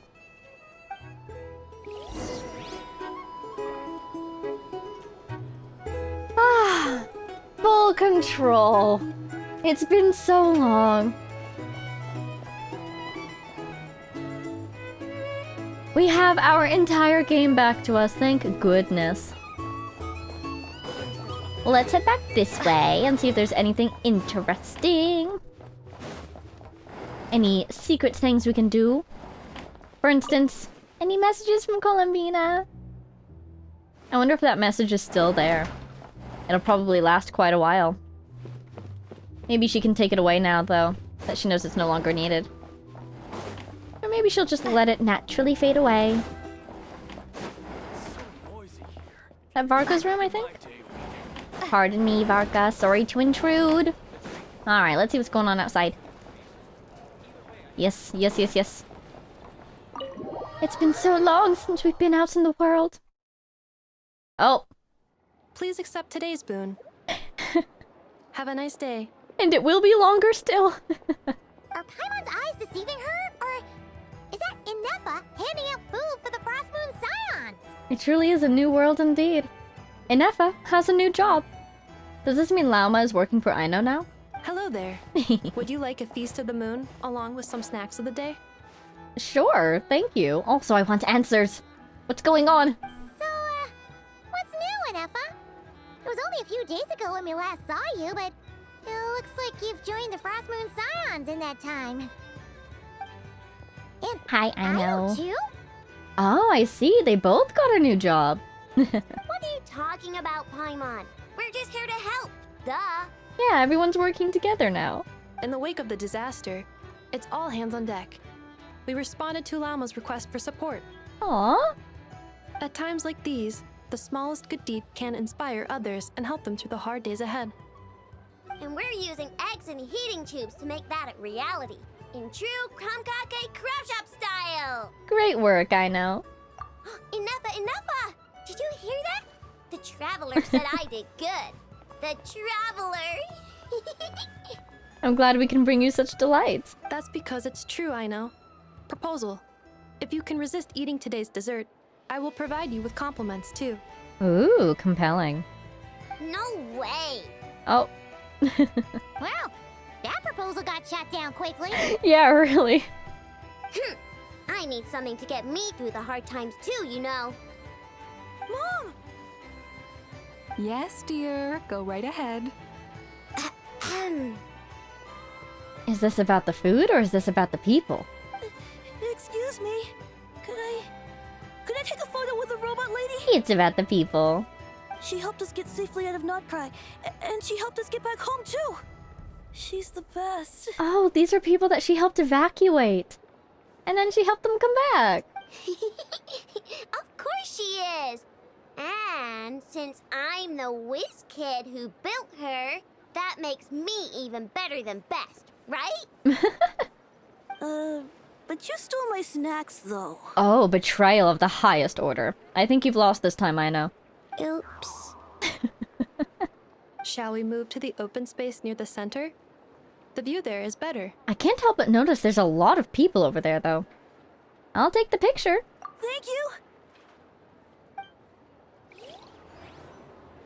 Aren't you the better pick for this job, Flint? Oh my gosh, Itla! Hi! Oh, I can't wait to get to know him better.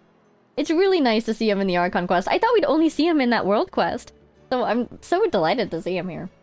You underestimate yourself yet again, Master Larua. Not at all. I rarely come by Nashi Town. I don't know any of the big shots here. Well, Flint's gonna introduce you. All in good time. Socializing is a step-by-step journey. For some reason, that feels very ironic coming from you. But you're much further ahead on that road, aren't you? You're not seeing the full picture. You know the truth now. My friends do not understand my habits. The truth now? The last time we saw these two, Itlua asked him if he wasn't human. Is that the truth you're talking about? Or are you talking about the truth of your socialization habits? Like, can you elaborate on that? There is no question about it. The Lightkeepers need a representative in the League. Ah. Someone who is upright, cares about other people, and can realize their self-worth through group action. Okay, so that's what the task that they're talking about is, representing them in the League. But this is really funny, because isn't this exactly what they were talking about? Basically, when we first heard about Itlua, Flint was talking to Varka, and they were discussing how Flint convinces other people to do things that he doesn't want to do. And the example they gave was Itlua, who is very hardworking. You say it like you wouldn't make the cut. Ooh, call him out. I am most flattered that you think I would. He's gonna do it, isn't he? He's too hard of a worker not to do it. Sigh a little less, Master Itlua, and have more faith in yourself. All the Lightkeepers agree that you're a very promising young man. That is precisely why Starshina and Nikita felt safe delegating such important work to you. I'm sure we all also agree that we would sooner die of dehydration than manage to wrangle anything out of you in a discussion.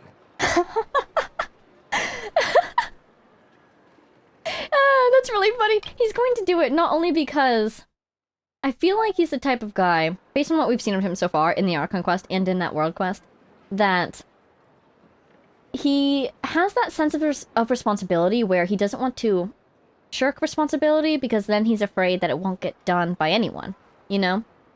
And so he just ends up piling more and more on his plate until somebody else who is equally responsible is like, hey, you know, let somebody else do some of that work. That's the kind of vibe I'm getting from him initially. But I love how he also recognizes that it might just be better for him to do it. Because if it's this hard to convince Flint to do it in the first place, having him then actively participate while he's on the League would be impossible. My apologies. I am not in the habit of bringing water with me when I go out. You know that's not the issue. Whatever. I'll take the job. By the way, who else is part of this? Oh, yes. Whose idea was this? I'm feeling Varka. Oh, it's quite the who's who of Nod-Krai. There's the Moon Chanter of the Frostmoon Scions, the boss of the Curatorium of Secrets, a representative of the Voynich Guild, and even someone from the adorable Kromkake craft shop. Well, we know who everybody is except for maybe the Voynich Guild representative. I'm sure you will find speaking with them to be a genuine pleasure. If you say so. I've never done this work before, so I'm honestly a little scared of making mistakes. Don't worry, you'll do great. No time like the present to learn, and you seem like a great person. So I'm sure if you put your earnest foot forward, you will do fantastic. But I'll do it. Not only is it our duty as Lightkeepers, but because I want to make Nod-Krai a more welcoming place. You're gonna do amazing. An admirable attitude to take. The beacons are lit, Itlua.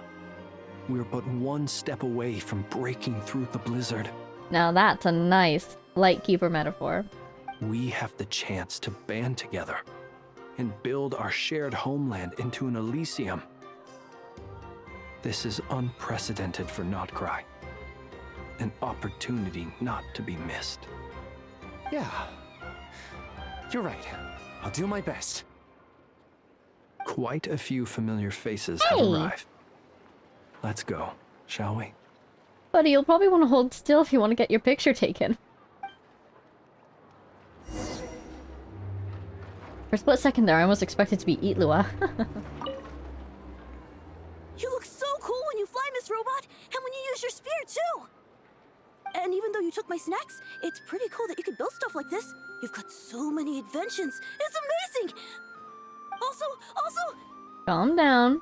Micah, we need to go now. I feel like that kid wants to be a robot when he grows up. 1 second! Please take this feast of the moon, as well as some snacks. Share them with your mother and your lovely family. Aww. Inefa is so nice. He's so nice. Just checking to see any hidden interactions. They want me to go down there. Nobody's there. Since we're up here, let's go in here. And just see what's in here.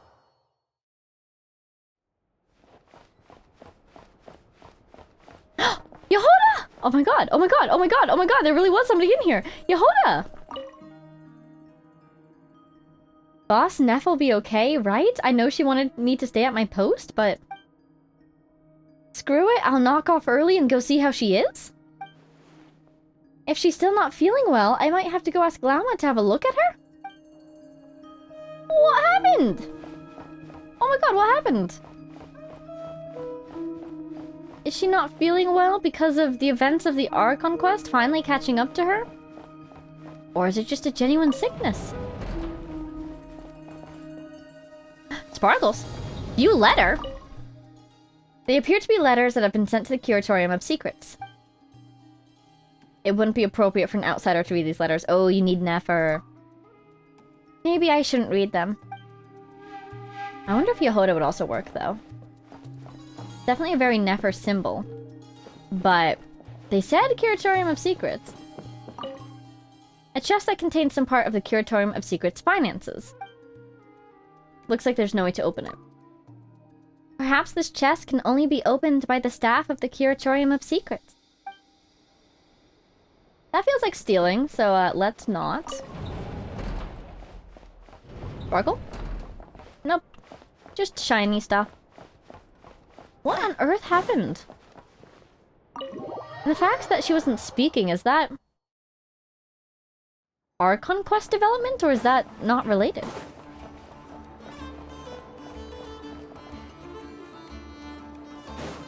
Probably might be more.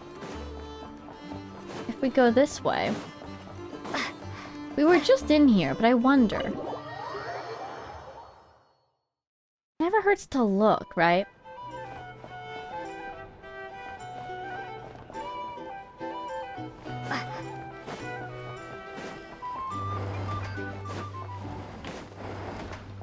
Varka.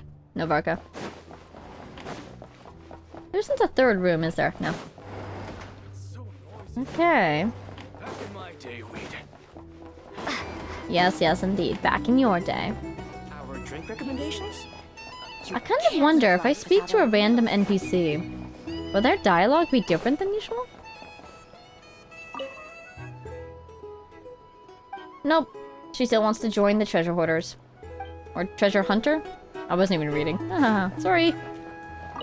Alright, let's go see what they want. In the Central Plaza. That's the wrong way, isn't it? Mika's over there, funnily enough. We could buy a sugar sculpture. Laliki is there again. Sparkle! Catherine there. Barca! Indalbedo! Endurin! Where's Wanderer? I'm going to be very upset. I'm a little afraid. I'm going to be very upset if he's not okay. Ad Astra Abyssosk. Welcome to the Adventurers Guild. This seems to be normal. Alrighty.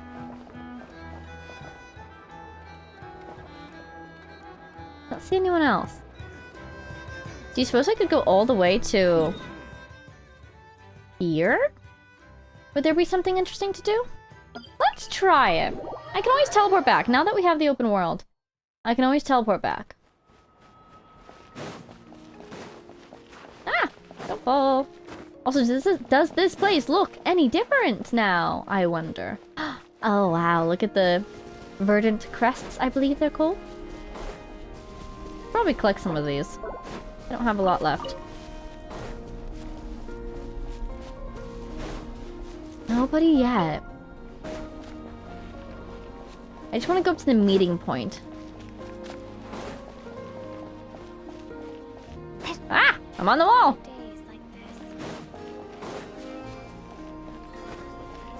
Ugh.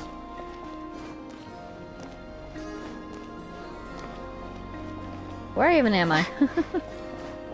I thought it would be the one level, but it's one level lower. Oh! Llama! Are you always here? What is this?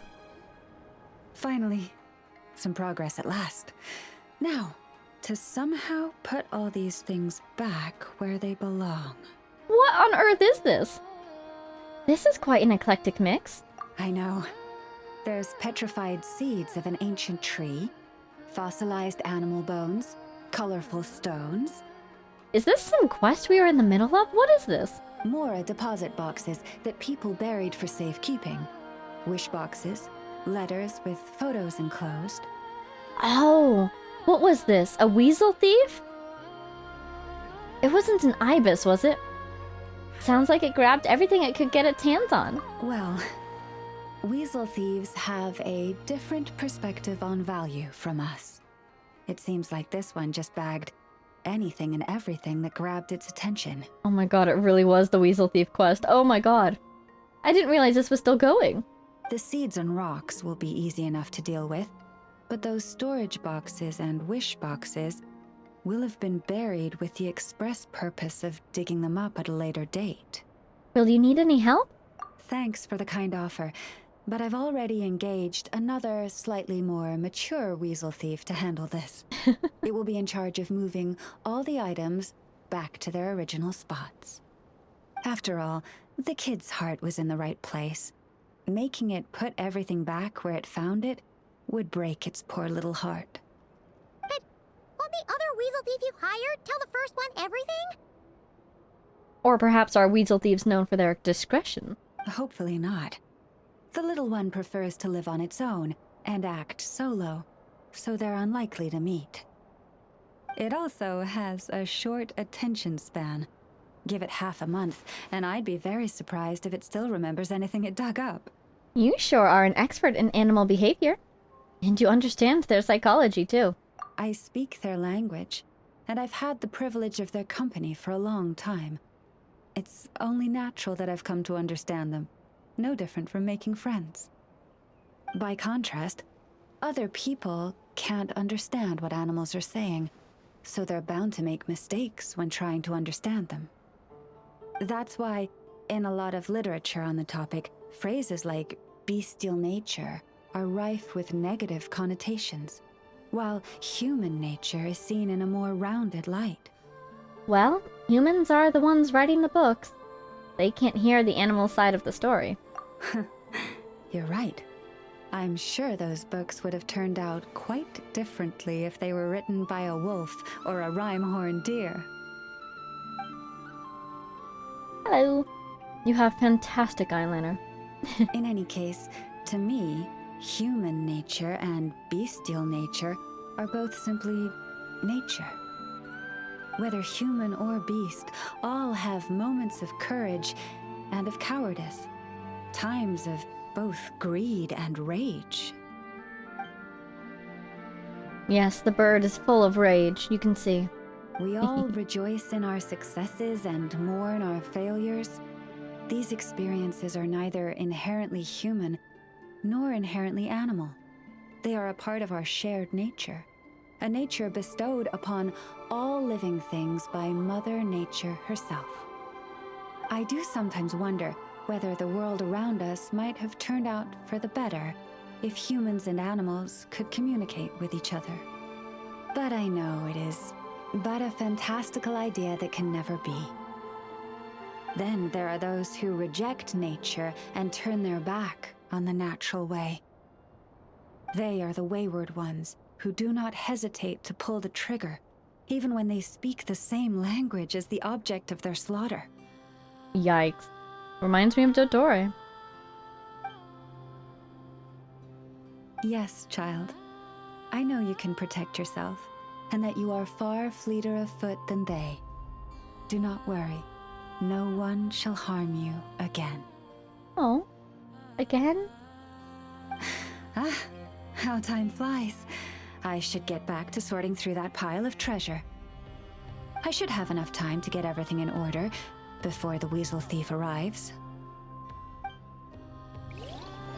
Well, thank you, Llama. Business as usual here in Nod-Krai, apparently. Everyone's back to work doing various things. What is that quest? What is not done? Sublunary Tales. Huh, I really thought that all my quests here were done. Ooh, ooh. Let's construct. Whoa. We leveled up. Oh wow, it's like the statues. Wow, that's beautiful. That does leave me with a question, though. Well, what? I think we can now say that the Grand Library is complete. Next, we'll need to find somewhere to put the bird stands, cushions, and deposit boxes. Happy to help. Ah, hello there, traveler, Paimon. Hi, Llama. Thanks to your help, the library repairs are basically complete. It's really starting to look the part. What about that other stuff you just mentioned? Are you planning on putting all that in the library too? Yes. That said, it's too big of a job for me to handle alone. I was planning on getting some of our more skilled artisans to help out. The things. Do they really belong in a library? The Grand Library is open to humans and animals alike. Since we have furniture for humans to sit down on, there should naturally be some for the animals, too. Huh. Yeah, that does kind of make sense. Wait. What about the deposit boxes? Those are the ones I used to use when the little animals came to talk to me about their struggles. I'd originally planned to make some new ones, but some of the animals are nostalgic for the older items, so we brought them along, too. Wait! Animals tell you their struggles? Like a therapy session? Kinda sounds like a nice bathhouse for animals. Yours is a tough job, Llama. Both humans and animals look to you as an attentive listener. This is one of my duties as Moon Chanter. I would not call it hard work. And it's true. All living things have a need to feel heard. I have always encouraged everyone to come to me without reservation, whatever troubles they may be facing. Hiding your thoughts deep in your heart will not solve anything. In fact, it often makes the problem worse. I'm suddenly curious. Do more humans show up for counseling? Or is it mostly animals? Oh, well, I've never looked at the numbers, but my sense is that the animals consult me more often. Oh. After all, my daily routine is more or less the same as that of my people, and they don't usually come during work hours. Oh. It's only when I have free time that I get the occasional human visitor. Animals, on the other hand, lead very different routines from us. Chic badgers tend to visit in the early morning hours, while ibises often drop by after sunrise. Finches come in flocks during the afternoon, chirping and chattering away. That's so beautiful. The rhyme-horned deer visit at dusk, mostly alone, though sometimes with one or two friends. And once night has fallen, I get the odd weasel thief burrowing into my home. Yeah, we did hear a little bit about this way back when, didn't we? The odd hours of the animals always visiting her. Oh, but that leaves you with no time to yourself at all. Your schedule is packed. It truly is.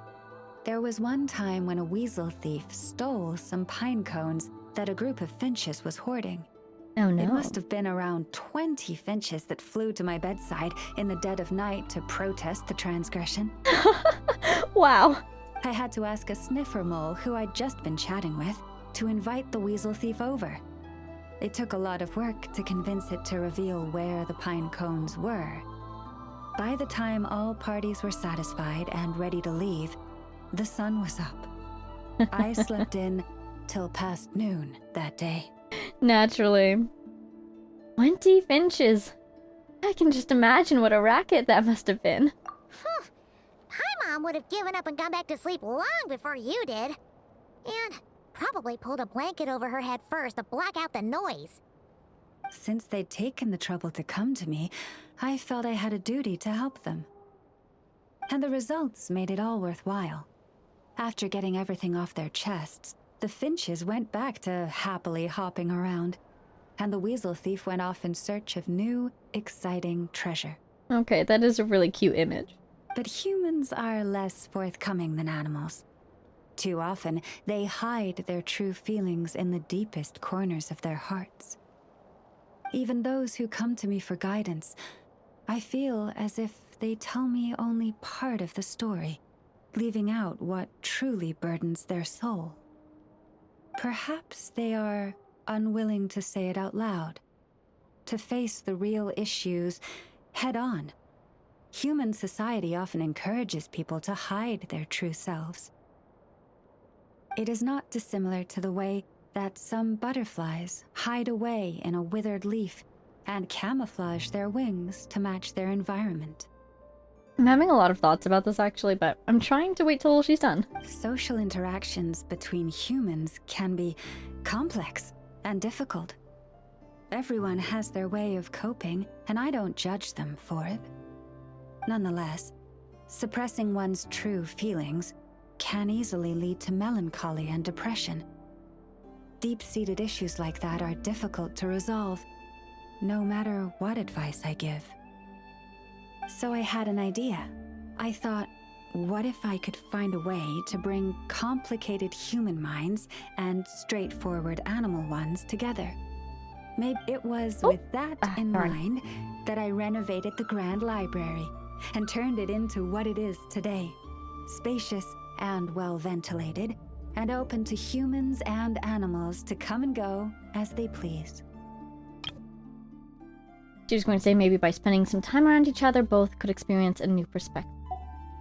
Except maybe on rainy days, when they're looking for shelter. But the rest of the time, people can visit whenever they want, to spend time with the animals, browse books, rest, and enjoy the sun. It's a beautiful idea. And perhaps the company of our dear animal friends, who will not be driven away by anything they say, might encourage people to open their hearts and share the truth of what lies within. Llama inventing therapy animals. Wow, you really put a lot of thought into this library renovation. Oh, it sounds great to Paimon. Hugging fluffy animals, lounging in a chair all day without a care in the world. Just thinking about it makes Paimon feel all warm and fuzzy. I'll be visiting the first chance I get. Save me a seat. Of course. Your assistance with the renovation works was invaluable. It should go without saying that the Library of the Frostmoon Scions shall always be open to you. Well, thank you very much. So I've learned a lesson on this day.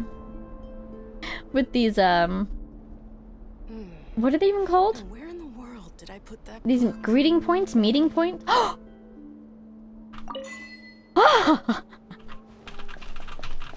Perfect!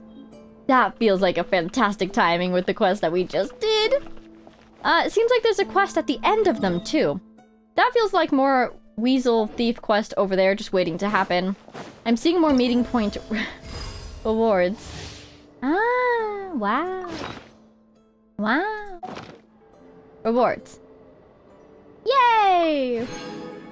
When you max it out, there's something waiting for you as well. I see, I see. Thus I have learned. Alrighty. Let's go to the Archon quest.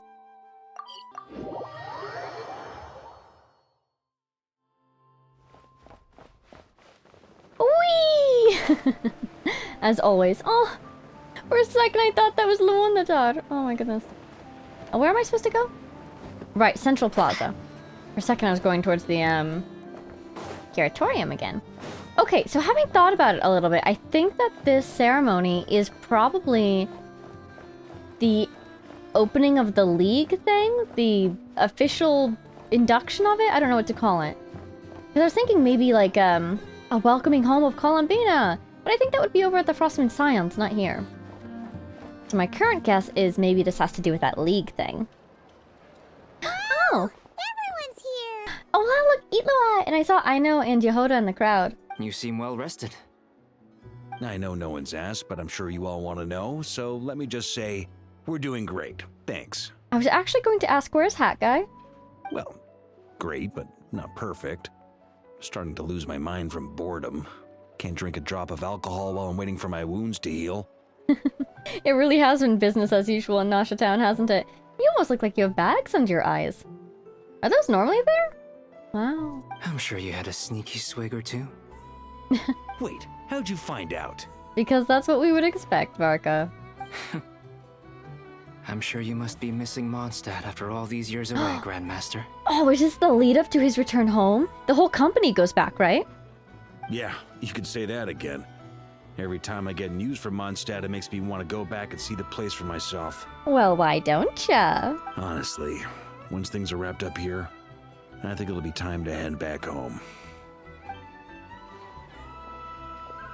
That's not Hat Guy. Looks like someone's taking the stage. Oh, there's Nefer. Seriously, where is he? I'm concerned. Can everyone see okay? Anyone need a boost? Cute. I'll just listen from the back. It's fine. Is it just me, or is he such a dad? Earlier with Yehoda, now with these kids in the back. You're taking this pretty seriously, huh, Durin? Ooh. Well, it's not every day that I get the chance to see how people speak in official settings. Official business. Indeed, I really think it has to do with the League. Soak it up like a sponge. I'll make sure you get a chance to practice for yourself later down the line. Actually, I know just the thing. You can debrief the Knights of Favonius for me. No, don't make him do your work for you, Varka. Mr. Varka, are you forgetting that I'm not a Knight of Favonius? He's not even a knight. I can knight you. Any particular title you'd like? I don't know how I feel about that.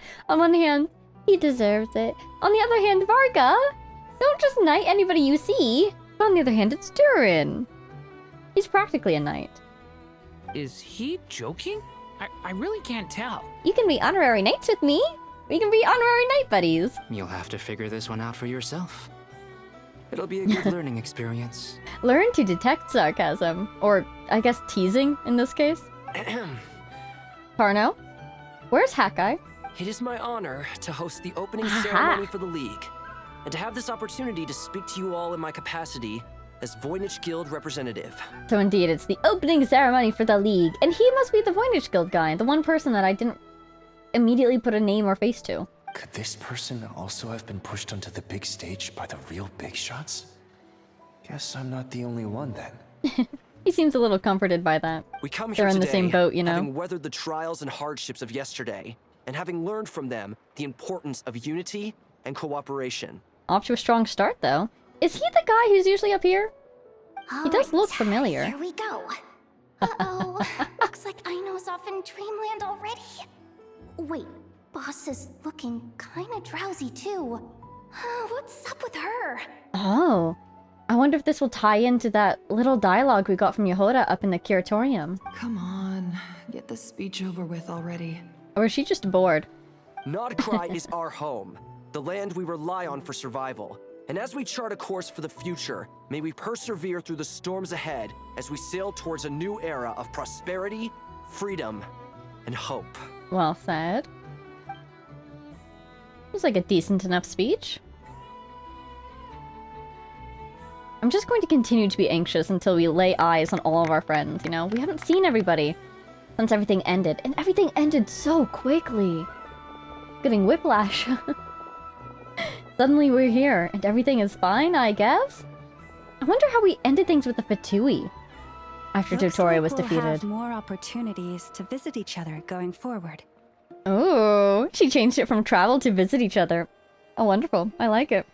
But yeah, Fatui, I was thinking that they might be affiliated with the League, because they were one of the many powers here in Nasha Town and Nod-Krai as a whole. But I wonder how we left things after Dottore. I'm sure you'll cope, Lady Moonchanter, given how fleet of foot you are. Unfortunately, I suspect I'll be too busy at the curatorium to act as your host. We have a busy schedule, not to mention an international network of contacts to manage. Now why are you acting shy all of a sudden? It'll be all right. I'll just check your schedule with Yehoda well in advance. And if she's not available, I can simply ask Ashru. And she's not even joking, she can ask Ashru. But yeah, it feels like Nefer is preemptively trying to avoid her. But Lama's not backing down. She knows her better now. So giving my employees extra workload isn't enough for you? You're really going to drag my cat into this too? I thought you'd approve. Aren't you forever increasing your employees' workloads?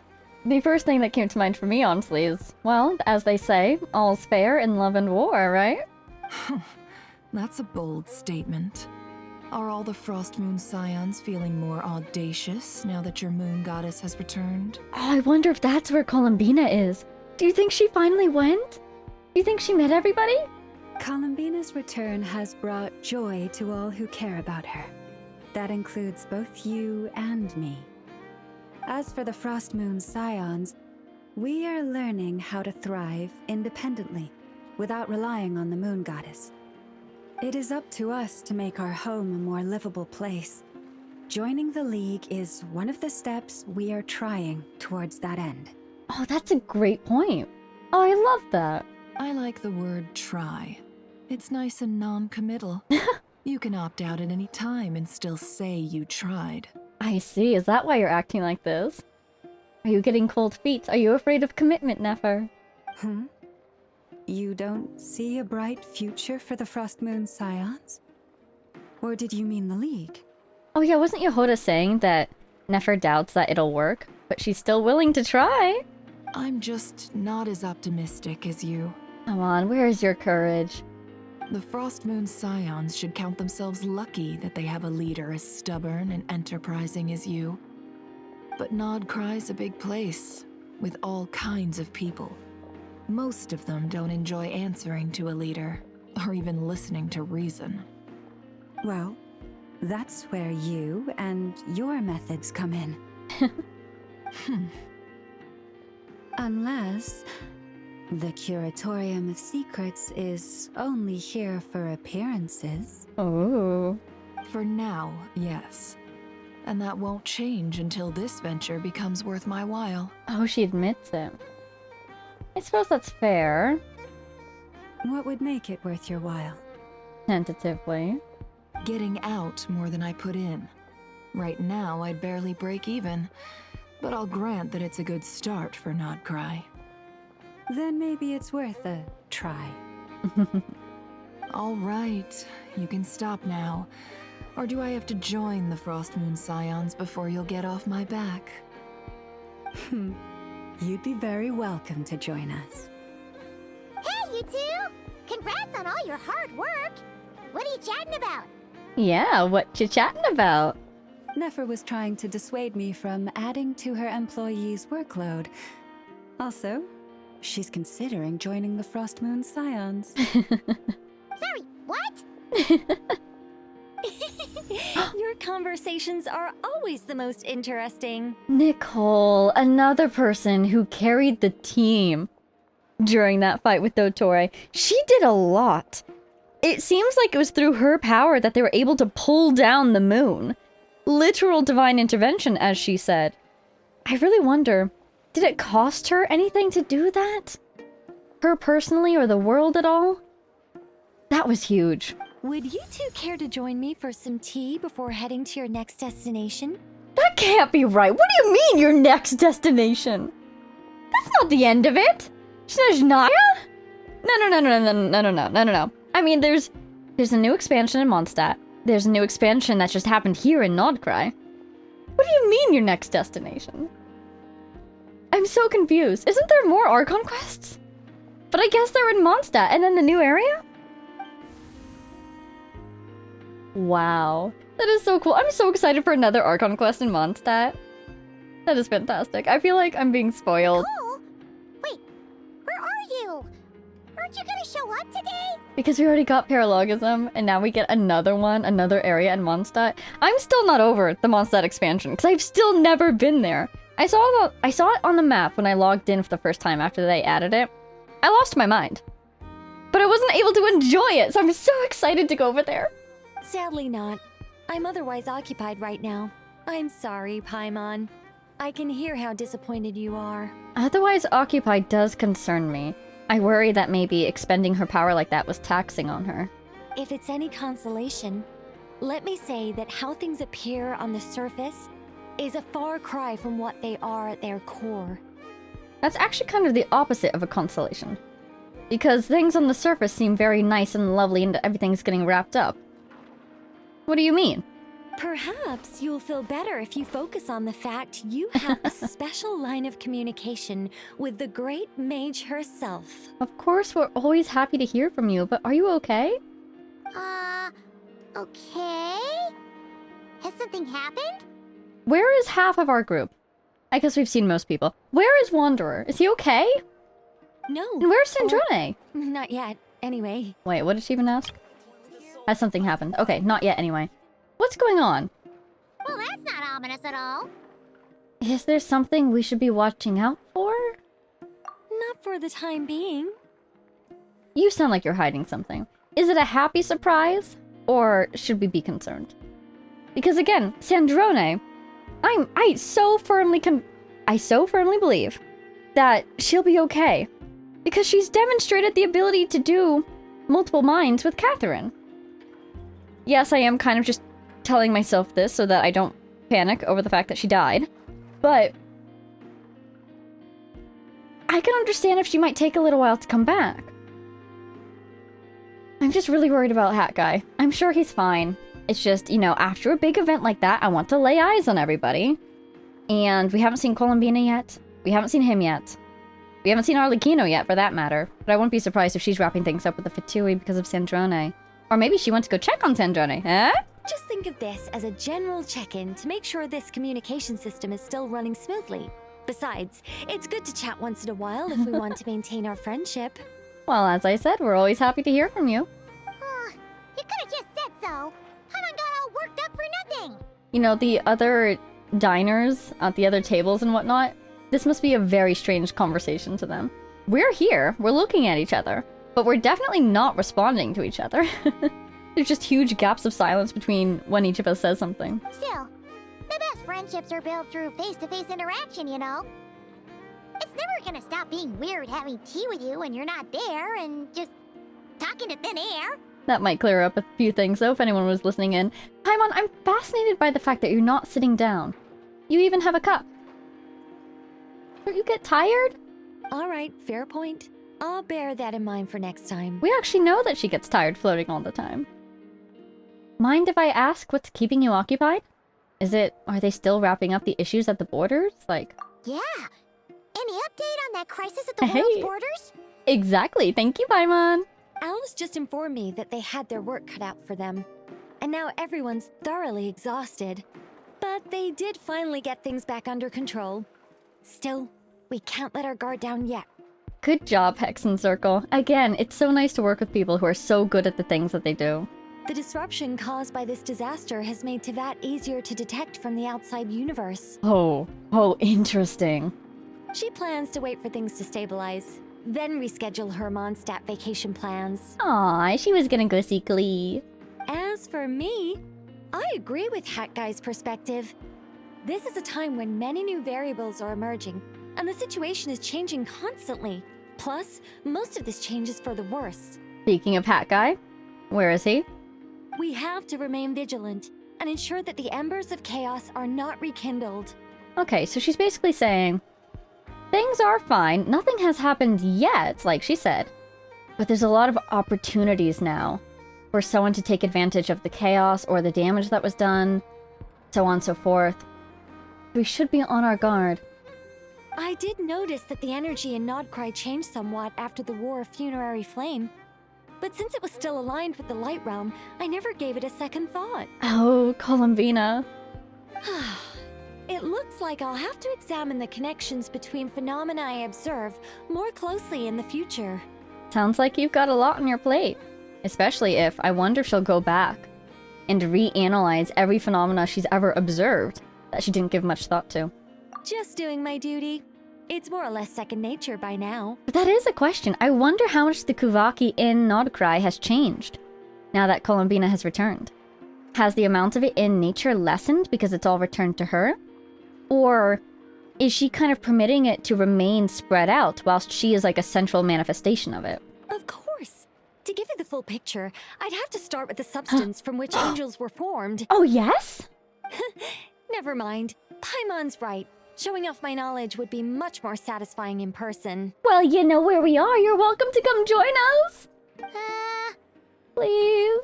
The substance from which angels were formed? I'm still thinking about... We didn't talk about this too much, but was it in... I think it was in Deep Galleries. Deep Galleries. Finale of the Deep Galleries, the artifact set. Where it's kind of implied, if not outright said, that the Fae were created by the angels from Moonlight. Well, they were created by Hyperborea, using instructions from the first angel, using Moonlight, in an attempt to bring into being someone like Columbina, if I'm understanding correctly. So, like, I've been thinking about that a lot lately, because that's just sort of... I don't know if it'll have further complications or consequences for this world, but it's like, it's something I didn't even know to wonder about. And then that artifact set just told us about it. I'm like, wow. I feel like I learned something important. So the substance from which angels were formed. Sunlight, maybe? The golden flame is what Nicole bears. And there's been kind of a stark lack of sunlight-related things in this world. The only real sun lore we ever got was through Natlan, symbolically. I really feel like they're keeping the sun from us. So I wonder, do you think angels formed from sunlight, and they used something similar in order to create Fae from moonlight? I don't know. That's just the first thing that pops into mind when she says something like that, and then stops telling us about it immediately. I feel like they're teasing us. By the way, you did receive the gifts from the Hexen Circle, yes? Ooh. I'm not trying to claim credit or anything, but my pride demands that I at least mention it. What did we get? They're quite similar to the protective talisman that Alice gave Dory, but with some very special enhancements. Oh, wow. That sounds powerful. Oh, so that's what kept our friends safe when Dotori trapped them. Oh, when we were separated? Oh, remember that one time, apparently, I think one of the characters I had dropped to, I don't know, 0 HP or just low HP, and then something said, you will not die here, and they were healed. Is that what caused it? Who was that? Was that Lauma? Indeed. We went to great lengths to make sure they were invisible to his eyes. I see. Thank you. Invisible to his eyes. When the winds of freedom blow too strong, Trapped them? Huh.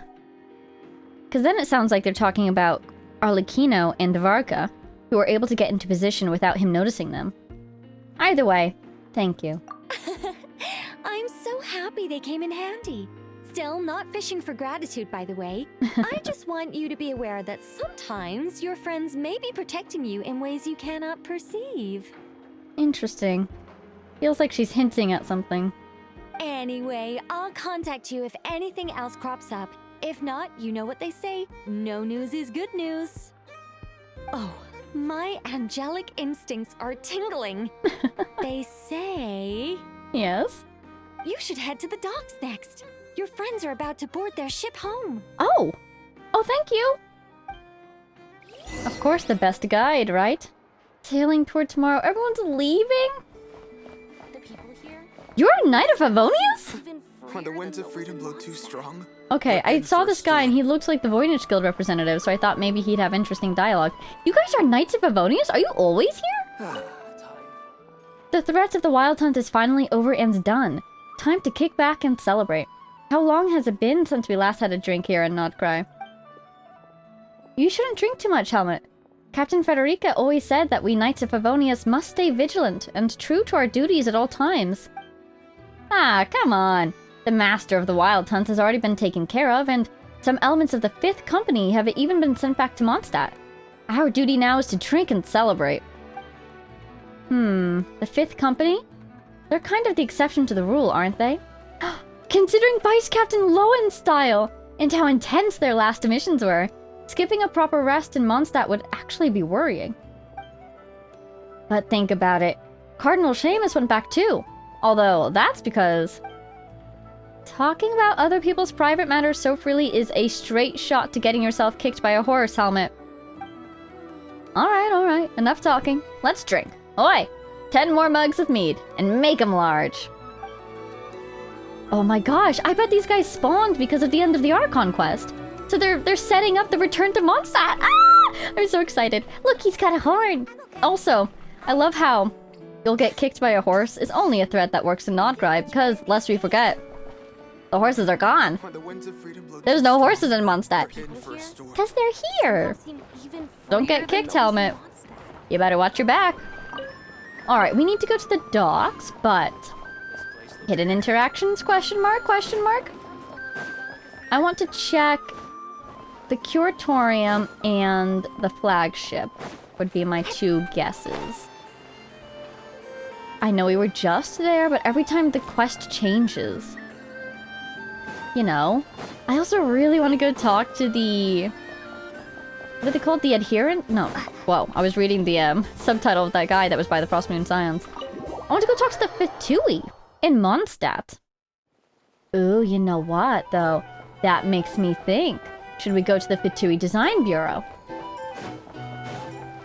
I'm just gonna do a cursory glance. Yeah. Maybe we'll teleport around a bit, just for the sake of speed. So this should be the Curatorium. Oh, Omni Ubiquity Net. That's a random one to get here in Nod-Krai.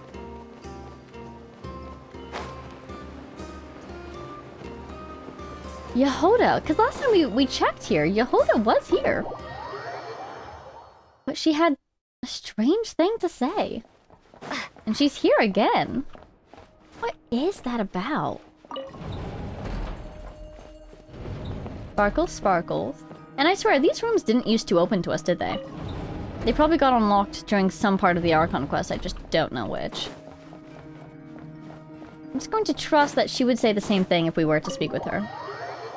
Seriously, never being sick? Strange. Let's go over here.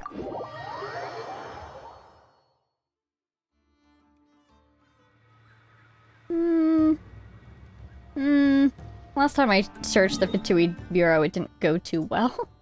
We don't have any rooms that specifically belong to Zandrone, do we? I don't know where to look for her. Oh, Oculus over there. Huh. Okay, just for the sake of it, since we're here, I would like to go to the top. This is not the top. Well, let's go check over here, because we did once see her over here. No. Okay. To the very top it is. That should be here.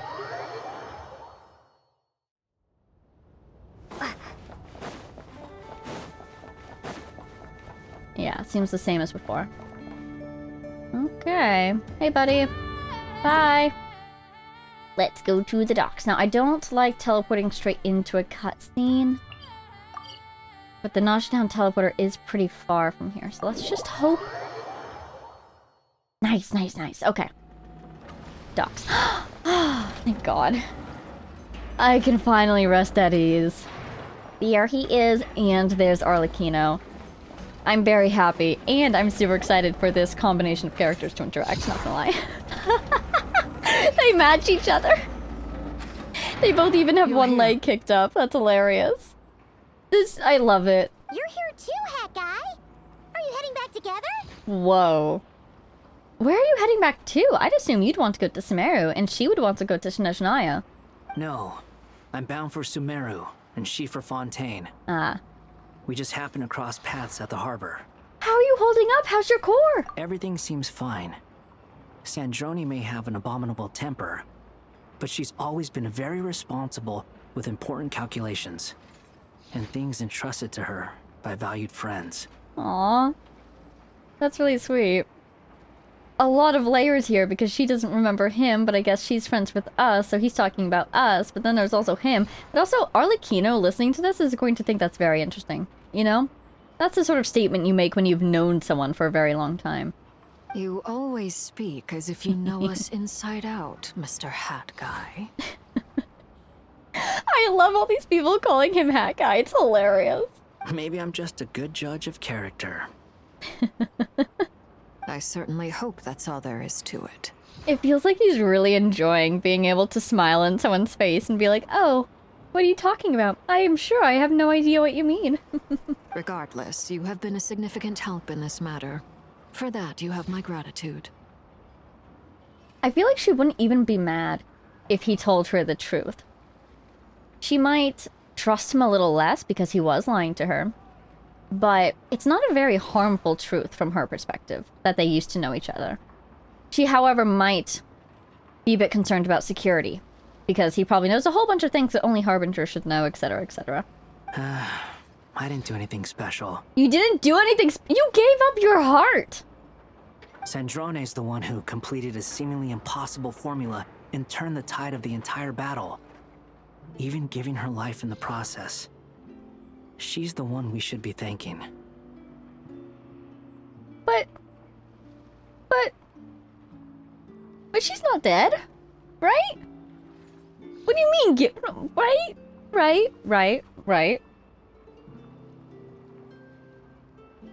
Really? I really thought for sure she would have backups. Really? He's still not back yet? Is she not coming back? Even we were unaware that Sandrone had hidden the real formula inside Polonia's body.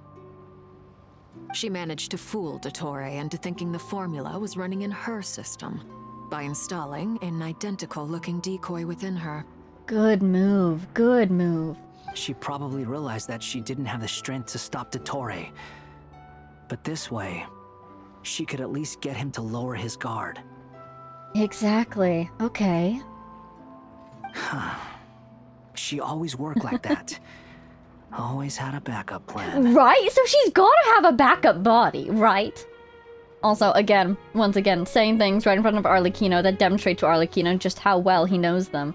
But if she always had a backup plan, then surely she had a backup plan for her own death. Like, that's one of the first backup plans you'd put into place if you were making backup plans, right? What will happen with her body? Well, that's why I'm traveling to Fontaine. Oh. She made a request of me long ago, and the time has come to fulfill it. Think of it as her will. But wait. If the request was, please return me to this one place in Fontaine, maybe that one place in Fontaine will repair her. Or, like, has the backup body. So her memories can be transferred. Where in Fontaine? Is it a workshop of any sort? What was the request? She said that should she ever fail in a mission, she'd like me to deliver her core and Polonia's to the Fontaine Research Institute. Oh no. Oh no. Oh no, that sounds like she's giving back Alain's research to the institute he founded, so that they can continue on his research now that she has fallen. Oh no, that sounds like she's actually dead! She also mentioned that she had made arrangements for people there to set her affairs in order. are her affairs to install her core in a new body? Some of her personal effects, such as her notes, were left to me. I've decided to take them back to the House of the Hearth. For safekeeping, primarily, but also as mementos, I suppose. I wonder if Sandrone would be okay if those were to be given to someone like Fremine, you know? Speaking of which, we saw the siblings pop up at the beginning of this Archon quest, pretty much, right? Fremine, Linny, Lynette. We haven't seen them since. Curious. Were they just here because Arlecchino was here? I really thought they were working on something secret in the background. However, there is one book among them that I'd like to leave in your care. I'll have someone deliver it to your residence at the flagship at a later date. Does Columbina know about this? No. I was specifically warned not to tell her. Wait. No, she saw Sandrone's body. So she knows that she's, at least temporarily, dead. You mean about her things, her final affairs? This is her last wish, and I will abide by it. Is it also some kind of backup plan? I can only hope so, but none of us here can know for certain. I bade farewell to Columbina earlier today. As promised, she turned the iridescent moon's marrow over to me. Indeed, once again, given back to Arlecchino. She spent a long time with Sandrone's body, saying her goodbyes. Oh, is she alright? And yet Sandrone wanted her final affairs to be kept from her.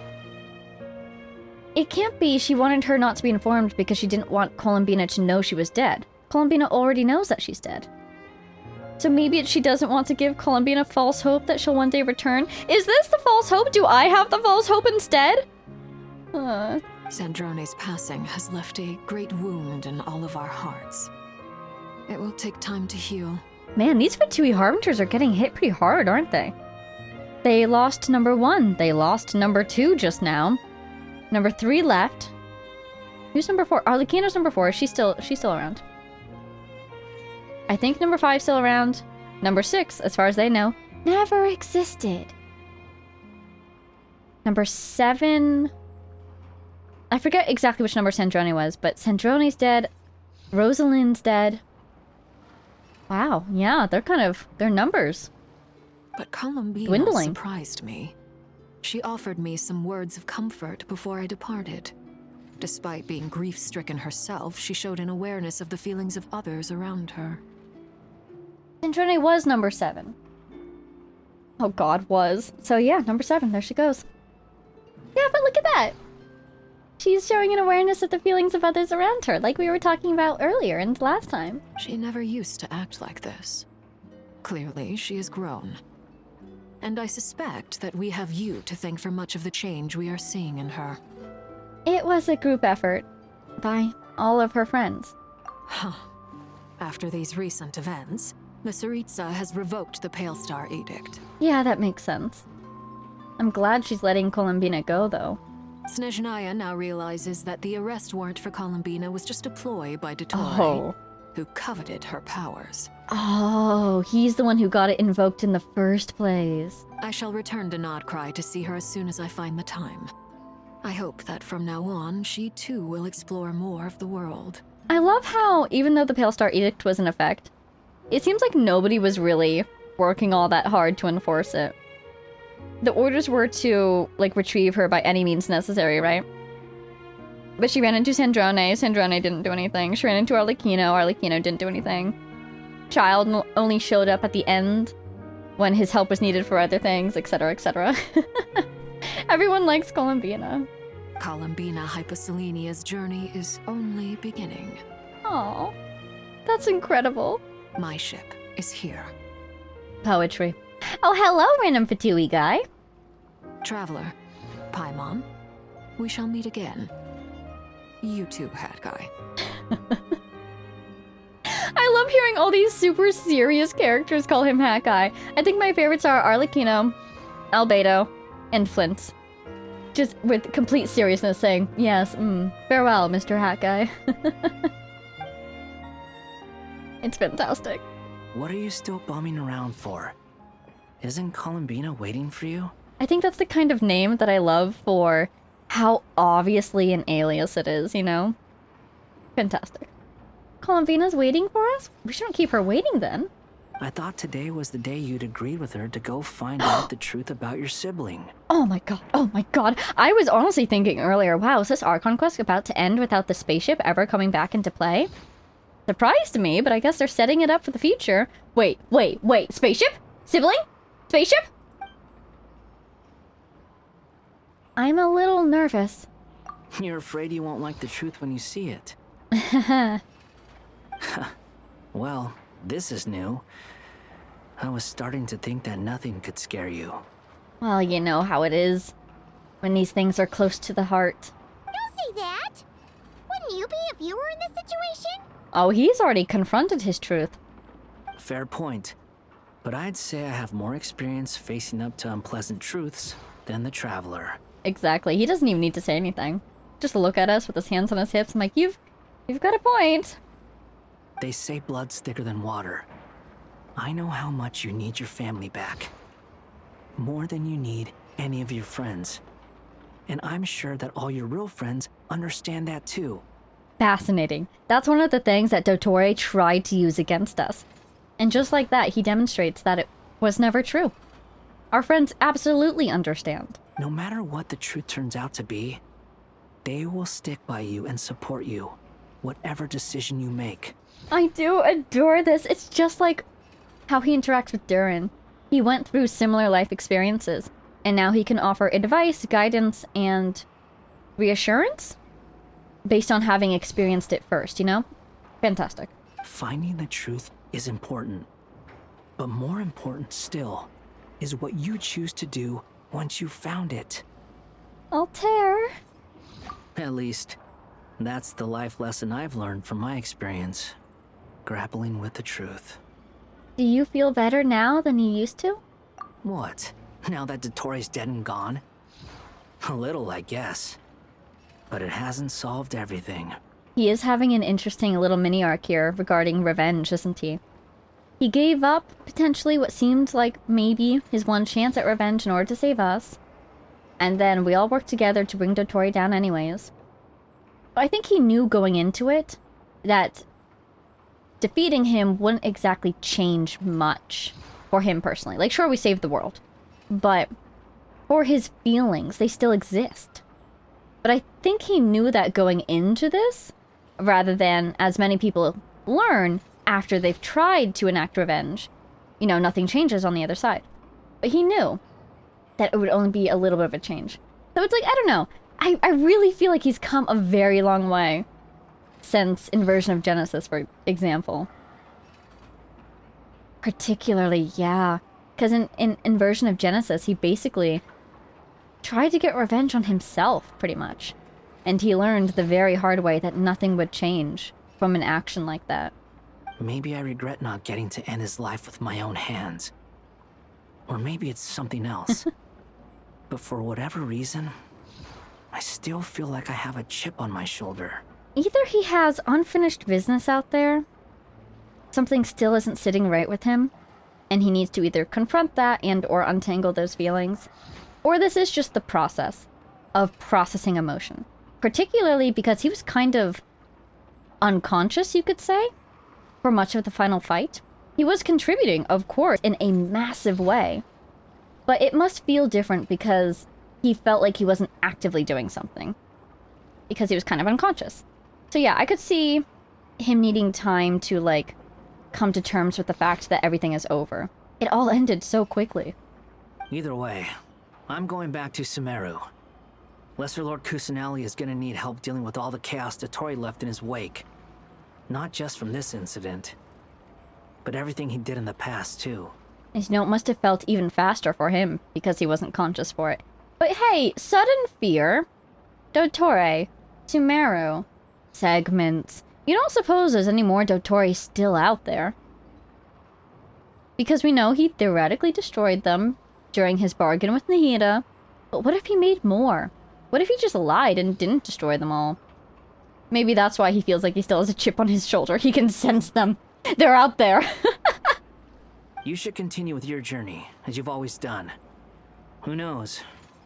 Maybe we'll meet again someplace else. Oh, that's a smile. I hope we meet again soon. Bye. I'm so proud of you. So, what should we do now? If you want to explore a bit more to steady those nerves, Paimon's game. I love my favorite characters so much. After all, when Columbina said she knew where your ship was hidden, Paimon promised to give you two some alone time with the truth. It hasn't been all that long since we were last apart, sure, but with Columbina there, Paimon's sure things will be just dandy. Excuse me, what? What? Columbina said she knew where your ship was hidden? How did she find that out? She found that out while she was Moonlight, maybe? She saw it happen as the Moonlight? Could that be it? Oh my god, did you see? Oh my god. Oh, she knows. Okay. Thank you, Paimon. Ain't no biggie. Paimon might be all about that food and fun, but she knows how to do right by people. Paimon's sure you'd prefer to digest the news about your brother in peace. Paimon, Paimon, Paimon. But, no matter what you see, just Paimon. know you can share it with Paimon. Of course, as long as it's not super private. Paimon. If you can't make sense of something, let's give it some thought together. And even if we both can't figure it out, Paimon can at least treat you to a nice meal. Who am I to refuse you, Paimon? You're my best companion after all. Glad to hear it. Feel better now? Yes, much better. All thanks to you, Paimon. Oh. She was trying to calm us down and refocus us because we were nervous. You know, reminding us that we're not alone in this, but also that it's our choice what we want to do with the information we're about to get. Thank you, Paimon. We're feeling much better. Alrighty. Next up, time to meet with Columbina. I don't want to separate from you, though. You'll come with me to Columbina, right? Don't go too far. Seeing these guys makes me really want to go to Mondstadt. To see what the guys in Mondstadt are talking about. I'm guessing she's probably on Hisi. Well, what do you know? There she is. Oh, shoot! I should have teleported in farther away. Hey, my Oculus! Nice. Columbina, we're here! Columbina, you put your eye thing back on. Can't quite believe we're meeting out here. We've gotten used to walking over to Silver Moon Hall whenever we go see you. Good point. I wonder if those will be unlocked again after this. Well, you're still welcome to go there whenever you want to see me. Aw. Maybe I will. It's just, now that it's all over, I've decided to make some changes. Try and fit in with the Frost Moon Scions, like Lama suggested. And how's that been going? The older generation are still timid around me. They don't dare get too close, and they bow their heads when I walk by. But things are much better with the children. Yay! I see more curiosity in their eyes. Hopefully, by the time the next Moon Prayer Night comes around, I can enjoy the festival with them as myself, without having to pretend that I'm only dressed up as the Moon Goddess. Oh, I love it. You'll do fine, Columbina. Paimon's sure they'll realize you're super nice once they get to know you better. You really think so? When we first met, you thought I was a little up in the clouds. Well, you've definitely changed since then. We were just starting out then, come on. So Lama told you, huh? I'm only teasing. I know that I have you to thank for pulling me back down to solid ground. It feels good to finally stand firm on the earth where I was born. Aww. And okay, wait, that's something I'm still not entirely clear on. Why was she born on Tevat? Was that explained when we were talking to the sisters? I didn't quite catch it. I wonder. The time got a little wibbly wobbly, which is fantastic, of course. But they gave her their authority, and then they left that dimension, that prison, that area. She left as well to become the Moonlight. and then is the moonlight back into the present. They're in the past, slowly eroded away by the world and or the abyss in the terms of the Crimson Moon. And then Columbina is born on Tevat for some reason. Was it the result of something they did before they fully disappeared? Maybe because the Frost Moon goddess was on the surface of Tevat when she disappeared? But she was fully mortal by the end there, basically. Oh, would they not have lived out mortal lives? Instead of being consumed by the world, they just died a mortal death? Yeah, why was she born on Tevat? Oh, that's great. Oh, yes! The card! Oh, you can have this back now. Oh, I'm so happy. Thank you. I'll make sure not to lose it this time. Oh, thank goodness. I'm so glad. She must have caught that before it fell into the sea, or somebody caught it for us. Well then, are you ready? Yes? Oh my god, spaceship! Ether, what happened to our spaceship back then? Why did you leave? Those are our two major questions. What happened to the spaceship, and how did he get out of it to begin with? It's time to learn the truth at last. Let's go. I'm ready as I'll ever be. Good. Then let me open the way for you. Interesting, interesting. It feels like we're going to see this. Rather than her just telling us, we're going to see something. Ooh. Where does this lead? It's just like the thing that was supposed to take her to the Frost Moon when she got kidnapped. To our shared destination. You're not taking me back in time, are you? You're not taking me to my spaceship, are you? Huh? Where are we going? Do you remember me telling you about my missing prologue back when we just met? I said that my story began on the moon. Yes! And I was wondering when she met with her sisters, maybe that was the prologue she thought she had. It did happen before she remembered, before she was born. That's because she traveled back to that time. But while I was inside the moon's reflection, I realized that my prologue was really hidden in the future. I just had yet to discover it at that point. Exactly, her prologue happened in the future. Are you telling me my ship is in the future? But what about the phantoms? What about the hole in the mountain where it was sitting? Those already exist in the present. The story of the time before I was born was in fact the story of my distant future. It's truly fascinating. I love time travel. But when I obtained the Trilunar Authority and returned to our present reality, I sensed something I hadn't expected. Your prologue. My prologue? So you mean... Yes, your spaceship. All this time, it has been hidden on the Frost Moon, which lay beyond the sky. What? It's on the moon? But why? Who could have done this? What? How? Oh my god. Okay, so let's see. We pulled the Frost Moon down just now. The sky was parted. It could have gone through at that moment, but it's already up there. So either someone with the authority over time put it up there in the past, or just somebody in the past pulled it up there. Has the Frost Moon ever peeked through? Maybe. It might have broken through the barrier when she was born.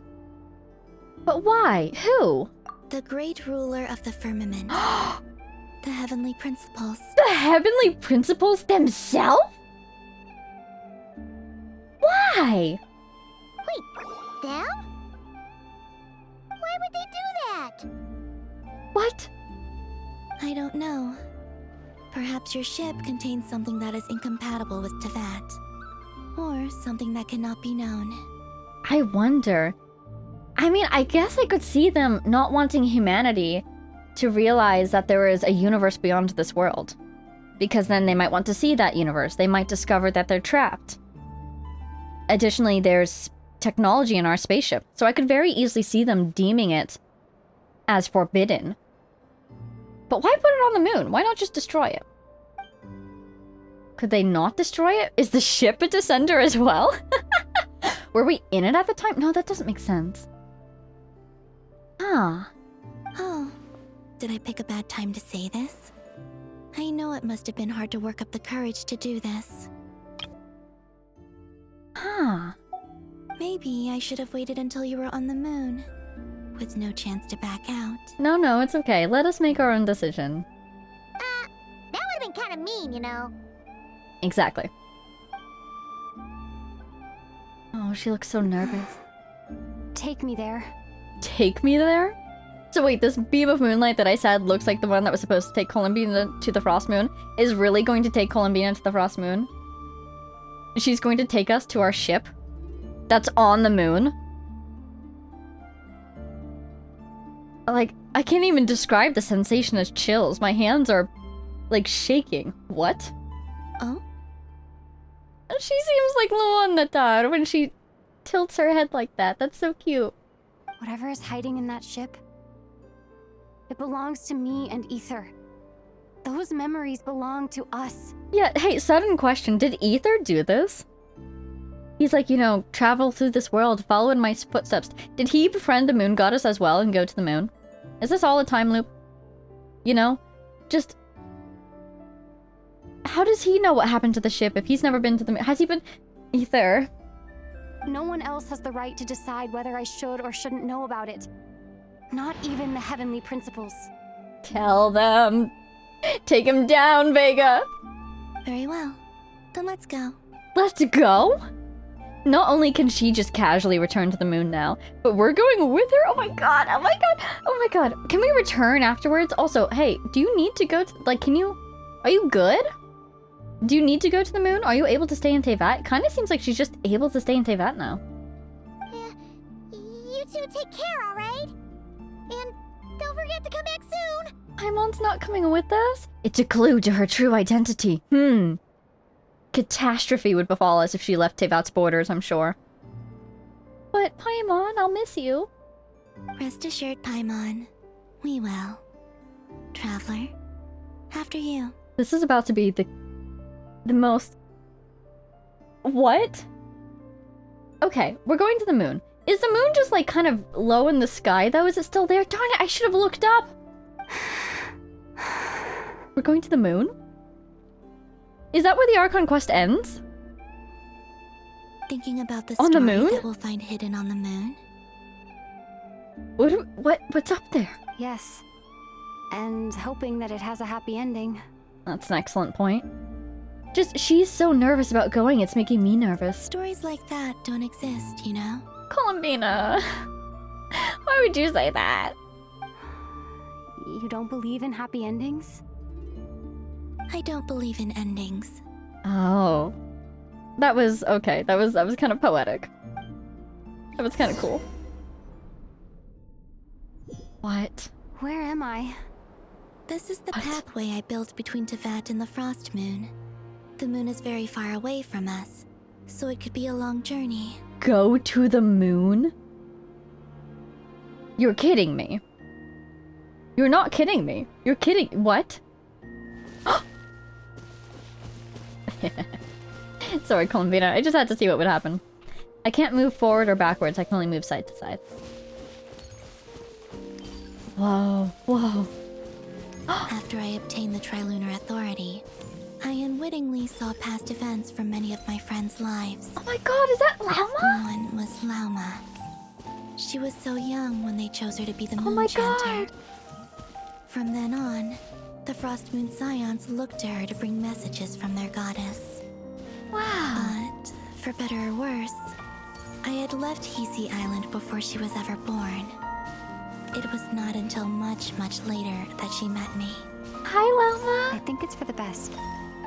Because of the way things turned out, you had the opportunity to become friends. That's a good point. You're right. In that sense, I think we were both very lucky. I love their friendship.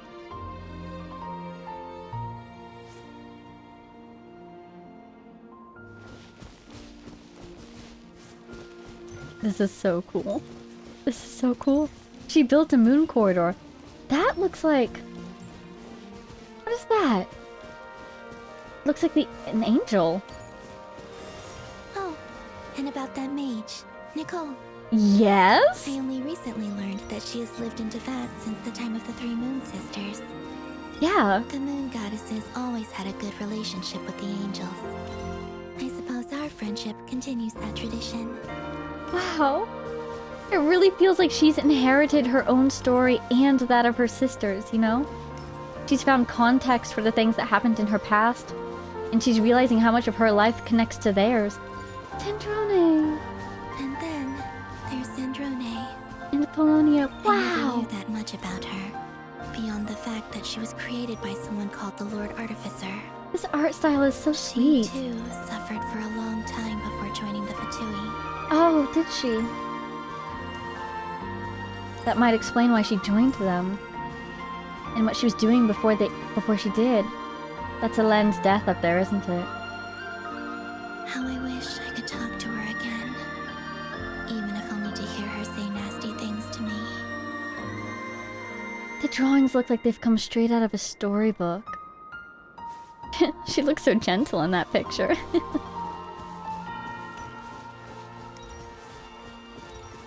This is so beautiful.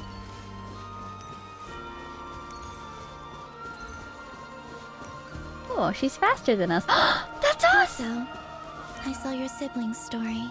Oh my god! I'm afraid I didn't see much. It seems that he rarely came to the surface, where the moonlight shines.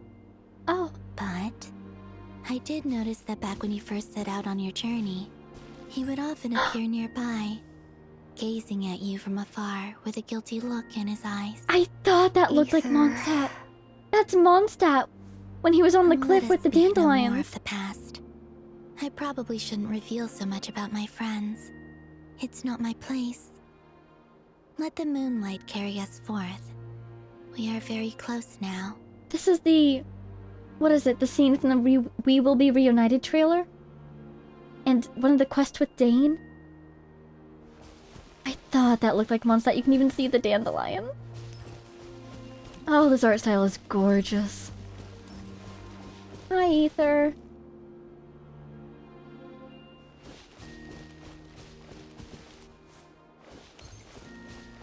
Hey. The little trees. Imagine the moon looks just like Teyvat. That would probably break my brain a little bit. Are we here?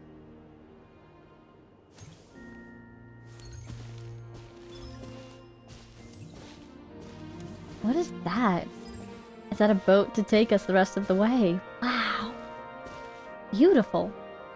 After this, I'd like to bring some Kuhenki to the moon as well. If they're willing, of course. She was saying What how about much she your would other miss friends? them. Will you bring them to visit too?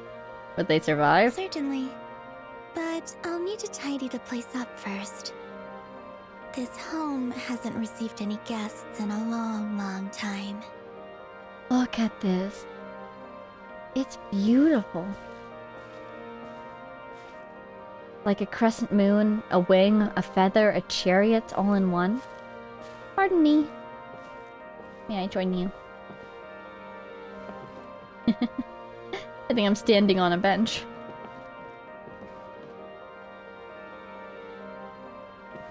I feel like I'm supposed to sit down. There we go.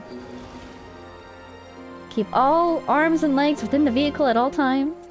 Remain seated at all I times. remember writing something similar with you on Moon Prayer Night. Oh my god, we did! I believe it was called... Dodoko's Whirligig. Yes, that was it. It's like a swan. You asked me if I was afraid to return to the moon, and I said that I was. The idea that I had gained something precious, only to lose it so quickly.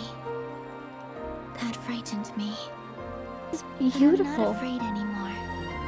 Besides, this time, we're traveling together. Oh my goodness. And it's just like her sisters, because she gained them and she lost them so quickly.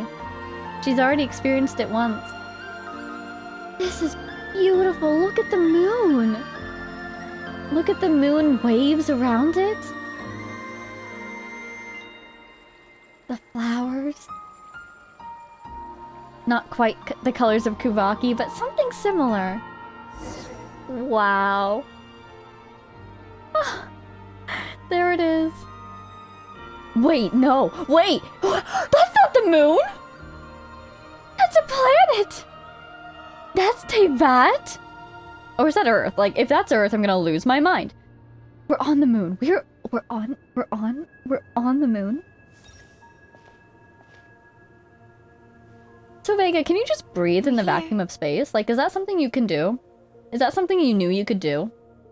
But this is what it looks like. All my questions. How big is it? Did it have buildings on it? Was it just a lunar surface?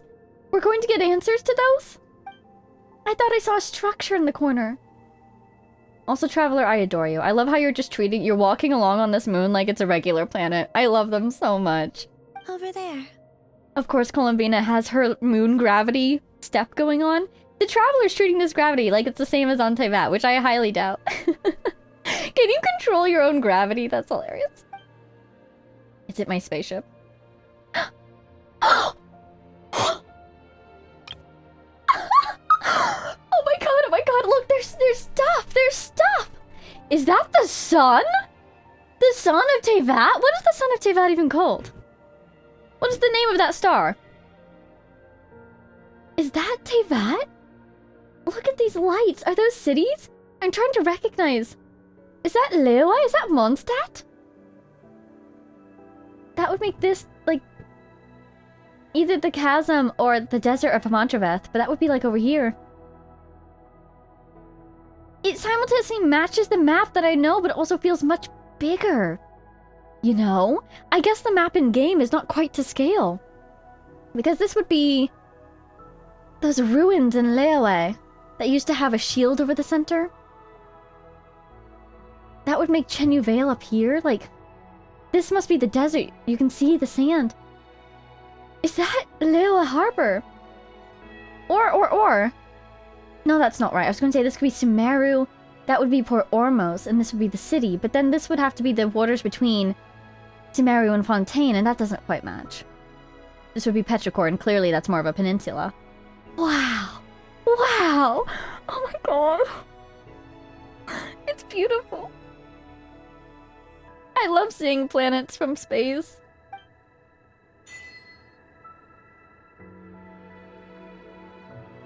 To the moon. Why do I have tears in my eyes?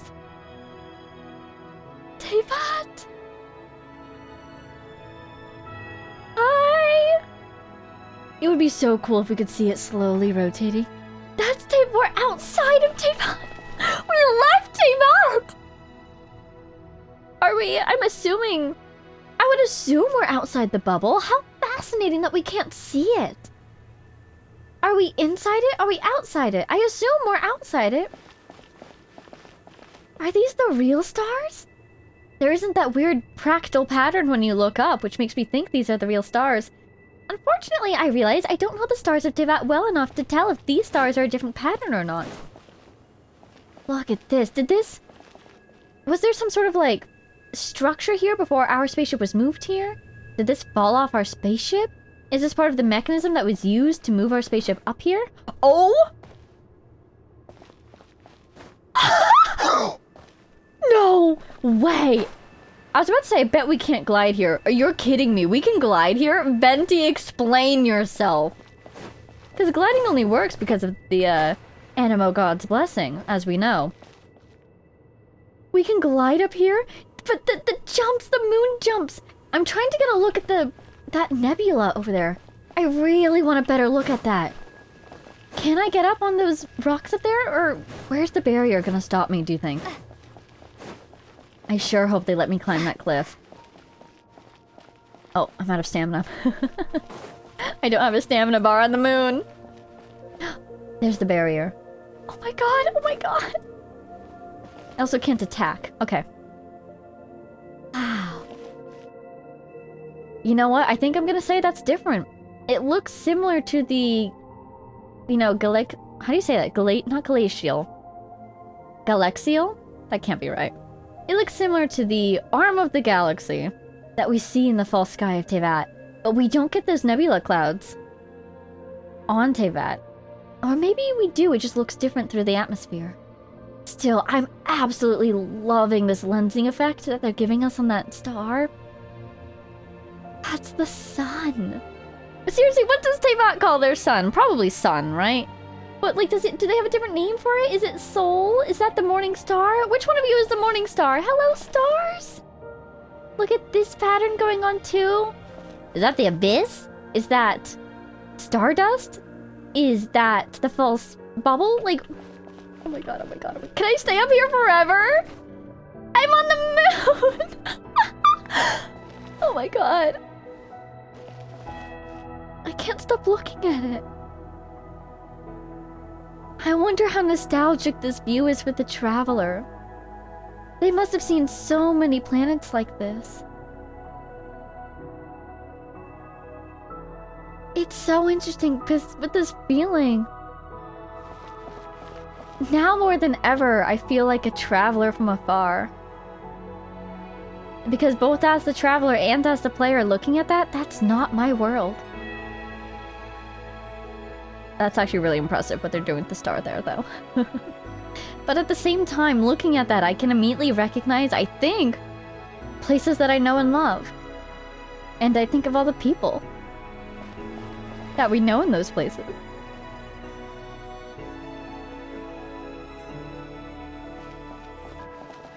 I can't wait to go back, you know?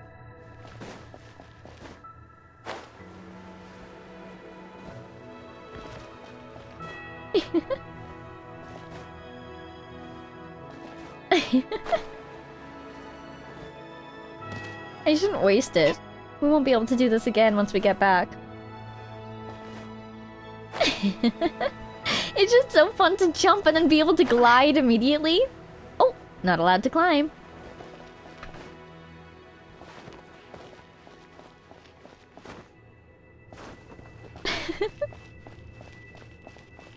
I'm determined to get up here. Oh, the other side, the other side. Haha. Oh. There we go, there we go. Haha. No heights are too high for this adventurer to reach. So beautiful. That is just... It is so cool to see Teyvat as a planet. Should we look behind, see if there's anything else to see? Get a couple more jumps in for the road. Be cool if we could like run into Columbina. Oh, look at that engine. Imagine we ran into somebody else. Imagine somebody else was up here. I'd probably die of sheer startlement. You know, the phrase scared me half to death, I'd be scared fully to death. Hi, Teyvat! Oh, Paimon's down there. Look at this spaceship! I'm so happy to see this thing. It feels like we finally got a little piece of our traveler back for her, you know? And it seems perfectly intact. Look at that thing. I wonder what the story is. Again, is that the one they left their homeworld with? Is that one they picked up along the way? It does really seem to match the traveler's design, so maybe it is from their homeworld. Do they have things aboard? Do they have stuff? Can they get their stuff back? Oh.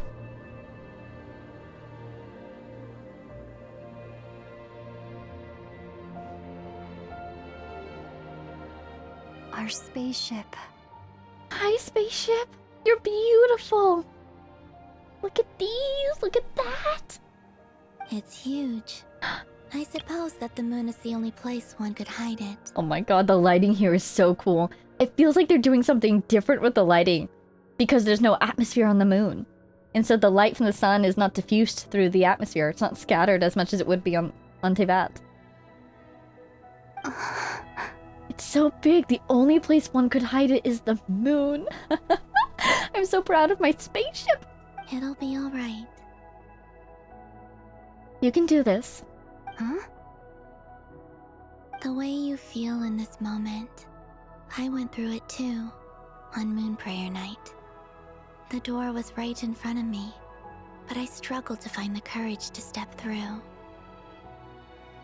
Solitude for me once meant living a life in which even I was absent. Before I met you, that was the only life I knew. That's a great way to put it. That's the life she was living. A life where even she was absent.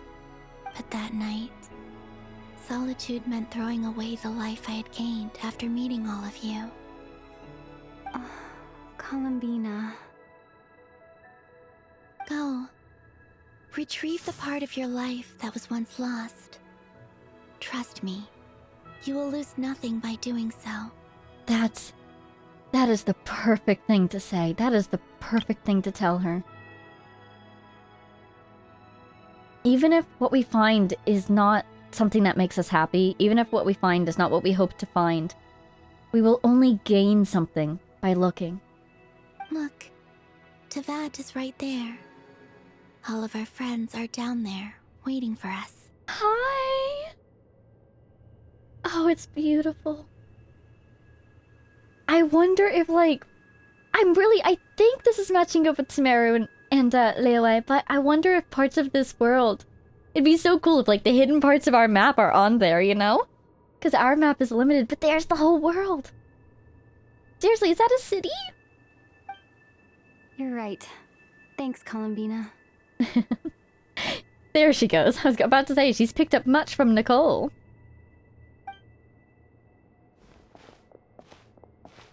Oh my goodness, oh my goodness. Do we have a key? We have a key, right? We should still have ours. Right?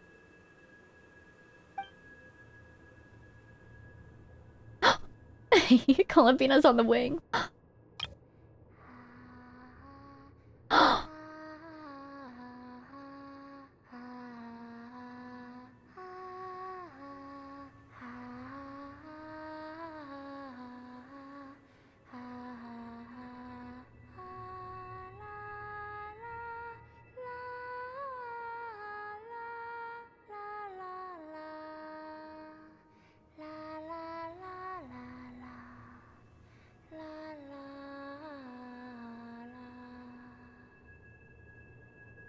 I wonder. Her song, you know, I really thought she'd get it from her sisters. But it seems like, I wonder if she got it from herself, singing it in that place. Then again, we still haven't quite cleared up her birth. Hi, Columbina. Oh, she took her thing off again. Look at how her eyes sparkle. Traveler, did you go inside? Are you back? That looks like she's back. She's seen something. She's learned something. What did you see? Finished? It's so surreal to see her eyes. I'm so unused to them. Yeah. What did you find? Why did you take your eye mask off? Eye mask. That's what she calls it. Well, since my return, I've decided to take more opportunities to see the world with my own eyes. Literally, she's looking at the world. Besides, I've always wondered how Teyvat looks from the moon. Look at her. Oh, look at them. Just such cinematic shots in this entire Archon quest, but especially on the moon. And what do you think? What do you think? I, for one, love it so much. It's beautiful. I could spend a whole day here just gazing at it. What about you? What do you think of the truth you found? What did you find?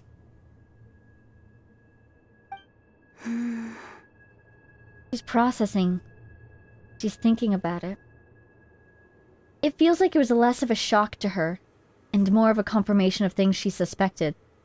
That's just what I'm getting from her behavior so far. I haven't looked at another person's expression in a long time, but I think yours is saying it was neither good nor bad.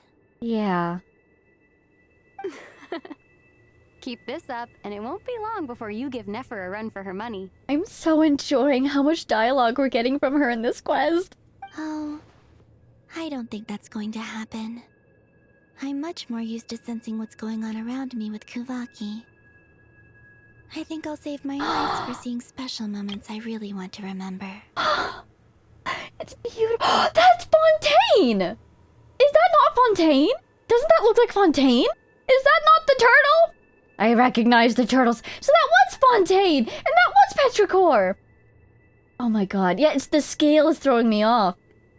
Because at first I thought Petrichor would be here, and I'm like, well, obviously it's not Petrichor because it's a peninsula. There's Petrichor. That is the desert of Hamadraveth. There's the, whatchamacallit, you know, with the Pari. There's the rainforest. So Sumeru City must be over here somewhere. This water down here. Is this Port Ormos already all the way down here? So Sumeru City would be up here? So that's Chenyu Vale. Oh my god, it's beautiful. Look, it's Fontaine! Good evening, Fontaine! Or would it be good morning? I don't know which way this place is rotating. Hi! Oh my god. I read the spaceship's flight logs. Nice, nice.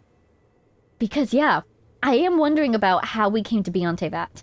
Was the ship sabotaged? Because we were summoned. So what did that summoning do to get us here? Did we come to this place of our own accord? Did it influence our behavior? Did it sabotage our ship?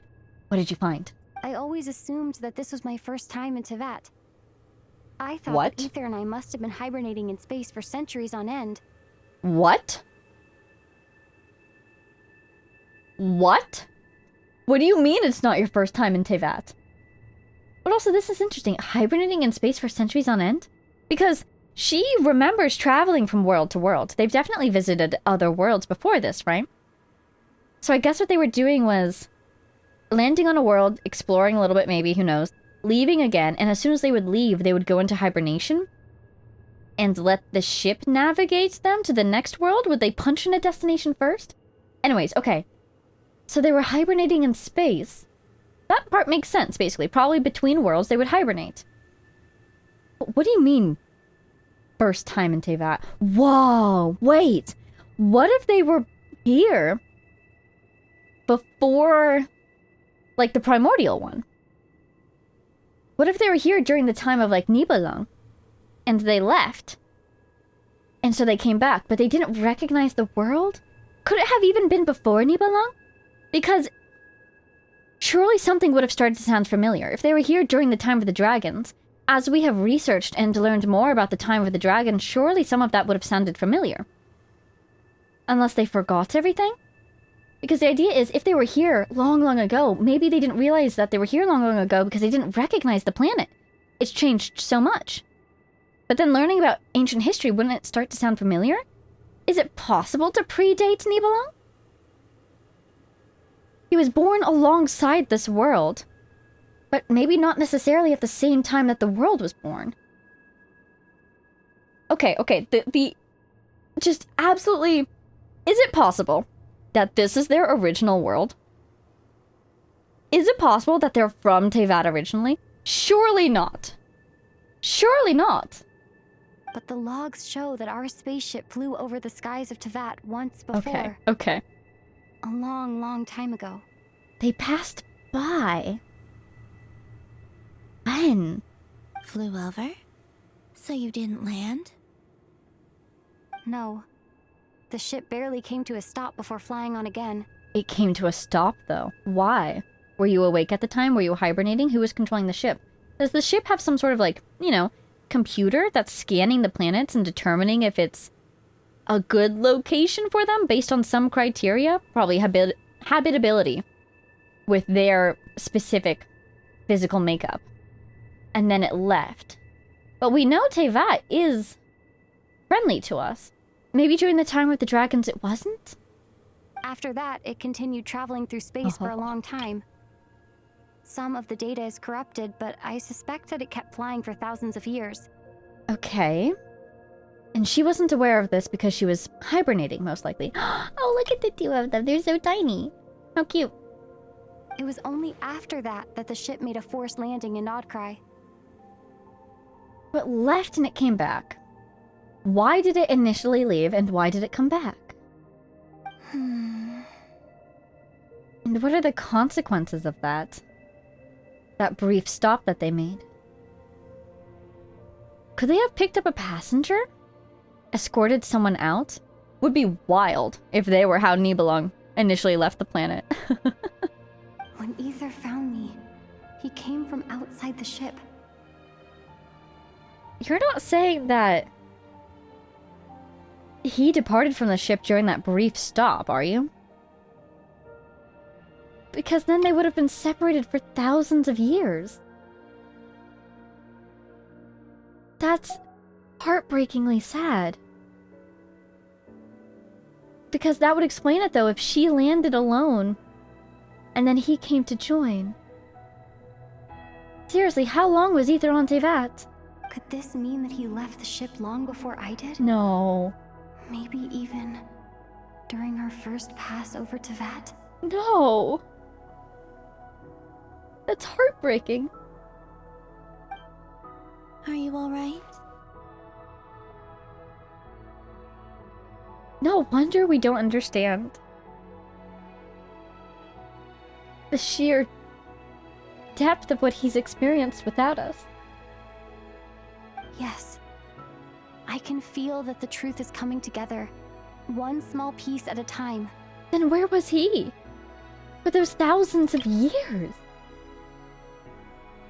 He definitely wasn't in Conria for all that time. Could he have fallen into the abyss? Because he appeared in Conria, and at that time either he already didn't have his memories or he lost his memories.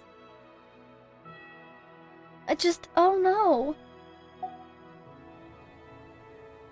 This is, okay, I'm devastated. But from a writing standpoint, this is incredible.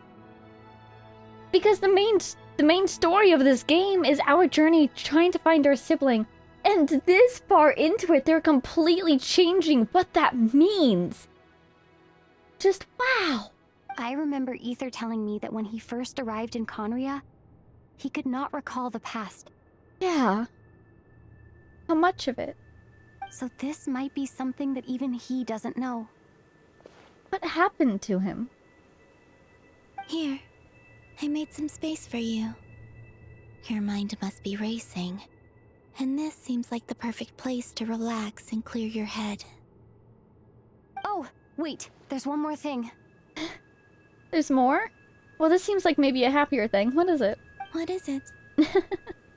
Wait here a moment. Is it a thing? Is it a literal thing? Is there a thing? It feels like she wants to show her something. She wants to go get something. Is there a thing? Wow, it's so pretty. Triangles, that's very interesting. What are you carrying? What do you have? Hey, Columbina. Wait! Oh! A new outfit! Clothes! It's her ship! It's her house! She's got clothing!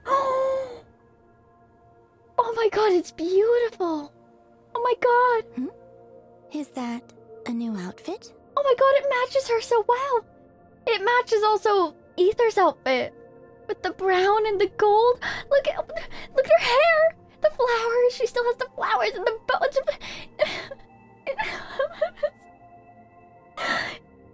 Why am I so emotional over an outfit? An old one, technically. It's been in a cabinet inside the ship this whole time. Oh my god, look at her hair! It's so cute! They updated her model! They updated her model! Oh my god. Oh my god. This is all I could have hoped for. When I said maybe there's things on the ship, I'll be honest, I was kind of thinking about like a sword. Could she have a backup sword? She had an outfit. That means a lot to me, I think, because it, you know, you express yourself through your outfit. It's part of your identity, how you choose to display yourself.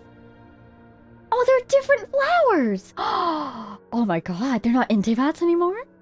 Or is that an Intivat and this is something else? Look at it, the thing, it really looks similar to Ether's outfit.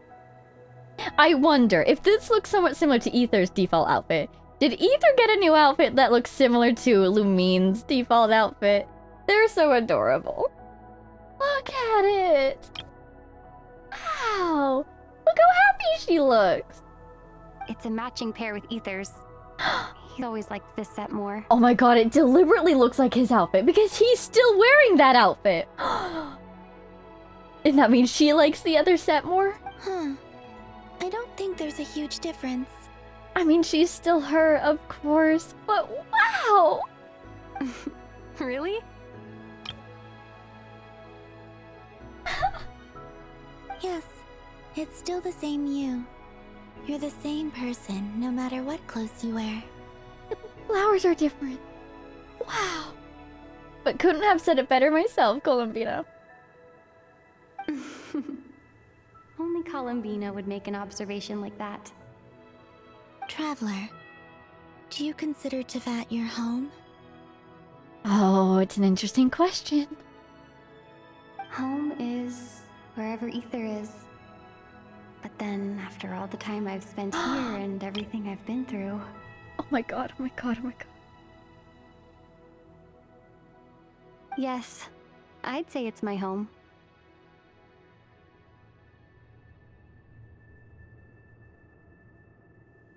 I feel so happy for her.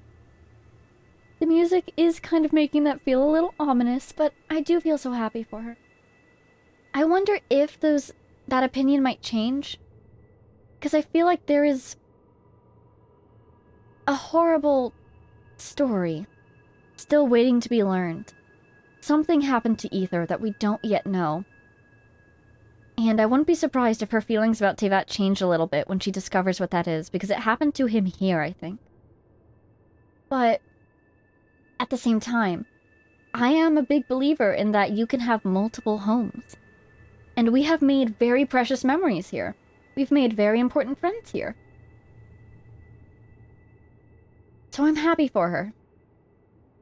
That at least she doesn't feel alone on this journey, basically. Would you change your answer if Teyvat changed appearance?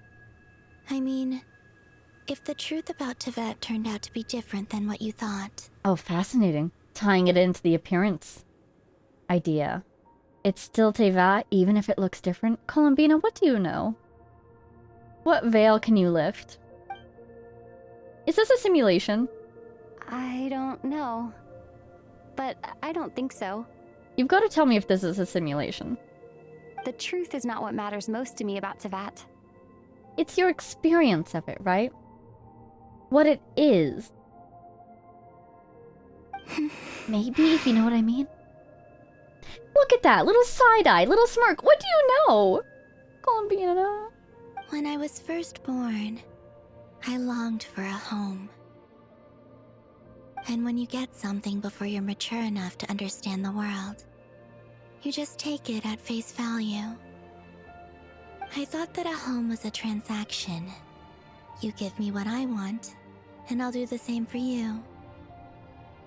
But you and your friends taught me what a true home should look like. You never asked for anything, yet you gave so generously to me. That's because your friendship matters to us. It was worth it. This is like her character arc in a nutshell. In the past, I thought that my birth in Nod-Krai must have been a mistake. Look at her! Look at her! Wow! It's interesting how the symbols have somewhat changed. This kind of looks like a little bit like a sun symbol, or I suppose a star symbol. But after journeying to the distant past where the story began, I realized that it was I who chose Nod-Krai to be my future home. There we go. That's the answer behind her birth, isn't it? She chose to be born there. Now, I am glad that I made that choice. I'm sure your friends are just as glad. Look at her. In fact, I intend to make the same choice today as I did back then. Yes? What do you mean? I kind of feel like she's about to betray us. What do you mean? Well, I've given the Eternal Moon's Marrow to Lauma, and the Iridescent Moon's Marrow to Arlecchino. You're not dying, are you? Why does it feel like someone's about to die? Columbina? And now, I shall return my Kuvagi to Nod-Krai again. Oh. That it may continue to protect my chosen home. But what about you? What does that mean for you? Wait, but what about your body? Does that mean you'll be stuck up here? Or you'll disappear? Oh, are you worried that I'll disappear again? Yeah! I won't. Not this time. The frost moon has now entered the false sky, and I am the Tri-Lune goddess. Okay, there we go. There's the answer. The frost moon is indeed right. Oh my god, wait. The NPCs were saying that earlier. The frost moon is now within the bubble. And so she should no longer be rejected by Tevat. I am only returning to Nod-Krai the part of me that it needs. I am giving what I can, because my home is worth it. And there it is. The answer to my question about Kuvaki. Oh, and I have something for you, too. They are doing such an excellent job of tying up loose ends. What is it? For me? Yes. Come closer. Is it a little bit of moonlight? Just like before. Whoa. Cryo. New talents unlocked?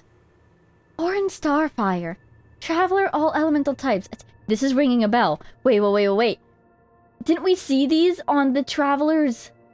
Like, the talent area? This is how you unlock them. All elemental types, attack is increased by 20%. So no matter what my element is, my attack is increased by This is a permanent buff? Additionally, when nearby party members trigger Night Soul Burst, Traveler will receive 1 blade of Sacred Flame stack. After obtaining 2, performing a charge attack will consume all blade stacks and transform it into the special charge attack, dealing Night Soul aligned pyro damage. You just made Pyro Traveler even stronger? Did you fix Hydro Traveler? HPs? Wait, okay. Attack, HP, EM, ER, defense, and crit rate? So my base crit rate, if I'm not mistaken, is now 15?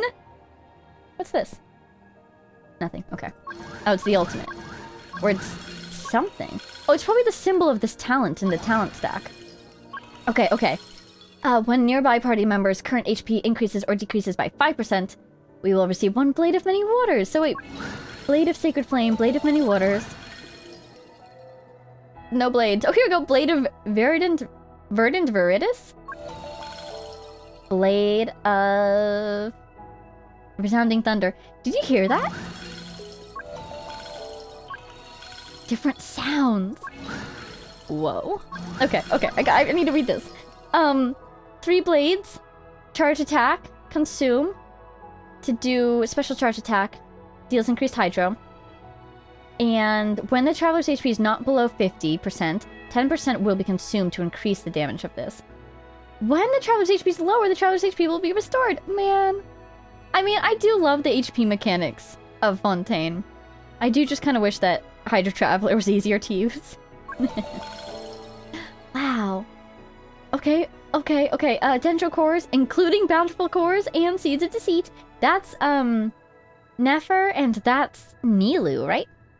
Are created nearby on the field or when the party obtains a verdant dew, that's Lunar Bloom. Traveler will receive 1 stack of Blade of Verdant Viridis. After 3, perform a charge attack, consume Dendro damage.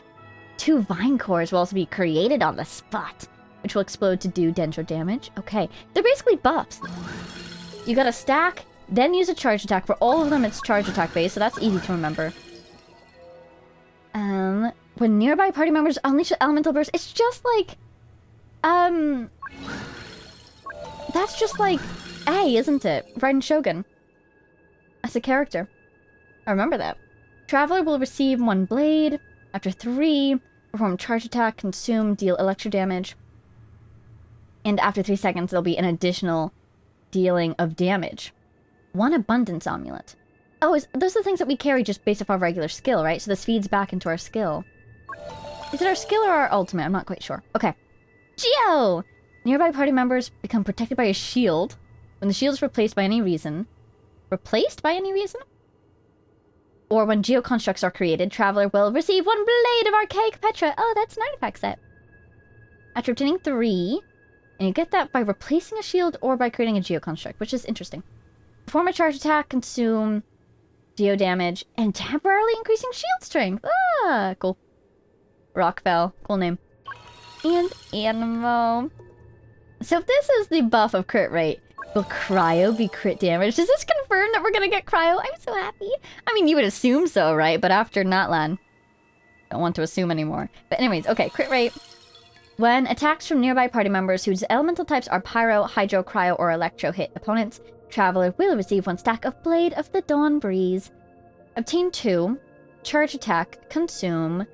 Anemo damage. Blade winds matching the element... Ooh. Matching the elemental type to the consumed Blade of the Dawn Breeze will also be summoned. They basically turned us into Varga, didn't they?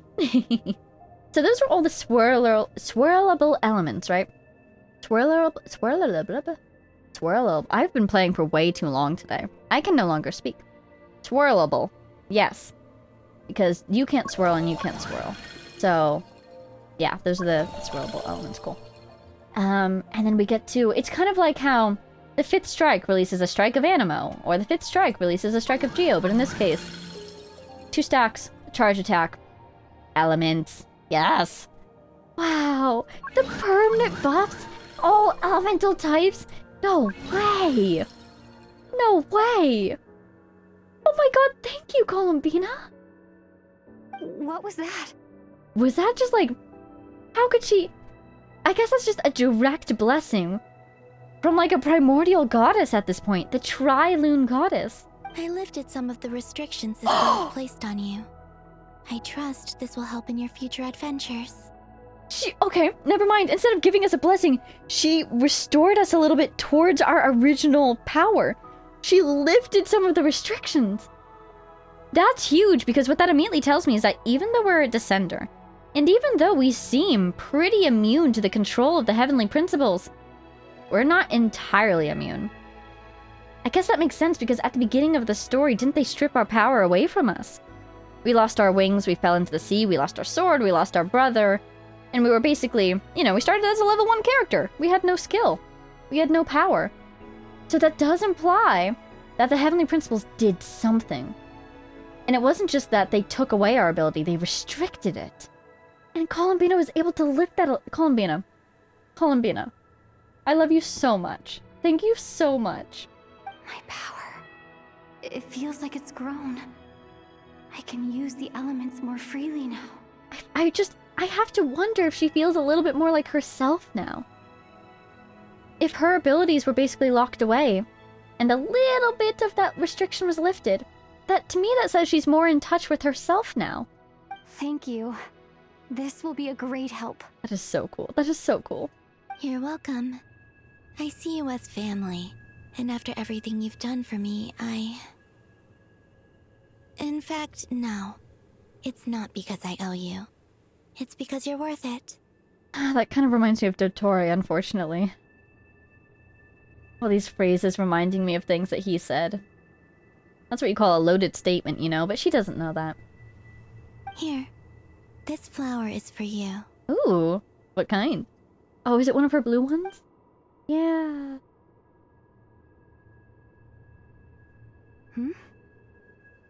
Isn't this a moon prayer blossom? Every now and then the music fades out and we get this like moon ambiance, which is fun. It's very lunar, but at the same time it's kind of scaring me. It just feels so ominous. But I guess to anyone but these two, this would be a very dangerous environment. No atmosphere and all. Yes. Don't worry. You will never see these flowers lose their color again. I'm just thinking about it because, you know, game design is very deliberate. And music and sound design is a huge element of that. Why would they give us spooky music if this is not a spooky place? But I guess my guess is that it's supposed to reflect the vastness of space, you know? I'm finally discovering the joy of giving. How I wish I'd learned this sooner. Aww. Well, you have a whole new life ahead of you now, don't you? Hey, better late than never. Right? What are you thinking about now? Why don't you take a guess? You get 1 shot. Only one? I don't think I'll get it in one guess.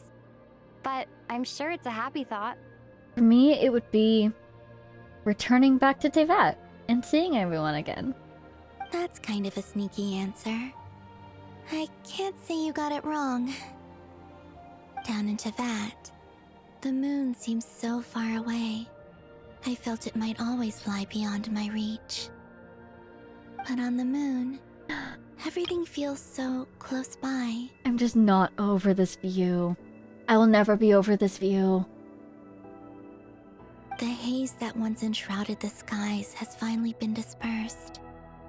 I feel like a traveler on a winter's night, starting a new chapter in my tale by the warmth of a bonfire. Oh my god, that was the name of the previous Archon quest, right? In the poem that alludes to. It's about returning home through the blizzard. On the surface, at least it is. I really feel like it applies. I don't have a lot of luggage, but I do have a lot of hope for the future. Do you have your card? Do we still have your card? Well, what's next? Yeah, what's next? Can you send us back down, by the way? Next? Do you have any plans? To start with, I want to stay here just a little longer. After that, let's return home and continue our journey. That sounds good to me. There it is! There it is! There it is! These clothes bring back so many memories. Oh my god, oh my god, oh my god, oh my god, oh my god, oh my god, oh my god, oh my god, oh my god. 2 stars! Look at her, she looks amazing! As heaven and earth are made anew. This is the coolest thing. This is so cool. They did not have to do that, but they did!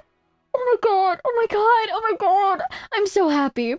Traveler outfit, give me 1,000,000, please. Oh my god. Sit! And I got a moon prayer blossom from Columbina. That must be our, like, end of the Archon quest thing, you know? To talk to Columbina will probably move us on to our next thing. Hey, what do we do? I'm Bree, but I'm also not on day bat. Oh god, how am I gonna do my dailies now?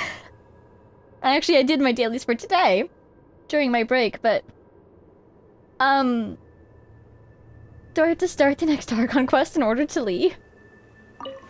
I kind of want to end it here, though.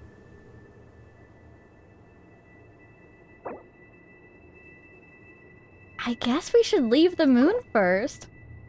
It would be so nice to end it here.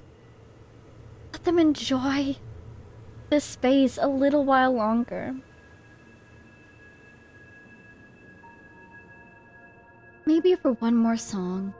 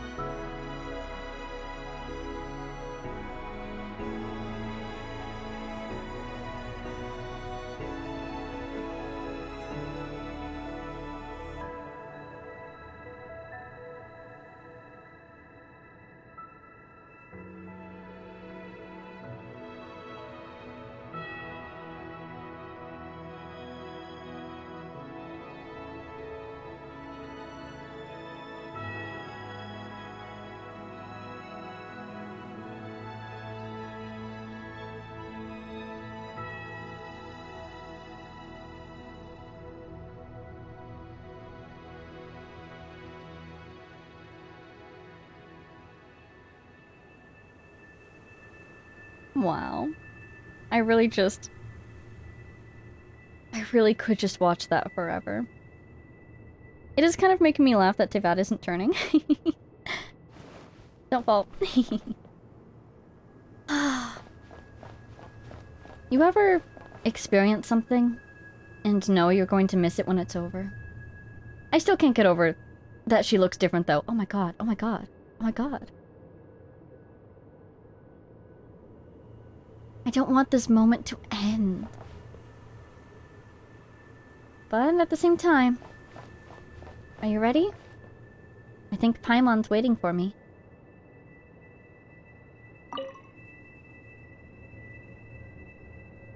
The journey goes on. For you. And for me. Like I said, this is not the end. I don't believe there has to be an ending. Of course. The dialogue tree. How could I forget? Could you tell me a little bit about Snezhnaya? Oh, is that your next destination? I guess so. Well, we've got Mondstadt. We've got Nod-Krai again. And then we have Snezhnaya. Most people would probably tell you to pack some warm clothes. But I experience things differently than most people, so I can't know how cold it is. In fact, it is home to quite a wondrous heat source. Ooh. I think they call it Kreshnik's torch. Every city in Snezhnaya is built around one of those. Ooh. I sensed the energy it gave off as I was passing by on a railway train. It felt grand and distant. I wonder what it's powered by. Also, railway train. Very cool. We haven't seen any trains yet, have we? I guess they existed in, was there one in one of the summer events? There was like a little ride that you could ride, right? That's cool. Columbina on a train. What a wonderful image. But yeah, this being the nation of Cryo, interesting that they have some sort of fantastical heat source. I wonder what powers it. I also recommend the Is it flame? Korolievsky troupe in Snezhnograd. Ooh. They give performances quite regularly, and entry was free for Harbingers. I liked them a lot. A troupe, okay. Good to know. What do you know about the Tsaritsa? Ice cold and sharp. Sounds about right. Crystal clear in some ways, yet profoundly unfathomable in others. Like the thick layer of ice on top of a frozen lake. That's beautiful. That's just the impression that Tsaritsa gives me. I was never able to glimpse what truly lies beneath that icy exterior. I don't suppose you'll tell me what that deal you made with her was. What did she need your help with? In fact, I don't think the people of Snezhnaya even know what kind of power their god wields. What do you mean? By what kind of power do you mean the extent of it? Or the type? Wouldn't it be Krya? Maybe that's because the Tsaritsa herself has never acknowledged, nor accepted that power. Is it social power? Or is it some sort of, for lack of a better term for now, magical ability that she refuses to recognize? Something to keep in mind. She might have something up her sleeve besides just cryo. Tell me more about the Fatui? There's Regrator, the Rooster, and the Jester. What about the one that I don't know about? Isn't there one number on my list that's not accounted for? Yeah, there is. I don't like this hesitation before the Jester. Are you scared of him? Between them, they control a lot of what happens in Snezhnaya. But I can never wrap my head around how exactly power is split between them. I just know they are each responsible for many specific domains. I would like to know about the Jester. I feel like he's one of our biggest remaining threats. But also, the one Harbinger, the one number, that's unaccounted for. I noticed that the Rooster and Regrator often appear to get along on the surface, while working against each other in secret. Ooh. And theirs is not a friendly rivalry. That's very good to know. That could be helpful. Traveler, you look amazing. But I wasn't particularly interested, so I tended to keep my distance. Now that I think about it, the term Mistelton often seemed to come up in connection with Project Stuja. What is Mistelton? Makes me think of tinsel or mistletoe. Mistelton? I am not familiar with any of the roots of that word. Okay, but somehow it's connected to the rooster or to Regrator? Good to know. What are your future plans? Once things settle down in Nod-Krai, I'd like to explore the world beyond Snezhnaya. Yay! You've told me so many stories about the other places you've been to, and all the friends you've made there. I'm curious to visit those nations and see them for myself. Oh, I'd love to show you. Oh my god, I'm so happy! Because usually what I feel whenever I meet a character that I want them to be able to see the world, and I'd love to help them with that if I could. My instinct is, ooh, if I had them as a character, I could have them in my party and show them the world. And I do. I do have her as a character. I could put her in my party. It would also help me learn more about the journey that has made you into the person you are today. Aw. I'm touched. She wants to know us better. That's all the questions I have for now. Okay.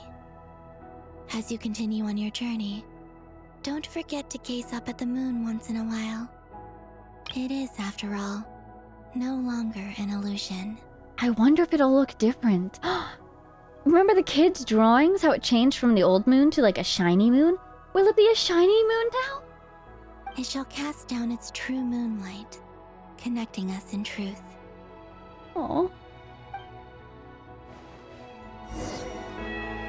Return to Tevat. Welcome Moon's homecoming. How do I return to Tevat? Well, let's talk to Columbina. The journey goes on. For you. And for me. Okay, they're letting us ask her questions again. If we accidentally backed out, I think. Like I said, this is not the end. I don't believe there has to be an ending. Okay. As you continue on your journey, don't forget to gaze up at the moon once in a while. It is, after all, no longer an illusion. It shall cast down its true moonlight, connecting us in truth. Deja vu! I'm obsessed with that star. I love how they're having it like that. It's a point light because there's no atmosphere. That is so cool. That is so cool. And they're having this lens flare as if we were looking through a real camera. Of course, if we were looking at that with our actual eyes, they would be destroyed. So good thing the Traveler's a space-born voyager who can withstand star stuff, and Columbina's a moon goddess. Return to Tevat. Oh, it's that! You know what I just realized? That popped up for me with paralogism. That's the first time I saw it. Does it not look similar? I forgot about that! Does it not look similar to moon power? If we think of it as... Right now it's our passage back to Earth. Oh, I'm sorry, back to Tevat. But if we think about it as access back into the story. Into fate, perhaps? Into time, possibly? Doesn't it look kind of similar to the power of the moonlight? And a star right there in the middle. Oh, that's so cool! It's kind of like a symbolic representation of fate. That's really neat. Okay. Guess we're going home. Bye, Columbina. Should we return to Tevat now? I meant to do the backing out option, but I accidentally said yes immediately. To Jean, acting Grand Master of the Knights of Favonius. Yeah, I was going to say, as much as I would love to end the video with Columbina and Vega on the moon, just enjoying a peaceful moment. If I want to be able to do my dailies for the next week, I kind of need to leave the moon, actually. To Jean, is he going to tell her that they're coming home? This preamble is such a pain to write. It's probably high time we got rid of this acting business. You want to make her Grand Master? Are you going to retire? I trust that Dern has updated you all on recent events. Hope we didn't worry you too much. The good news is, we managed to come together and put a stop to the Doctor's evil schemes. With that, I think it's safe to say that Nod-Krai is finally out of the woods. I feel so heartwarmed. Oh my god. Oh my god, this was incredible. As for the Fatui, not counting the Damselette, aka the Moon Goddess, who has left their organization, It sounds just like him. It reminds me of the letter from Vinelace Fest. we found ourselves allied in this instance with both the Knave and Marionette. May she rest in peace. As ever, we find ourselves better off for making friends rather than enemies. But until we can ascertain the Tsaritsa's true intentions, the future remains uncertain. I love his delivery. I love how you can see that he's a knight. You know, he's a very forthright guy. He prefers to make friends than enemies, but at the same time, he's the Grand Master. He knows how to play the diplomatic game. He knows how to be on his guard, when to trust, when not to trust. He seems like a great leader. In a short while... You're gonna go back? You're gonna go back? Wait. How am I meant to surprise everyone if I tell them in the letter that I'm heading home? Well, that would be a huge waste. You could foreshadow. You could say, you might find something surprising on your doorstep. I don't know. Is that too obvious? Oh my god, he's going home! The knights are going home! Okay, got it. What are you gonna say? I will begin sending the expeditionary team back home in waves. I'm sure they'll be able to answer any questions you still have. There you go. There you go. I hope they won't gloss over the details of my many heroic deeds. But if they do, I'm sure it'll be because they're just too exhausted from the long journey. I love the way he writes. It's fantastic. I think of Mondstadt daily. Please give everyone my best regards. Good for him. He's going home. P.S. The honorary knight went above and beyond this time. Are there any other honors we can give her? I'll leave it with you.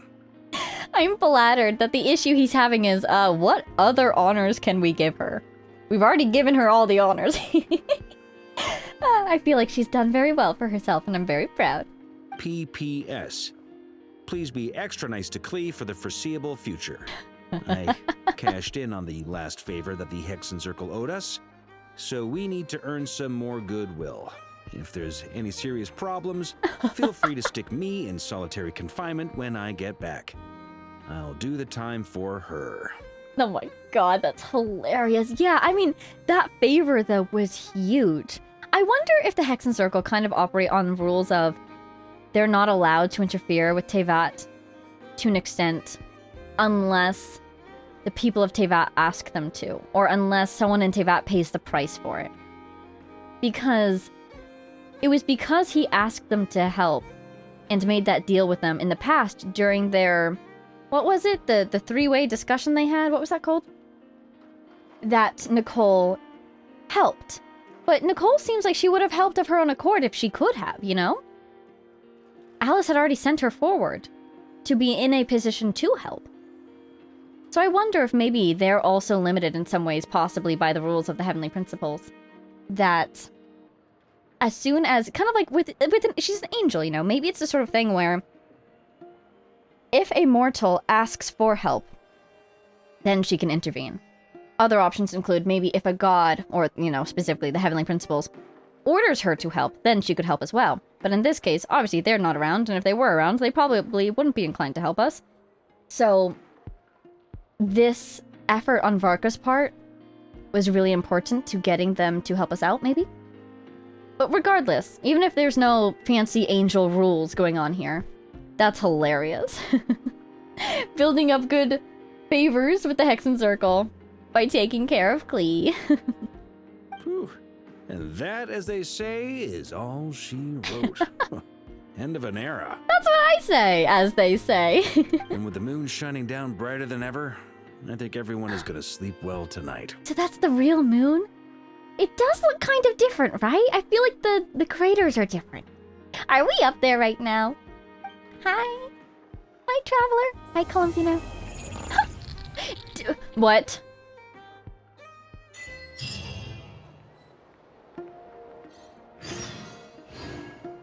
What? What? No. No. I was gonna say, deja vu. Because we got one of those on the moon. I'm horrified. I'm horrified. What? What? What? What? What? What? Because it glitched. It looked like the false sky. Oh, did we get someone's attention that we shouldn't have? Did we make someone mad? Is this all a simulation? Why did the whole screen glitch? I mean, on one hand, it would be so cool if they brought in the mechanics of the game itself as being a plot point. The ending splash screen being a plot point, that would be freaking incredible. But I'm suddenly very scared. Everything that just happened meant so much to me. We got so much closure.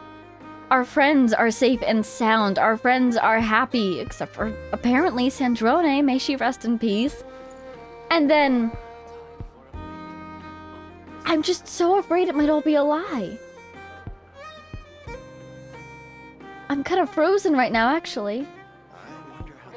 But look at Traveler. Look at my Traveler. Look at my Traveler. Oh my god. Oh my god. Oh my god. Oh my god. Look at her. I get to keep this? This is free? I get to have this?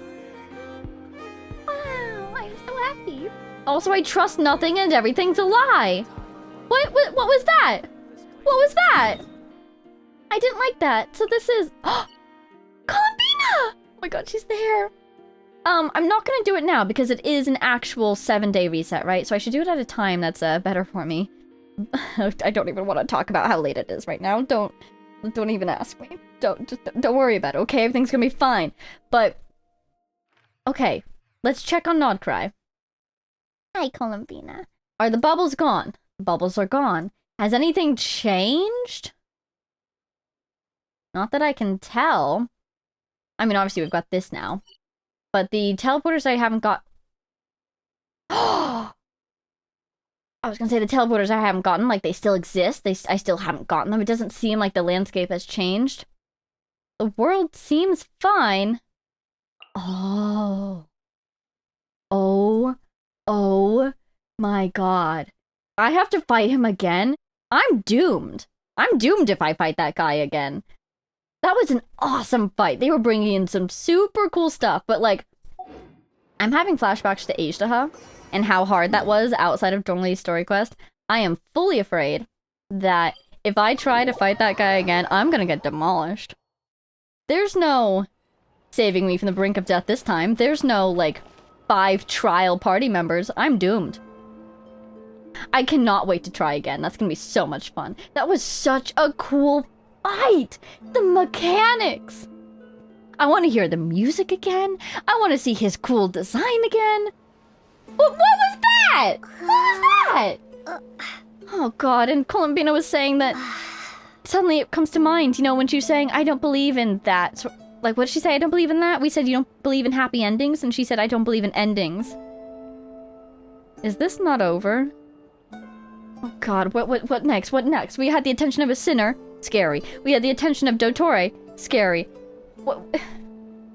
Is Renova gonna come down now? Like, because was it in the God's Limits trailer that they decided, the Shades that is, they decided they might start to move again? They might start to take action once more? What was that glitching? Who glitches like that? Arlecchino glitches, but it looked like the false sky. What? Dottore? Because, okay. Dottore was messing with the false sky, which makes me very concerned that powers that be who like that false sky might not be happy with us at the moment. But at the same time, Dottore, because should we do like, what is it? Is it movie rules? You have to see the dead body to know that they're actually dead? He kind of just got destroyed by Columbina and then it cut away. We didn't actually see him die. I assume he's dead because we cut away to our, theoretically, if not a happy ending, at least a happy conclusion to this chapter. But what about his segments? Are there any more segments out there? It would be, speaking of backup plans, if Sandrone can possibly put together a backup plan that involves a backup body, I mean, like, naturally, Dottore would also put together a backup plan with a backup body, right? Right? Oh my god, does he have a backup plan with a backup body? But even if he had a backup body, and he somehow transferred his consciousness to it, he would still need that device, the trilunar thing. And we destroyed that thing, didn't we? At the very least, we retrieved the moon marrows. The moon marrows have been given to Arlecchino and Nalma.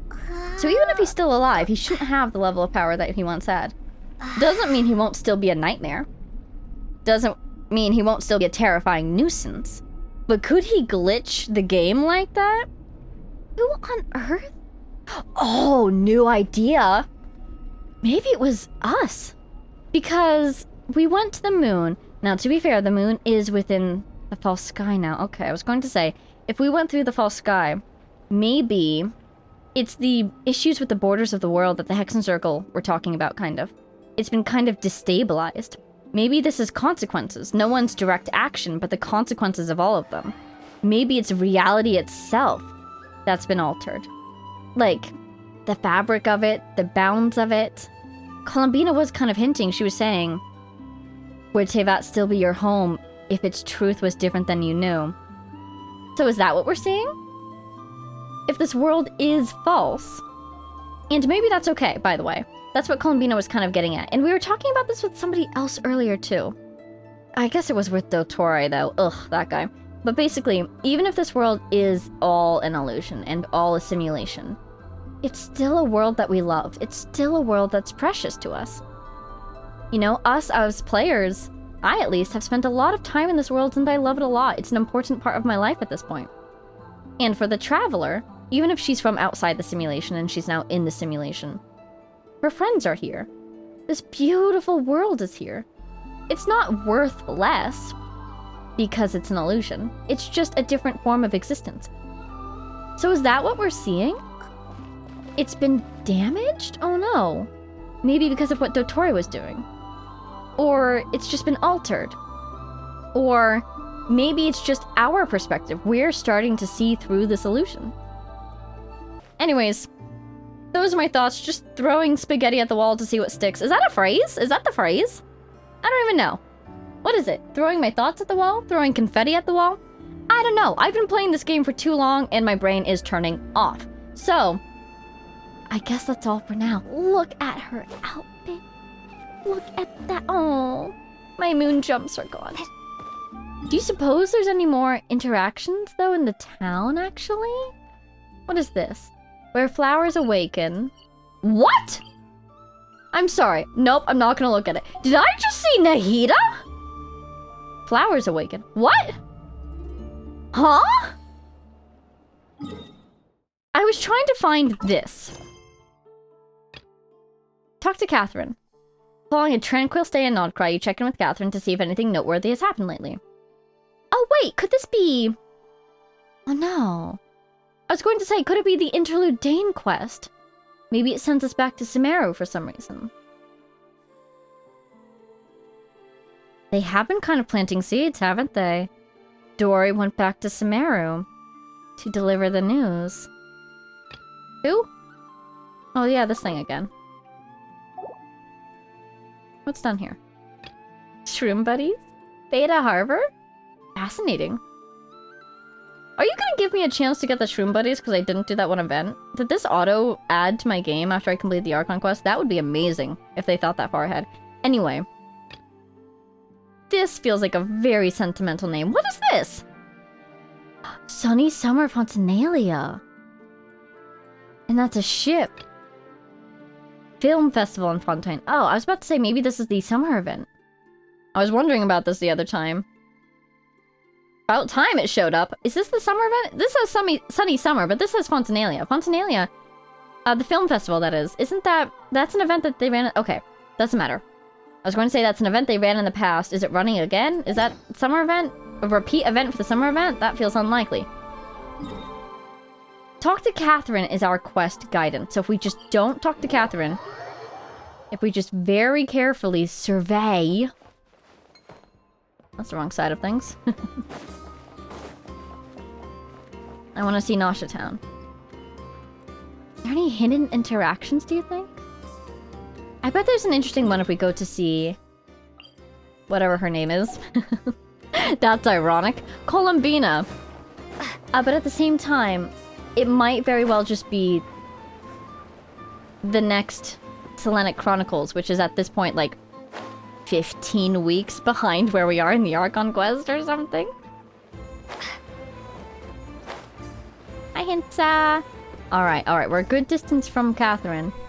Why don't I see my Archon quest marker? Okay, it is on Catherine. I was like, did Catherine move? I don't see anybody. Wait. Yeah, everything seems normal. Look at her! She looks so different! Wow. And I love that small detail. That she prefers the other set of clothing, but that Ether prefers this set of clothing, and that's why she looks like him now, and he looks like her probably in the new outfit. Yehoda is still here stressed out. Okay. That's a mystery for another day. Let's call it. Yeah, what on earth is that about? Is there a world quest involving the Curatorium? Like, how does that even work? Okay. Why does this feel different? Oh, because I'm usually over here. I guess we're done here. Look at her. She looks amazing. Hi. Where's Paimon? Why haven't we been reunited with Paimon yet? I miss Paimon. But okay. Is that everything? I guess that's everything. Can you believe it? We did Act 7 and Act 8. Oh my god. It was just too good. It was so good. That was incredible. I mean, my fears about reality being fake aside, what a beautiful story. What a fantastic conclusion. All of our dear friends that we've made, all the ways that they've grown individually and together. Columbina, this story. Wow. Just amazing, amazing. I'm obsessed. I don't think I have anything further to add. I do have some housekeeping to do, but it'll be next time. It's gonna have to be next time. I don't want to do it.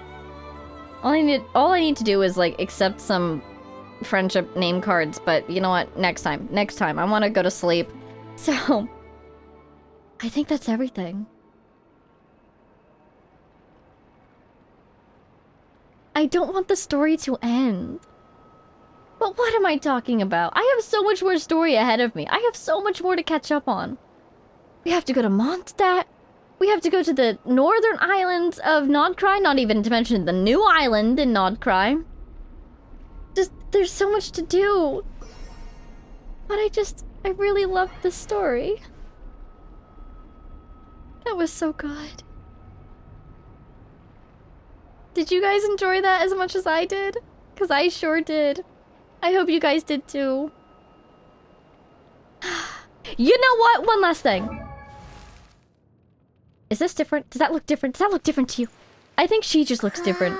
Everything looks different because she looks different. Talents! Got a new one. Okay. What I want to do is I want to look at Columbina. I want to see what her profile says. Trilunar convergence. Constellation Columbina Hyposelenia. What was this before? Was this question marks before, or did it say that the whole time? I'm so curious. And there's her constellation. Oh, why must her bird cry? Anyways, that's all I wanted to do. I was so curious about what this would say. Okay, cool. I'm happy. That'll be all for today. Thank you all so much for watching. I hope you enjoyed. Again, with the information we have now. No spoilers, please.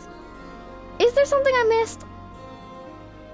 We did get conclusion on Columbina's birth. She decided to have herself born there. But like besides that, are there any cool breadcrumbs that they gave us? Or cool fun facts that I missed? Or that I didn't mention? Please let me know. I really enjoyed the story. I want to know every part of it that I can. That again, is consistent with what we know up till now. Please and thank you. That all being said, Special thank you to our Patreon supporters: Jay Blakewood, Konosard, Power of Chaos, Mary, Edu, Gibrilia, the loyal servant of Her Majesty the Tsaritsa, Ruru, Axel Iron, Jay Quellen, Lunar, Maxan, Martine, Marcus, Sal, Don't Call It, Brian, Warp, Summer, Mo, Lazaria, Kagora, and all of our anonymous patrons. Thank you all so much. And I hope you enjoyed. Was that not fantastic? That was fantastic. That was so good. And of course, the little teaser they put right at the end. Whatever that was, that little glitch at the end. It's a fantastic tie-in to whatever's coming next, I'm sure. They're hinting that something's going on, or they're hinting that there's going to be consequences for our actions. Like, I guess, Nicole was saying. She was saying, be on your guard. And it's a fantastic, tiny little hint right there at the end that I'm sure drove you guys crazy until the next Archon quest dropped. Oh my god. That was amazing. And besides the glitch, what's up with the ending screen appearing twice? Like, that's the part that's most curious to me. What does that even mean? To me, that means there's something up with the game mechanics. To me, that it really feels like they're going to bring in the fact that this is a game into the plot itself, but like, what would that even look like in this world? Why the two ending screens? They said the same thing both times, right? Both times, yeah. Probably, right? The true moon or something, new moon. And it said Act 8. What was that about? I'm so curious. Alright, that's all for now. I'm very curious about what's gonna happen next with this Archon quest, but I'll say it now, we're probably going north. We got a lot of world quests up there to do, and I'm not gonna miss my world quests. World quests are my blood. They give me life. So we're going north next, would be my guess. But look at our new outfit! Look at our new outfit that we're gonna do in it. I'm so happy. Okay. That's all. Bye for now. I'll see you in the next one. Also, I'm predicting at this point that my release schedule for these videos is going to be very interesting. So thank you so much for your flexibility with the release schedule. And I will see you all in the next one. Bye now!